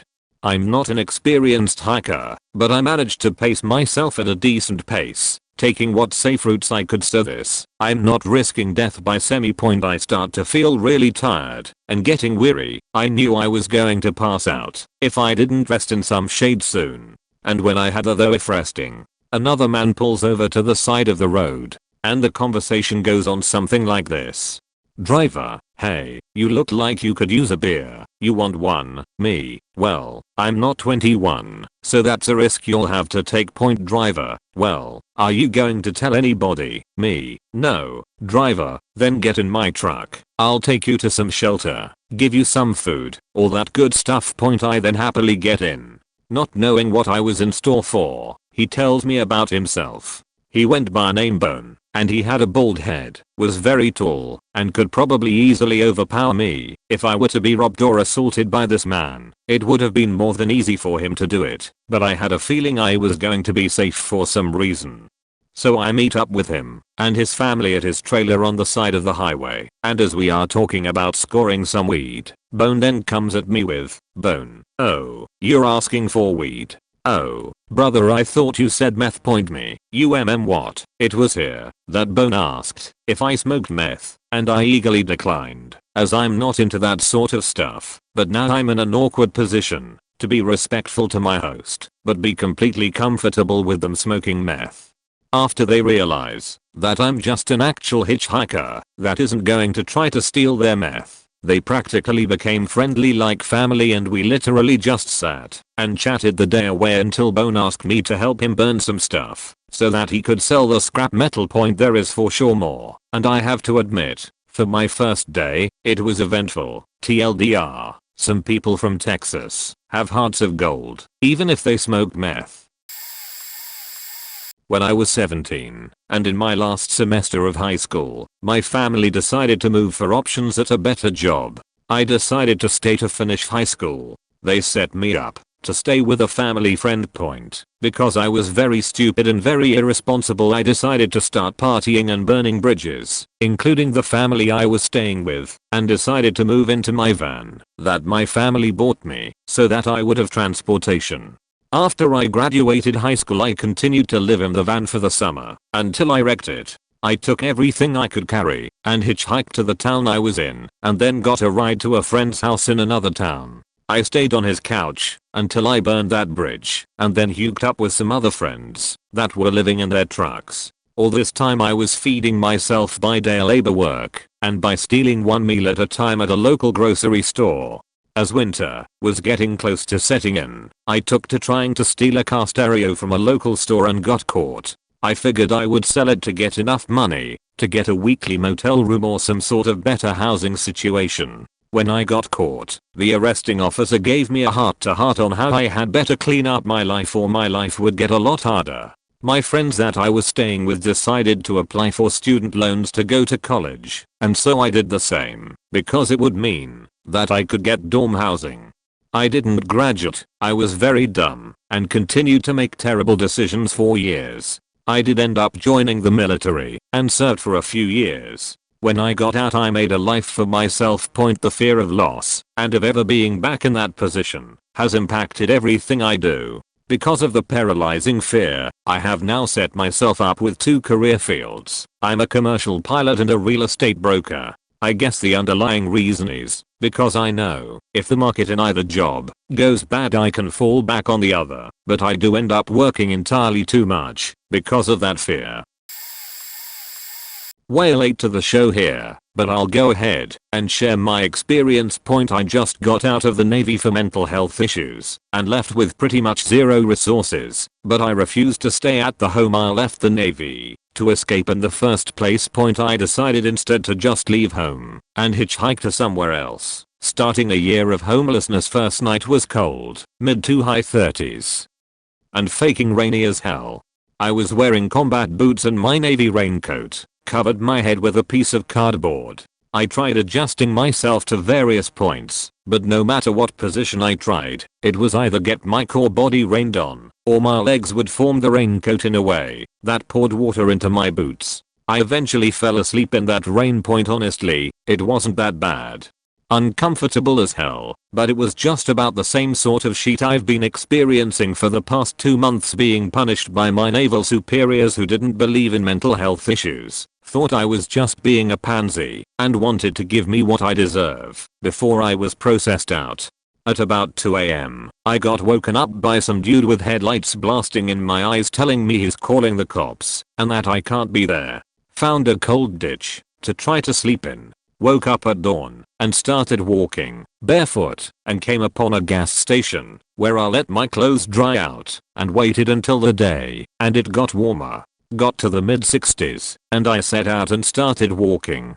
The day was pretty beautiful. By noon it was the mid 70s. I was walking barefoot with my socks and boots tied up and hanging from my sea bag to dry. Very comfortable. I spent the next 2 days sleeping in the ditch next to the interstate and walking during the day. I ended up walking out of my state, Iowa, and as soon as I got to the border, I got picked up by a couple of punks on their way to Kansas City and chilled with crusty squatters and hitting up punk shows for the next month.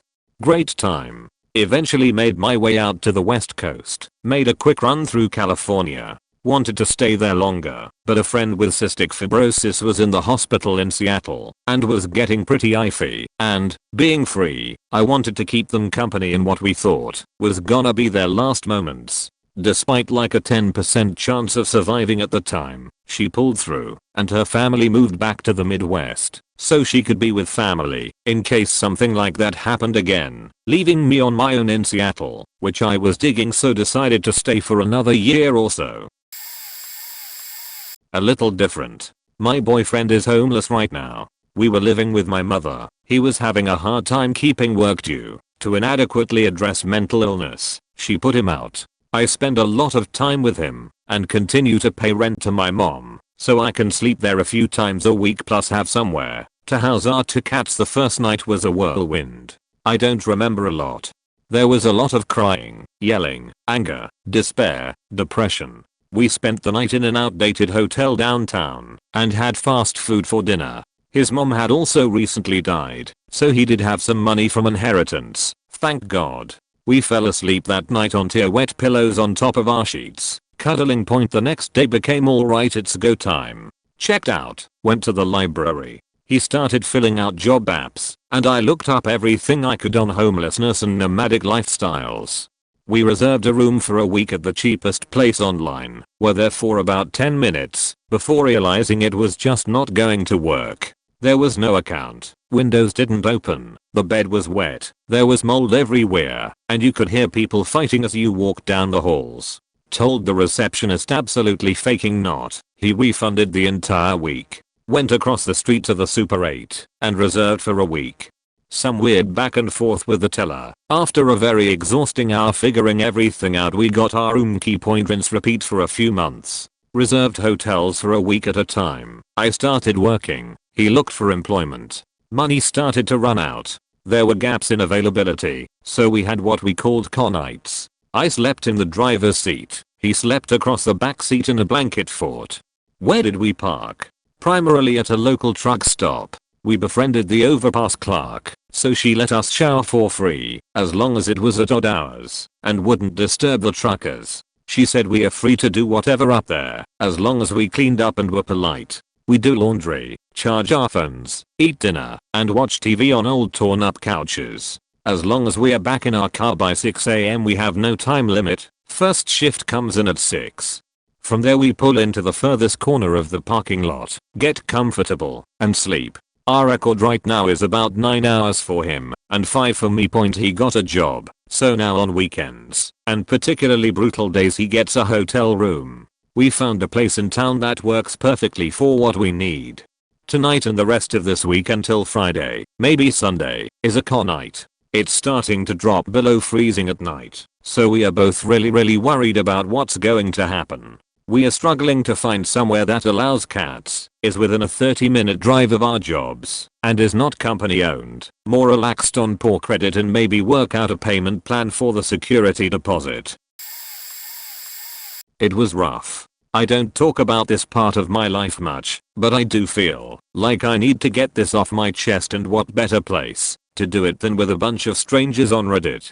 I decided at 13 that my parents were wrong about everything, and their sole purpose in life was to make me miserable in every way possible. They were extremely strict, but looking back on it today, mostly fair.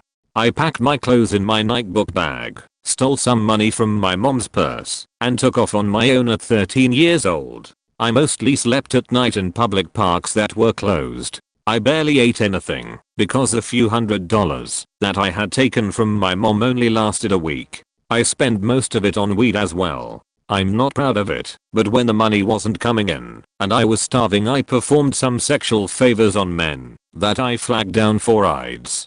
I was wrapped several times because of this risky behavior, but I still continued to do it because I thought it was better than going back home. I finally decided I was an idiot and my home life couldn't possibly be worse than starving every day and being treated like trash by strange men. The final straw was when a police officer picked me up for prostitution, and instead of bringing me to jail he drove us to a sugarcane field and anally rapped me 3 times. I had never experienced anal before, and I never want to again. It was the most pain I've ever been in my entire life. My parents happily took me back in after a year of being on my own.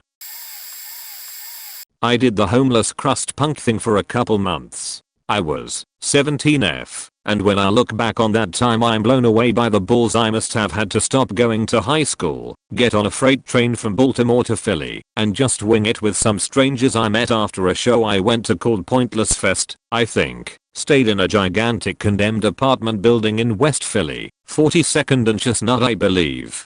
I went back weeks later to find it had become a huge deal in the squatter/crust punk world. I was impressed that people have rigged water into the toilets from the roof somehow and had police scanners positioned at the corners of the floor they were occupying. It was cool because the building was so huge you could really spread out and claim a room or even apartment as your own. Okay, the first night, I'm walking around West Philly with some other punk runaways, and someone mentions this apartment building. We go to check it out. We find a cellar door unlocked, the big metal kind that are at an angle and open up to stairs. I still remember being absolutely petrified that we were in a pitch black basement, and knowing that if the door was open, there must be people down there in the dark. Somehow we found stairs and went up a couple floors. I'll never forget stopping on one floor halfway up. Someone pointed their flashlight down the hallway as we were trying to find a floor that wasn't in complete rubble. The beam of light goes down the hallway and there's someone there. We get scared and the light gets moved around. When we point it again to see if the person is still there, they are gone and all we hear is rustling and dust moving around. The person had gone into the wall and must have been climbing the pipes. We went back to the stairs and kept walking up. I believe we ended up on the top floor. It was relatively empty and under shade. I stayed there for probably 2 weeks. Was homeless twice. First time was the worst time, and first day I learned who my real friends were. Ask my friend of 7 years, to ask his dad to let me stay with them for 2 weeks just to figure things out. He said no. I then offered give him my new game system and he asked his dad afterwards, and his dad still said no. It was either live in the streets of my old hometown, or go back to living with my abusive parents, so I chose to live in my car. I adapted pretty quickly out of necessity, but the first day was more of a denial phase. Oh, I'll just sleep in my car for tonight, then I'll find somewhere for sure tomorrow. Something will work out. Those nights turned into 3 weeks of sleeping in front of Walmart, before seeking shelter the next town over in a homeless shelter for men. I met a young man who became my best friend, and the shelter chaplain kicked me out because I refused to attend the mandatory church service. I was already on day 3 of the 3-day stay of the shelter, so it would have been my last night anyway. My friend came with me, and we teamed up for the next month to survive together. After a month of looking for jobs and trying to survive, we were starving, and I was forced to go back to my abusive parents. A little over a year later my friend died, and my mother refused to let me attend his funeral, even though I begged her to let me go. It has nothing to do with him being a bad influence or anything, she just didn't want to spend the money on a trip to Florida. I escaped their abusive household a year ago, and found out they were using my information to steal tens of thousands of dollars from the government by claiming me illegally on their taxes, as well as stealing all of my tax refunds I was issued. My parents were taking my paychecks under the guise they were using them to pay off medical debt I accrued.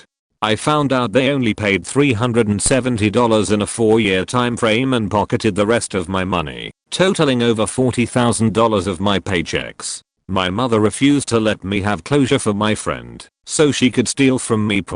After I escaped their abusive household, I moved to Nebraska and was homeless for 1 month and was living in a shelter before I got my own place and became completely independent from my parents. I'm working full time and going to college and building my credit, so I won't have to worry about being homeless and unstable ever again. I'm much happier now, and I think I'm better off for being homeless and gaining the experience of it. It's one of those, I've survived worse, so anything that happens I'll get through it mentalities. Thanks for the question, Op. First nights are surprisingly not the worst. The second is. The first is unruly, unholy, cold most of the time, alone, scared, embarrassed. The second night just reminds you of all the sleep you didn't get the night before. And it reminds you that you have to keep doing it. My first night, I walked around all night. Pretty sure I was up for like 30 hours before that night too. Second night was rough. Slept on the floor of a disabled porta potty, so it was big enough to lay out, but I had no clothes or blankets. Curled up into a ball in my shirt and basketball shorts, and tried to sleep. Kept waking up from shivering. You lose a lot of yourself when you're homeless. Right now, what's on your mind? Bet it's a TV show, or a person, or a restaurant, or a trip, or a thing. I will gamble that you aren't thinking of when you'll get your next meal, or where you'll sleep. Once that foundation is shattered, it's so hard to get it back. I'm still overly anxious about things, like being able to drive my own car versus having someone else drive somewhere. Even though I know I'm fine, and I'm with a friend, I hate the feeling of not having my safe zone or escape route. Adapted by walking to a bigger city. Finding Salvation Army. Started by staying overnight. Then figured I had to be able to consistently shower and sleep for a job. So I started buying tubes and finding old not fully smoked cigarettes on the ground, repack them, and sell them.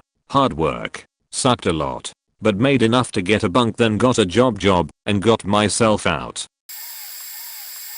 A little late to the party, but figure I'll share my story of homelessness in case it can find its way to someone and be helpful. I got out of the Marines in 2009, honorable discharge, and kinda bounced around doing odd jobs and trying to get my feel for college. I always struggled with school growing up, but being able to attend college without debt was a big reason for joining the Marines, so kept trying, even if it was just a few classes here and there. Well, as time passed, I found myself struggling more and more to just hold a job. I started drinking more and more, and wound up doing security at a few different bars. Well, as one can assume, that introduced me to more and more people who not only drank a lot, but who also did drugs that I had never done before. I was a fairly geeky kid all through school and would always be in my room playing computer games or at LAN parties rather than drinking at parties. Fast forward about a year and I went from increasing my drinking gradually to working security at bars to drinking and doing coke basically every night. I started partying more and more to where I was at a club or a house party every night of the week and was selling drugs to keep up my habit. Well, as you can probably assume, I end up getting mixed up with some dangerous people. I got in a lot, over my head and found myself losing everything, which wasn't much at this point. And was lucky to get away with my life and no criminal convictions. But now my truck, all of my possessions and clothes, even all of my medals and uniforms from the Marines, was all gone. I lived in a fairly urban environment, so I found an old apartment building that had air laundry machines in the basement and started sleeping in there and just hiding anytime I heard someone come down the steps. And I vividly remember my first night down there. I had a backpack with some of my most vital possessions, among them was my journal/sketchbook. I laid there on some blankets I found, hidden behind some boxes being stored down there. I wrote a few pages in my journal trying to just plainly describe the situation, but I couldn't really write. I think I was almost unwillingly compartmentalizing it all. Felt almost in a daze. I think I cried for a bit and then just laid there, going in and out of feeling sorry for myself and then smacking myself and telling myself not to feel pity for myself, that I made this bed, and then wishing I could turn to someone. But mostly I think I succumbed to self-pity and a deep feeling of hopelessness and alienation. To walk around and know that you have nowhere to be, nowhere you belong, no one expecting you, etc. It's a very hard feeling to cope with. So, I found a friendly little laid-back hipster pizza shop walking distance from the apartment building I was squatting at and applied for a job. I'm guessing since I had recent military experience with excellent recommendations and no criminal history, that they were willing to overlook me not having a car or phone or really any clothes and no address. I simply told them it was complicated, but that I'm reliable and a hard worker. Well, I got the job, and so started my humiliating and humbling climb back out of the hole I thoroughly dig for myself. Let me tell ya, going from being a sergeant in the Marines surviving 2 deployments to Iraq back in '06-07, and then becoming a petty coke dealer, which, as I'm sure anyone who has been in that scene can tell you, whenever you're the one at a club or a party with the white, you're basically treated like a celebrity. Always getting around the lines, no pun intended, never paying cover, anyone with me gets in free, girls at parties always kissing your ass, etc. And now I was homeless, walking to work to make pizzas and pour craft beer. And the kicker, it was in a part of town where a ton of my old friends and clientele hung out. So I regularly got to explain that pretty regularly, while trying my hardest to avoid my new coworkers finding out what I recently had been. After doing this for a few months I got a phone and a bike, and was starting to feel quite a bit better about myself. I wound up getting in contact with a girl I had sort of talked to, right when I got out of the Marines in '09. It was 2011 at this point. Long story short, we went on a few dates, and it started going really well. I finally admitted my situation to her, and she insisted that I come live with her immediately. After some reluctance I accepted her offer, again humbling myself big time, and she helped me get on my feet. We shared a car while I started going back to school full time, and we made it work. Now her and I are married, we have 3 children, and I'm a few semesters away from finishing my degree. I owe her so much, and I often think about how quickly things can all fall apart. I now look at all homeless people much differently, and I always give them a little money, if I have it on me. Because even though I know my $5 won't get him off the street, off drugs if he is on drugs, and I won't fix homelessness, I do know my $5 will help him a little bit in this current time of helplessness and alienation. And if anything, I hope that by making solid eye contact, handing him a few bucks, and saying I love you, and to stay strong, maybe that will make him feel a little less alienated from society. Because if I learned one thing from being homeless, it's how incredibly detached from the rest of society you can feel, and that's a terrible feeling. To just feel invisible to everyone, even though you're right there. Ugh. Awful point anyways. Hope this helps someone who is currently homeless to keep hope that things can turn back around just as quickly as they turned for the worse. Also, sorry for the rambling.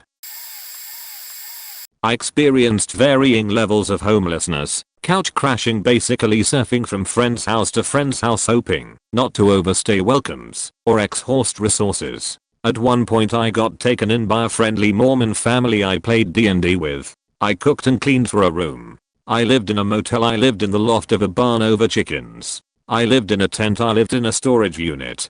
The worst though was pregnant with a baby, and while in a relationship with the father, thinking his mother was taking us in. She got us to pack up our stuff, loaded into her car. She drove me and her grandchild to a homeless shelter, unloaded our stuff while I cried, and drove off with her son. I had to find a daycare for my baby. My kids are only 13 months apart. As I at least had a job she could meet Sunday, I had no car and no bus that day. I walked for 2 hours while 6 months pregnant midsummer just to meet the lady so my child could start the next day. I switched 8 buses and walked a half hour just to deal with daycare and a job daily. Worked 2 jobs 5 days a week and 2 more on the weekends. Those I walked an hour to and from. One of my bosses found out and sold me an okay car for $600. I worked hard. I dealt with applications for apartments and state service centers. Finally I got a little shitty income-based apartment for $350 a month. Sure, I cried every night. Sure, I ate shitty food because it was always there. Sure, my source of inspiration was the Satanic Bible. Sure, I saved every penny except for my bi-weekly caramello. I was pregnant. But fuck yeah, I did it. I look back at how strong I was with pride. Do you need help? The first night I slept under a bush because I was near the downtown and it was raining very hard. I woke up at dawn in a puddle of mud, wet and hungry. When I reached the business area downtown later that day, I searched out the dumpsters behind restaurants because I read somewhere that extra food like uneaten buffet food or unclaimed takeout was typically tossed out. The third place I tried was a pizza place, and I found some old pizza in a cardboard. It was hard and cold and smelled a little, but I wolfed it down. In the days and weeks that followed, I learned what restaurants threw out extra food and what times of day they did it. I found an overpass, and there was a concrete ledge where the underside of the bridge met the embankment, and I slept there the first night because it was still raining hard.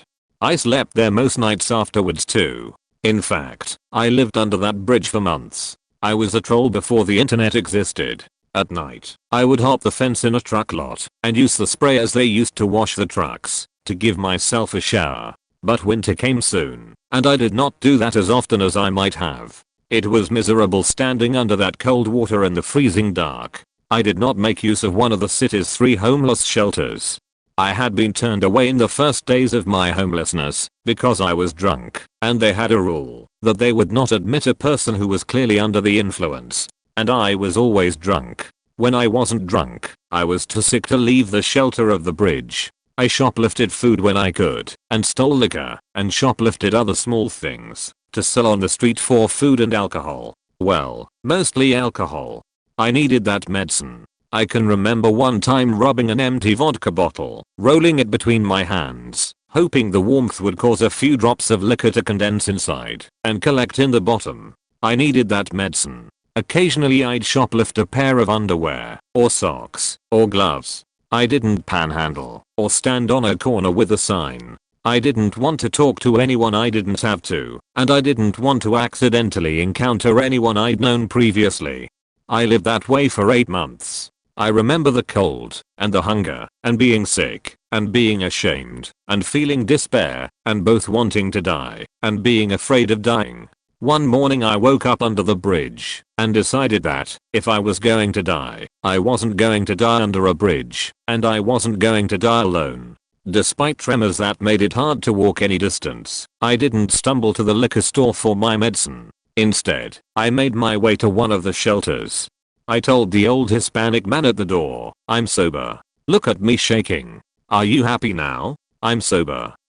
That night, a counselor came to my bunk and told me about a recovery program they ran out of the basement of the shelter. I could stay at the shelter as long as I wanted if I stayed sober and attended the program. That was 1993. And I have been sober now these past 26 years, a month, and 21 days. I have a job as an administrator in a human services agency. I have an amazing wife and wonderful children. I have a comfortable home and a nice car. And every night, when I go to bed, I thank God for my sobriety, and I tell him I'm thankful for a soft bed in a warm, safe place, and I ask him to bless those who have neither. A couple years ago is when it happened to me. The first night was bonkers. I was in my car, and I had no idea where to sleep that was safe in LA. I knew that for the most part, residential streets were off limits. In desperation, after a couple hours of not knowing where to stop, I finally stopped my car on Ivor around the corner from a Moba Music at a meter in Hollywood. Not the smartest move by far, but it was a meter free after 8 PM, and I had run out of energy, emotional or otherwise, to keep looking.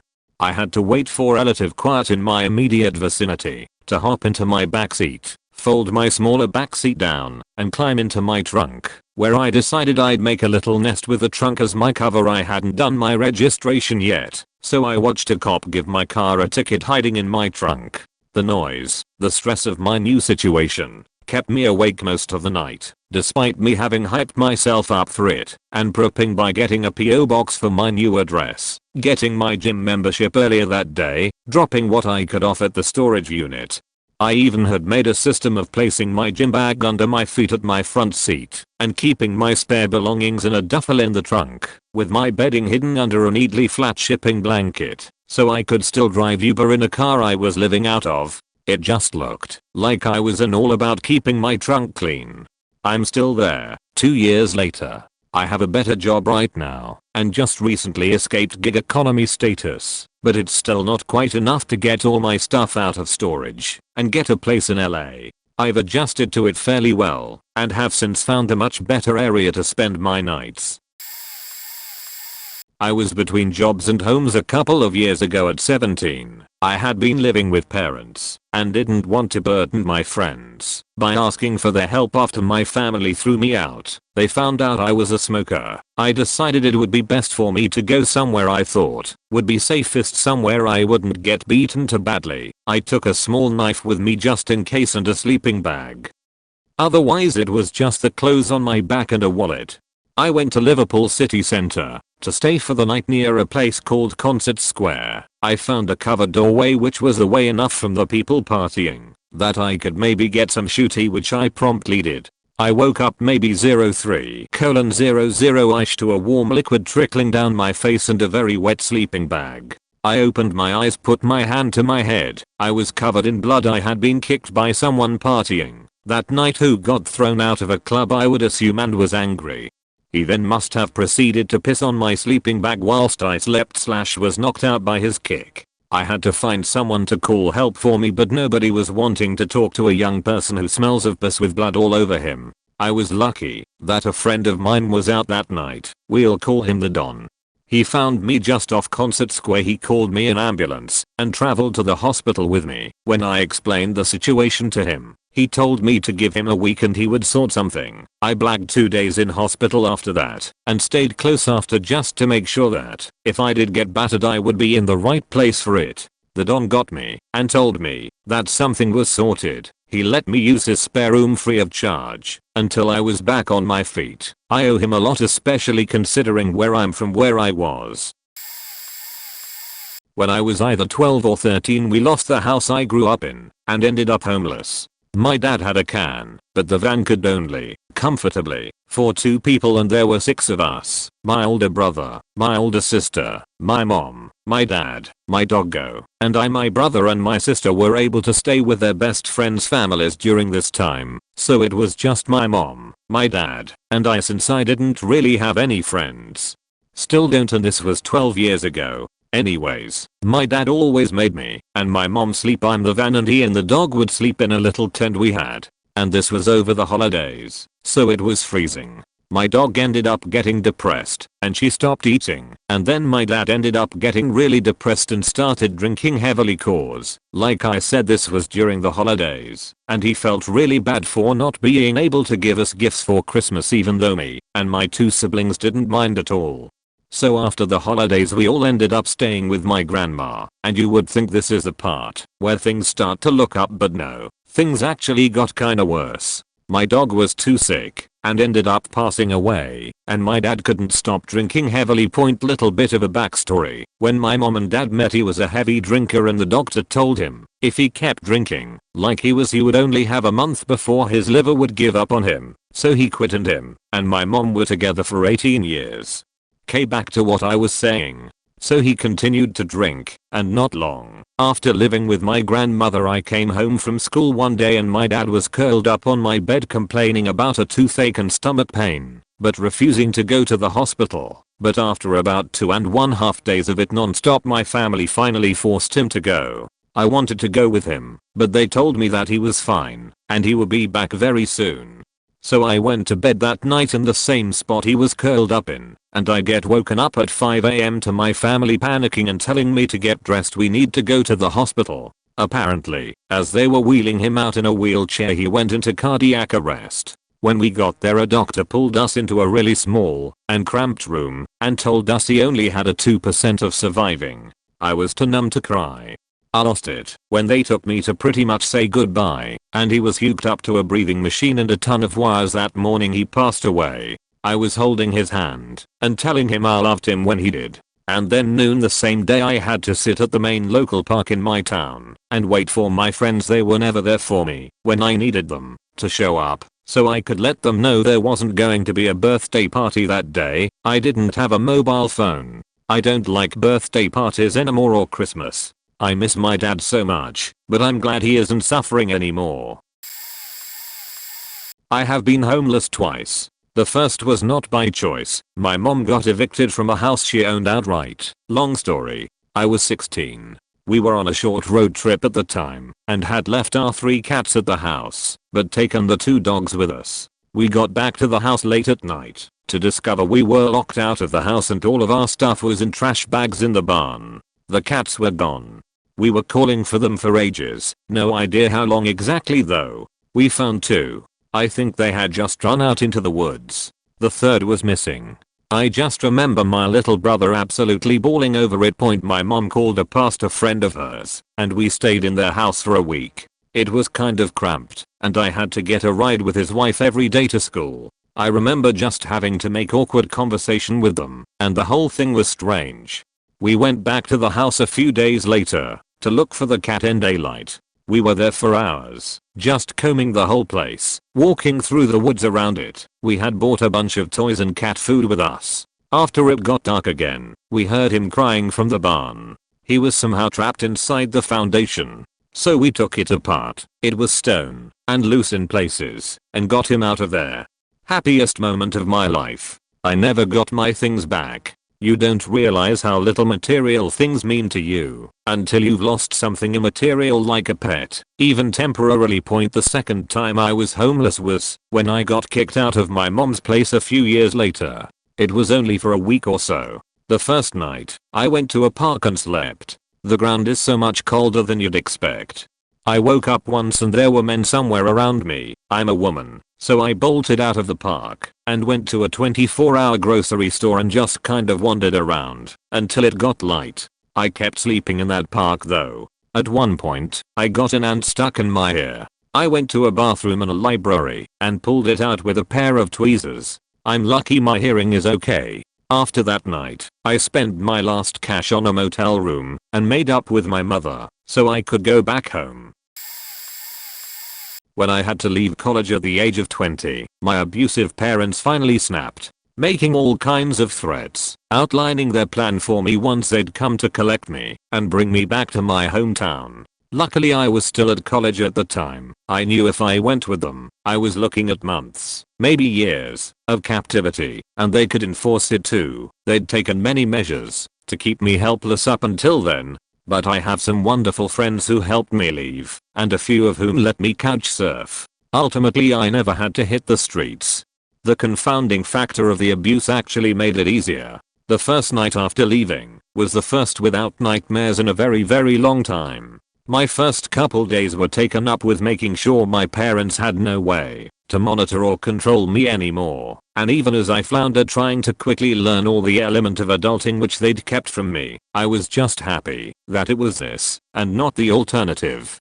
All told, I was able to start saving money about 3 weeks after leaving and started renting rooms about 2 months after. Long before I found any financial stability, I began to find emotional stability. Unpacking what exactly had happened to me, what I'd already known was faked up, and what I was just figuring out, and those amazing friends of mine. When I started, I was rotating between a few friends' places so as not to be a burden to anyone for too long. But a couple of them sat me down and basically said you'll get on your feet faster if you don't have to move around, and you're a good roommate anyway, so there I stayed. Hell, we even had a family time of sorts. I was prepared to survive homelessness, to avoid a life as a prisoner, but my friends made it so much easier, and I somehow came out of it better than I went in. Point. If you're reading this, Jeremy, Avi, thank you so much. I love you both. Point. TLDR, voluntary homelessness is weird. Homeless can actually mean a few things. On high school I was kicked out of my family home and forced to live with friends. I was an asshole, and it didn't work, and when the last few months of high school bouncing around friends, loving on couches, cots, whatever. Basically a constant sleepover, but not a fun kind. Point. Fast forward to graduating, and I no longer had that option, or the desire to take charity. I scraped up all my money, and bought a bus ticket to California. Figured I'd get a job, and start a new life. Didn't work. First night on the street I didn't sleep. I tried going to a church, but there was a family on the steps scraping about a dead baby. Then the alarm at a store nearby went off, and police were everywhere. Point. I went to get something to eat at Fat Burger. Double bacon cheeseburger. Ended up sick, because I hadn't eaten in a couple days. Tried to find a bathroom. Every up on this Mexican dive bar. There was a guy basically string it in there. No door, and the toilet was flooded all over the floor. Guy was like, go on man, use it. I left. Lol. However, ended up crapping my pants quick change in an alley into basically my had clean clothes, no wash, and I walked around the rest of the night and day. By the next night I'm exhausted, in a new town, and have to sleep. I find an office building with a low roof, a nearby dumpster, and grab some cardboard. I climbed up and slept on the roof. This may have gone on for 3 days, but honestly I was so exhausted and starving I have no idea. I know I spent a couple nights up there. It was surprisingly not terrible, except the fear of getting caught. After a few days I called a friend to say I was doing fine. Payphone collect. This was 1993, and they knew I was lying. They convinced me to come back, and people got me a bus ticket and I returned home. I was very lucky. Still am. Got my crap together, and have taken care of myself ever since. And not ignored people who tried to help because they cared. I was about 7 to 8 at the time. We just came back up to Montana from Arizona, because we went there immediately after my parents split up.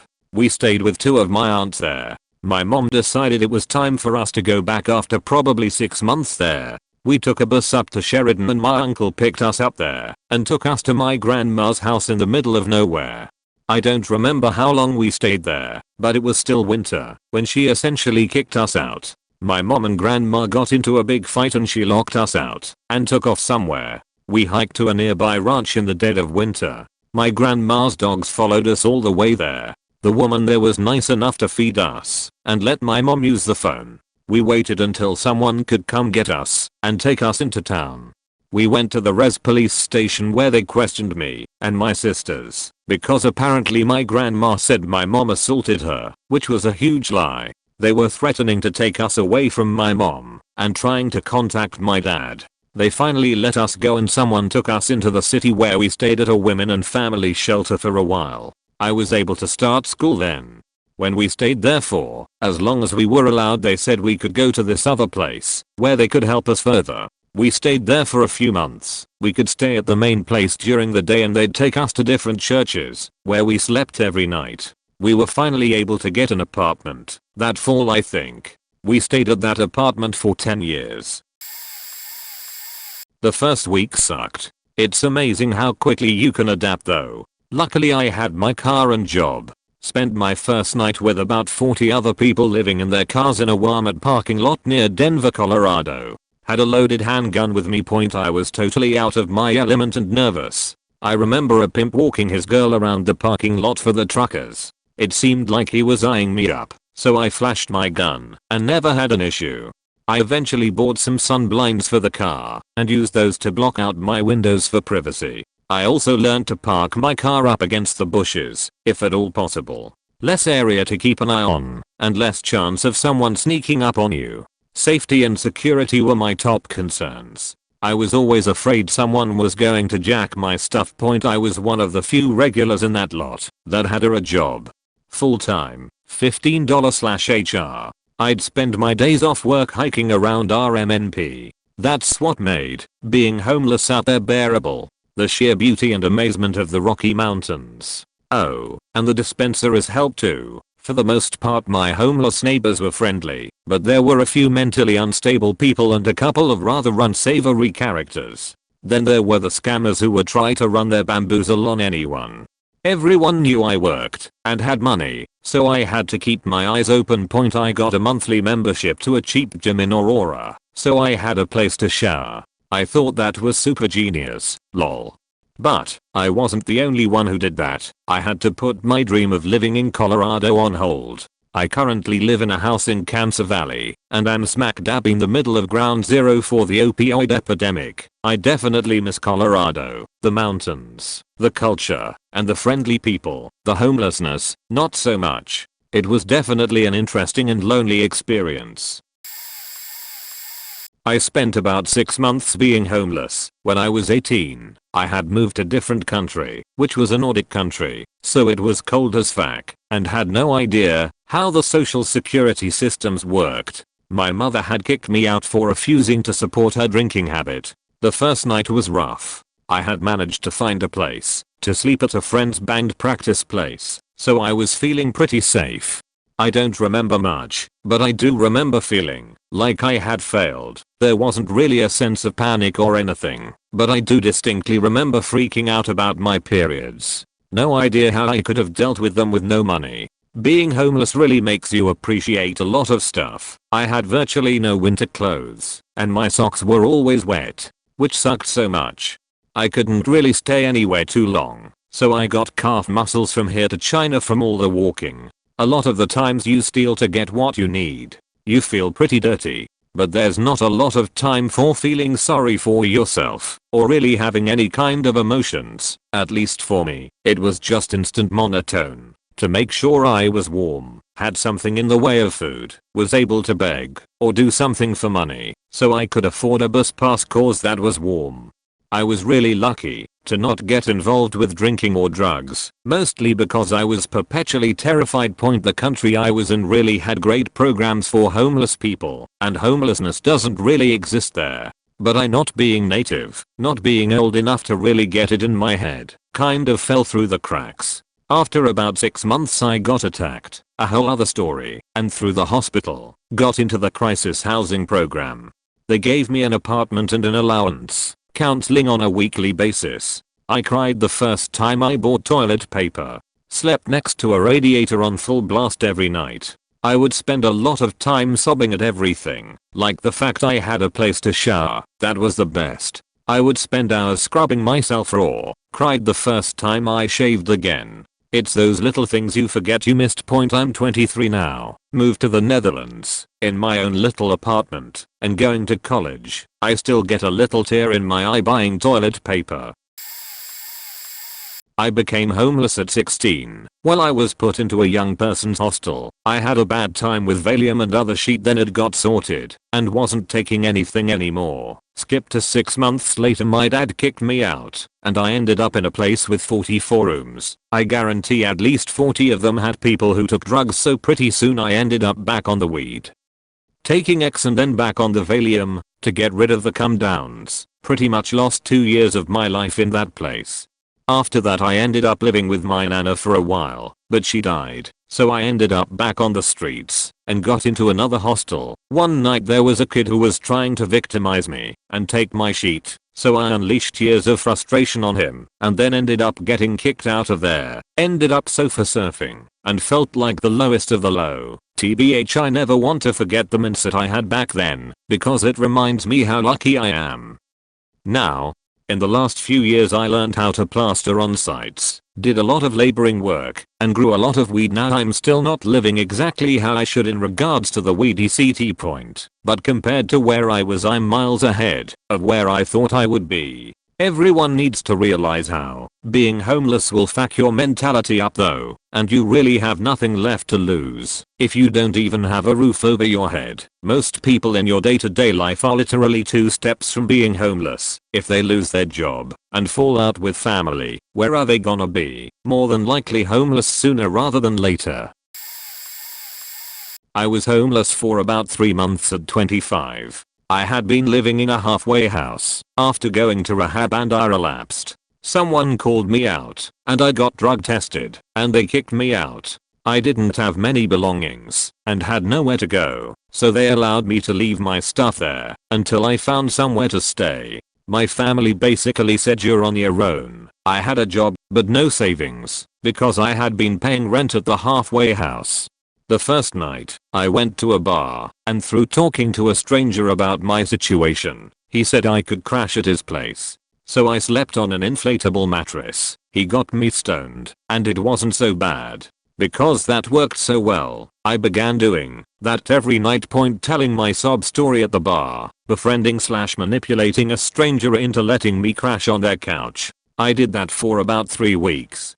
Sometimes it wasn't so bad, and other times it was. I shot up heroin for the first time at one of these strangers' houses. Unfortunately I didn't have a car or I probably would have just slept in it. All I had was a moped. There were a couple of nights that I couldn't find somewhere to sleep, so I either just rode around all night or slept in one of my old friends' family's carport because I knew they were out of the country. I did this until 11 AM when I had to go to work. Thankfully I was still working full time, but the feeling of not knowing where you're going to sleep after working a 11 to 7 shift at a restaurant was so stressful, and I started not being able to keep it together at work and spiraling out of control. Thankfully on one of these nights at the bar trying to befriend someone, one of my old coworkers walked in, and she was in kind of a tough spot too. So she was very empathetic. She ended up letting me stay at her place, which was a mess. She had major depression issues going on, but I was so thankful for even a modicum of stability for the next few weeks. Eventually I saved up some money and moved out. Still struggling with addiction. Currently in the middle of a 2-month relapse after 8 months sober. Thought I had learned my lesson, but this shit is not easy.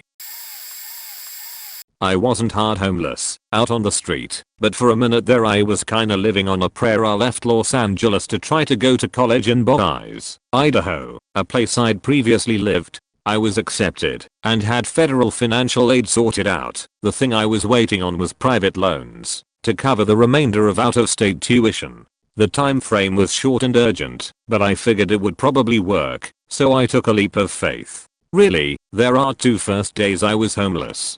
First was leaving LA. To take that leap of faith, my roommates had bought a house, and I had keys there. It was home. They're my best friends, and they'd helped me a lot in getting on my feet as an adult. But as I was leaving, they asked for their keys back. I felt empty. There was no house key on my key ring anymore. I truly didn't belong anywhere. Of course, at the time, I had a direction and a destination, Idaho, so it wasn't that bad. I still ended up sobbing in a gas station parking lot, though, as the symbolism of having no house key really struck me and faked me up. The second time was when I found out I'd been denied for private loans. I actually found out on the way to Boise. I was going to visit my sister in Utah and learned about it. Ever hopeful, I continued to Boise to see if there was anything the school could do for me. There was not. So, there I was with maybe $1,500 in savings, needing to be out of the ebb by the evening, with no house key and nowhere to go really. But this time instead of despair, I felt almost free. I didn't have a good plan. I was gonna live out of my car and hobo it up on disability. I have Crohn's disease, but a friend out in Georgia offered to take me in instead. Figuring my instability would mean I wouldn't get the chance again soon, I decided to take the very scenic route to Georgia and visit all my family on the way. I went from Boise to Seattle to Salt Lake to Houston, and finally on to Savannah. It was reckless and I talked to myself constantly, and my living situation was tenuous at best. I slept on her floor because it was winter and she only had the one space heater, but that's behind me now. The whole damn thing was poorly planned, poorly executed, reckless, and probably a little dumb. There's decent odds I'd be dead somewhere, if not for my friends. My family was not going to help me either due to inability, my mom and sister, or apathy, my dad. But on the whole, it was certainly an interesting experience. All in all, I think I had it pretty easy. A boyfriend hit me, and I left with just the clothes on my back. It's common in abusive relationships to be manipulated into some form of isolation before the abuse ever starts. So I didn't have a job, or much in the way of friends I felt like I could trust. Luckily, I was in the deep south in the summertime, so nights weren't all that cold. My first night I didn't sleep. I was too scared of someone finding me to sleep. Not necessarily the boyfriend, but cops, or someone with worse intentions. I'd already been to jail once after a boy picked me up by my throat and threw me across our bedroom. Even with a me-sized hole in the wall and fingerprint bruises on my throat, they put me in cuffs because I was acting funny, because I was jacked up on adrenaline. Also, he called the police, so clearly I was the threat. Thanks to this and other previous experiences, I did not trust cops. Still don't. I was too terrified of cops or anyone with a business finding me to sleep, so I just kept wandering. I found places to sleep for a couple hours at a time during the day, but kept moving. It's kind of illegal to be homeless. Not overtly, but all the practices necessary to survive in that situation are illegal. I'd wash my hair in the sink at a Waffle House and use the hand dryer to dry my hair. Mostly I kept moving at night looking for places to hide and slept during the day when possible.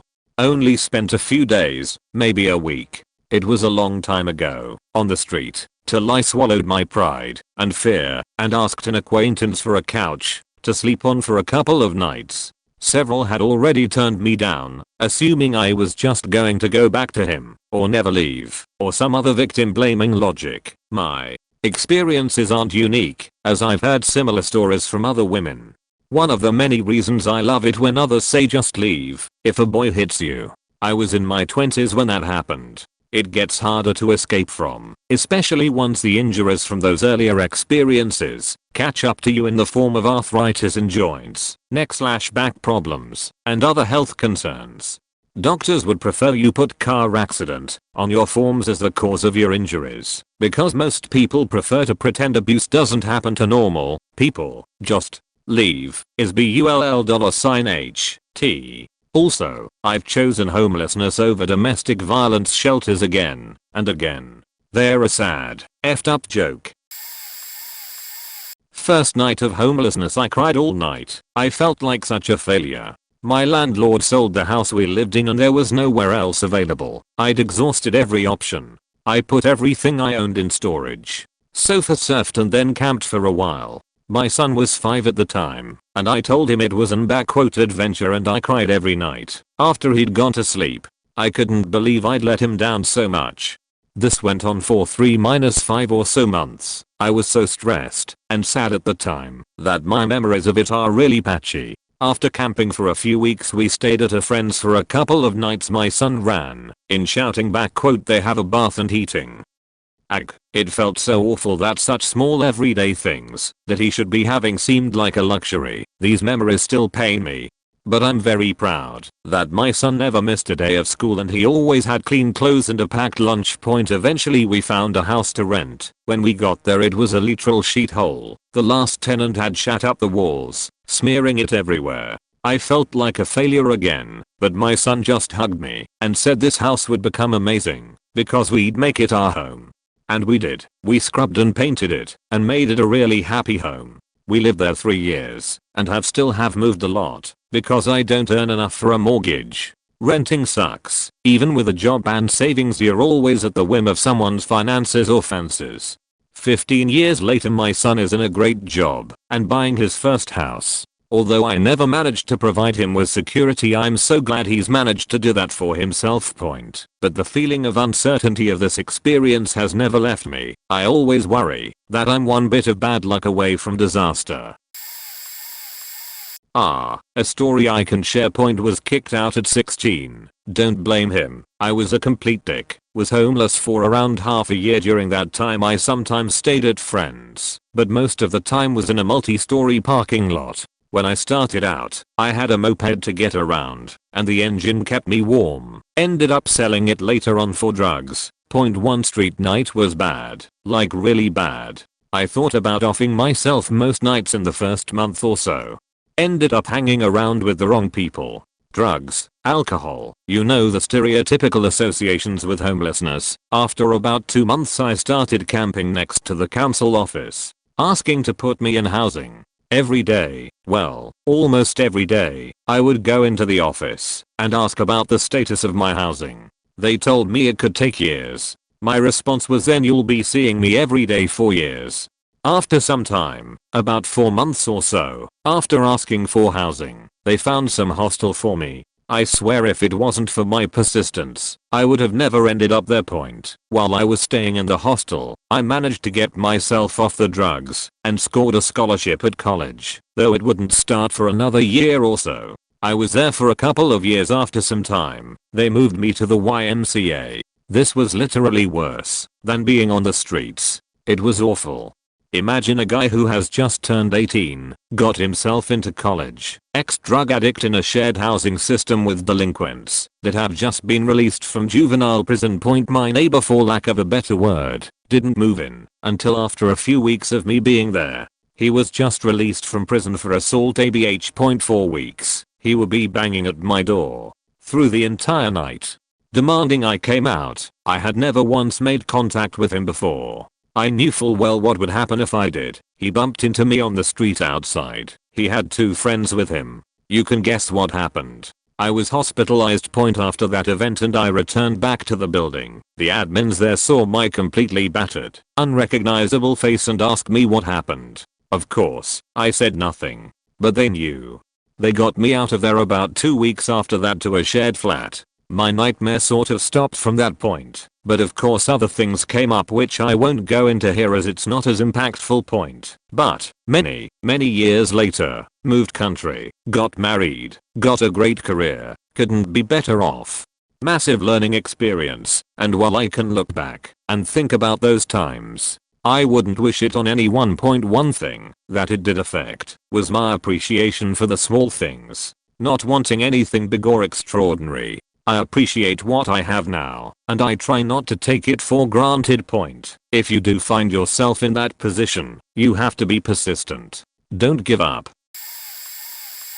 I slept on a bench near a trail by my mom's house. I was 17 at the time, and I had just gotten home from rehab. My mom and I didn't get along. I had 10:30 p.m. curfews. All my paychecks went straight to her. I couldn't eat dinner if I paid her for it. I remember distinctly her yelling at me cause I asked her if I could use her nail clippers and she called me broke. The last straw was her husband trying to punch me for talking back, but I dodged it, and he ended up punch a hole through my door instead. They kicked me out. I walked to my grandma's house the next day. Took me 9 hours cause she lived a town over. She refused me because she said social security would take away her money if they found out someone else was living with her. Funny cause my 40-year-old dad lives with her already. But really I think she didn't like me cause I went to rehab. That night I went to one of the old houses I used to live in cause it was close. It had a big backyard, and I slept at the very edge cause I knew no one could see me from that distance, and I was covered by bushes. It was cold that night. I cried a lot. The next day I had work. I was a hostess at a chain restaurant. I got ready in the public library bathroom. I hadn't seen anyone from high school since coming back from rehab. I graduated online there, so there was no need to go back. But the guy I used to have a huge crush on walked in, and I sat him. He welcomed me back, said he missed me, exchanged numbers and started talking. That night I stayed with a coworker for a few weeks while continuing to see that guy. I eventually start dating him and moved in with him and his family after a month. I stayed with him for 3 years and it was the worst 3 years of my life. He said would yell at me, call me a dumb bitch, throw stuff at me, kick me out, held the fact that I was homeless over my head. He beat me with his car keys when I found him cheating on me. I tried to call someone to pick me up and he grabbed my phone and I tried to get it back from him. He started to hit me. I still have scars on my hands from protecting my face. I stayed with him because I truly had nowhere else to go. But I'm 21 now. After many jobs, I managed to find one that pays me well. I saved up money for 8 months and I moved away from him the second I had enough money. I live in my own home that I rent. I have a cat that I spoil. I go out drinking with my friends on the weekends. I can wear what I want and look cute and feel confident. I eat whatever I want when I want. I'm in college. I love what I'm learning and I met a guy at school too. He's in the IT program. He takes me on dates, listen to me when I feel crying, and we have dinner with my mom sometimes. I never thought it would get better. I never thought I'd be here. I would hope and pray and visualize in my head my life would be better. I never thought it would become real. But it did. And I really think keeping a positive outlook is what saved me. I was clean the whole time. Except for one time. I went back to meth one time. When a coworker had some at a restaurant I worked at. We both did a line J in a bathroom. And I got too high. Got fired and I learned my lesson then and there. I'm bipolar. I was basically homeless off and on from the age of 17 till 22. First night homeless was camping in front of Mendenhall Glacier in Juneau, Alaska. It was amazing. My parents had given me a one-way plane ticket to wherever I wanted to go. I signed a contract that I could not return home for at least 1 year. That first night was actually somewhat rough. I had read about camping and did some in Boy Scouts and family trips. But I was lazy and did not want to spend time building/securing my tent. I was lucky it was early summer. The weather was still nice. I was paying to stay in a campground.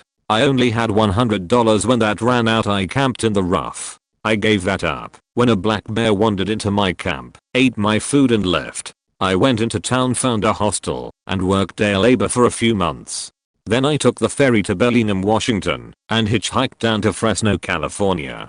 Some cities the cops would hook me up with a meal if we didn't mind letting them run our ID. Other times I just knocked on doors and asked to do work for a meal. After that I found work and stuck in one place for a bit. Ended up in Wichita, Kansas for a year. I was briefly homeless in Los Angeles. That was horrendous. I hitchhiked through Kentucky, Arkansas, and Alabama. Used gas station bathrooms to sponge bath myself. Easier to get rides if you didn't look and smell homeless. Sometimes people were cool and hooked me up with food and a ride. Other times it was dangerous. About a year ago, after my 21st birthday, I became homeless because my grandparents were moving and didn't tell me until 2 weeks before. At the time, I didn't have a job since I had just finished an internship. The first night I slept in my car was rough. It was the end of August in the South, so even at night it was still in the 80s. I barely slept, and when I did I was woken up by the heat or worried that people were watching me.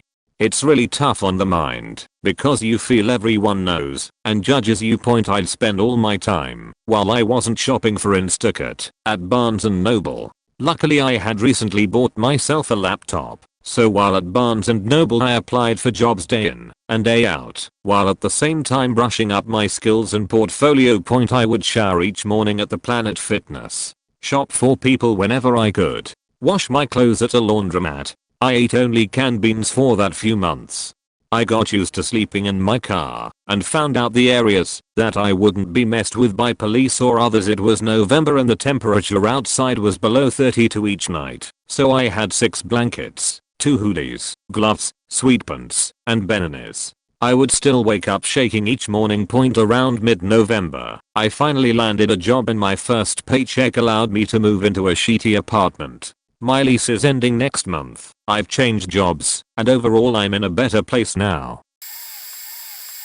Things fell into a weird place. I had money from work study, but it was officially my last year of school. I was pretty burnt out. My parents were going through a divorce, and it was kind of a you're damned if you hang out with either one of them kind of situation. I wasn't close with my dad most of my life, but at the time, he wanted to make amends, but didn't have the ability, since he himself was looking for a place to stay.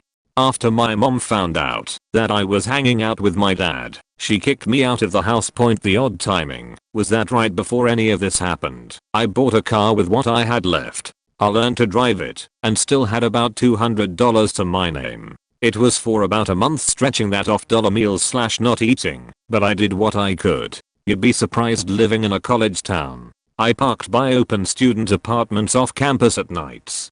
With the amount of parties thrown, I kind of just hung out with people I vaguely knew, used the outdoor hoses to get water into empty jugs. But with that scenario, people wouldn't be questioning why I slept in my car overnight. Oh, he's drunk. There was a Walmart down the road, so bathroom stops worked, along with stretching the most out of my money for food. But I'm not gonna make it sound like I had it set. When there were no parties, roughly monwed, there was no one to talk to, no internet phones that were affordable at the time. You just find yourself walking to kill time, drawing nothings on the last pages of your school notebooks, and the occasional crying to sleep at the thought of no one that could care or love you. It was a very long month, and I was glad that I went to a lot of those parties and made connections, ran into some second year college friends, and they let me crash at their place. Sleeping on the most beds or creating futon, I finally slept laying down in over a month.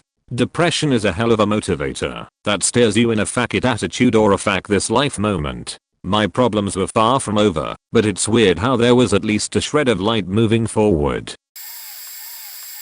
2 times in my life, being kicked out of my home as a legal adult teenager. First time I stopped by a bunch of family until I found somewhere to stay, until I could get back with my family. The only shock of that was having the door slammed on me by blood relatives and having only as much as I could carry with me. Second time I ended up finding my way into my dad's old apartment, which was abandoned for months.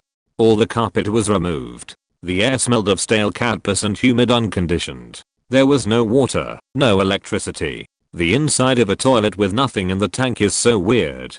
There's something inherently wrong with it. I'd spent over 10 years of my life at this apartment. The wallpaper was ripped out in most rooms. What remained was nicotine coated. I had a job this time. It was actually how I got back home the first time. But there was no electricity, no bed. I had no belongings this time. I rolled up my coat and used it as a pillow. Had my Nokia 220 sitting at my side, alarm set for 6 AM to get me to the office in North London by 7 AM. I had about £260 to my name, enough to survive. Eventually I'd get to formally rent the apartment myself, repaint it, fill it with furniture. My dad's relationship with the woman who had me kicked out ended a few years later, and he moved in with me. He still lives there to this day. But that first night, I'm lying on hard exposed wood floor in a room, which was once the living room, where the sofa and TV were, where I'd curl in the corner and listen to Rush vinyls. Now it's empty. There's nothing but a window and an electric fireplace which will not ignite. I'm not cold, but I'm deeply uncomfortable. I remember the stiffness of the boards and the feel of it on the back of my head. I kept rolling, curling, tossing, and turning, trying to get comfortable. There was no light and no entertainment. Spare the phone, which was my lifeline. I couldn't sleep.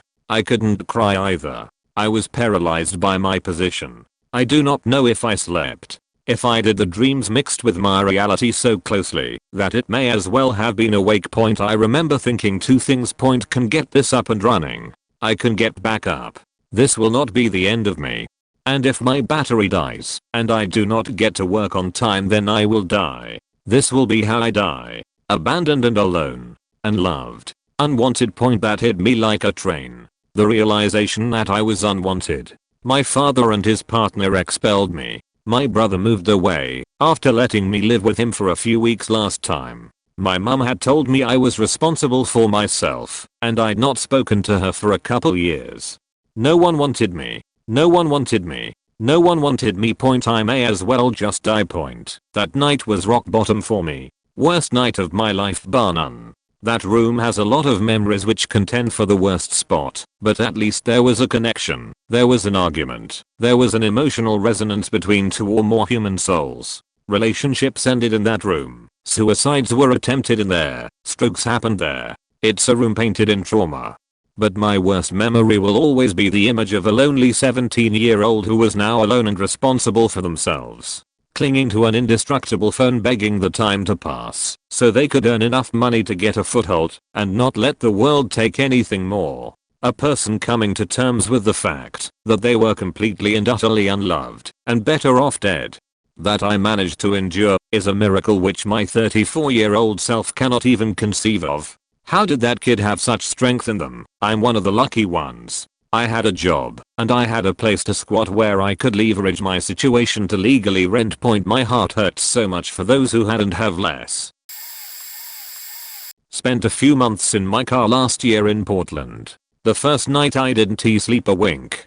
Too much stress. The second night was a million times easier. Third night, I had zero worries. I was parked on the skirt of downtown, near the hospital, around a number of others staying in their vehicles. Couple months of that and everything was fine. Got back into a place. Now I'm further down the Oregon coast, back to staying in my van, until I move back to Portland. This time it's by choice. Bopping campgrounds, parking in town in 24-hour lots as far as people messing with me. One night I had someone try to open my car door. Doors were locked. A minute or two later I heard someone shout something, shot up, and saw a guy in a van a few cars back jumping out and chasing a guy down the street. The next night I parked right behind that guy. Made me feel 10x better knowing there was someone else around that was ready to stand up and throw hands. He ended up being a cool guy too. As far as adapting, my dad worked for a large company in the late 80s into the early 90s as a higher up manager type. Company closed. Caused a lot of commotion. My dad got stiffed on a couple paychecks and decided it was time to move somewhere else. He didn't think this would happen again. He took us to a small coastal city, set up camp. I was only a baby, maybe 2 or so.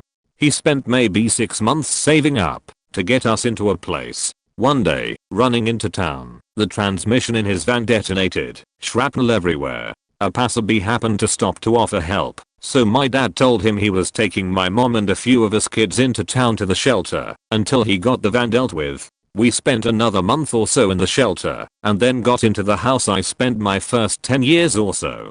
After that, we had a couple times when we were moving between cities here that we camped while my parents put $sign together. At first it was horrible. I hated it. Grew to not necessarily enjoy it, but didn't seem to be bothered by it. Since then I've taken myself on numerous month-long camp trips, while I did the same as my parents. TLDR, used to be by circumstance, now by choice. Not as bad as you would think once you figured out what you personally need for comfort.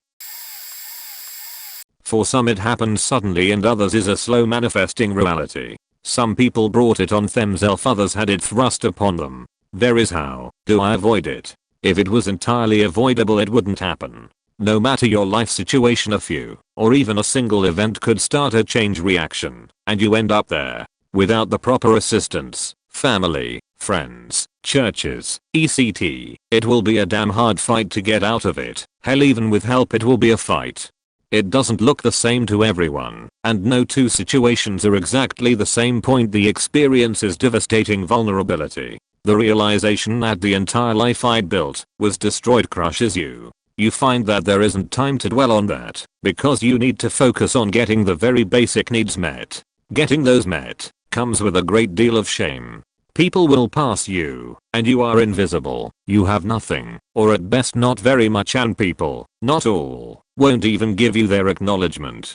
You can see it on their face. They do not want to catch what happened to you. The belief that any money given will just be spent on drugs or alcohol, or the thought, just get a job, stops people from offering much. You become accustomed to the look of disgust. The ideas that you formed over your life of what disgusting is changes quickly. Hunger and thirst are incredibly powerful motivators. The concepts of hygiene fall away. When your focus is survival, many things are not important enough, and whatever resources you do have are not going to trivial things that impact your ability to survive. It's faking terrifying point all of this, and now pile on some mental illness that you're most likely not going to get treatment for, and damn sure not going to continue treatment for. I've been homeless and came back and find myself in a different state of homeless currently. The first time I was alone. I have siblings but no one was in a place to offer anything. I'm currently homeless with a spouse and 2 children. We made 6 figures last year. We lived in a nice house in the suburbs with 2 cars. We hired a nanny, took trips. Everything I believed was the safe, comfortable life I worked hard to build. In December I was hospitalized for mental health issues and set in motion a chain reaction that would unravel that life. Suddenly we couldn't pay some bills and began to juggle. Eventually too many things were up in the air. I wasn't getting any better and was unable to go to work. I had insurance and was seeking any and all treatment to get myself right, but that doesn't cover everything. We ate through our emergency fund and then our savings. We sold a car, furniture, clothes, anything and everything we could. We reached out to family and friends taking what help they could offer. We lived in a different state so all of our support was from a distance. We applied for what state benefits we could. We were on the phone every day speaking with whoever we owed money to, making what arrangements we could. We went to several churches and chased any less. I say we, but this was my partner, and fought hoping we'd just make it another month. By August it was done. Our utilities were shut off and we lost the house. We spent 3 days selling as much as we could, donated everything that didn't fit into a small trailer and headed to be around Family Point since we'd been on the hunt for somewhere to live. Our credit took massive blows and we are behind on everything. So places don't want to rent to us. We bounce between family members. My parents have passed, but never for too long, as many places don't have much room and the 4 of us is a lot to take on. So I'm homeless but not hopeless. We are indoors, we eat, not well, but we are not hungry. My boys, 1 year and 3 year, are loved and taken care of. We don't have stressful conversations around them. It's actually nice to be with them and just let myself forget and play. It will work itself out and I'll come back. I've done it before. It's just a hell of a lot of work. If you bothered to read this far, don't feel bad for me. Volunteer, donate, take care of those who have less than you. Mostly treat people in the situation like they're a faking human, because they are. A single moment of kindness and love can have more of an impact than you know. Remember, it only takes a single event and that person could be you. The first time was during a national disaster. The entire region flooded and we had to evacuate. I was 17 and slept at friends' houses closer to my school, which was an hour away. I remember being really tired, but making the most of it. This lasted for 8 weeks of my senior year. I barely saw my family and most of our belongings on the ground floor were destroyed. We were a military family living abroad, so every step of the recovery process was slower due to language barriers, but I definitely increased my disaster-related vocabulary. The second time was partially by choice and partially due to circumstances. The first night, the tarp over our heads flapped loudly in the wind and I hardly slept, which was a common theme those 10 months.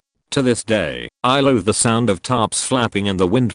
Out a seemingly professional teacher and a new roommates of a house we leased together asked to be the only people on the lease of a house my partner and I found for everyone, because they were going to have a baby and wanted peace of mind. Being nice people, supportive of new parents, to the point we were willing to live with an infant in the household, cook them meals, and threw them a baby shower. We never should have agreed to that. Turned out the woman had a bunch of mental health issues she wasn't dealing with and was likely having postpartum psychosis. It was later suspected by several people she was also harming the baby, who had to be flown to a hospital for treatment at one point. After making our lives a living hell for 2 months with some seriously crazy stuff, they literally evicted us so they could bring in a roommate that they thought would pay full rent and provide childcare for them. Needless to say, that didn't last long. We lived in a place with a huge housing shortage and ended up leasing land to build tiny houses on. But we didn't have savings or a lot of money, so the project was slow going. That's how I found myself living under a pergola with a tarp for a roof for 10 months. We both worked normal jobs, but the cost of living is so high in this area it just barely got us by. Every week I drove an hour to a laundromat to keep our clothes clean, washed the car to keep up appearances. We had an outdoor shower and pumped in a bucket in a hole in the ground, then composted that. Then the landlord of that property, where we had a 10-year land lease, turned out to be a huge creep that physically assaulted and allegedly raped several women. He began harassing me and my partner, who had an accident one day after a poor night's sleep due to the stress. He fell off a ladder and had to have major reconstructive knee surgery, was bedridden for a month, and on crutches for 3 more. I ended up getting a restraining order against the landlord, but we were stuck on his property with a 10-year lease and a half-finished tiny house that we had put literally all our money into. Point, I was so stressed out my cycle was off, and I got pregnant during all of this. That's how I found myself living under a tarp until I was 4 months pregnant. The day we finished the flooring in the tiny house was Easter morning, and even though we still had to install the final layers of the roof shingles, I moved right on in there and slept for a week.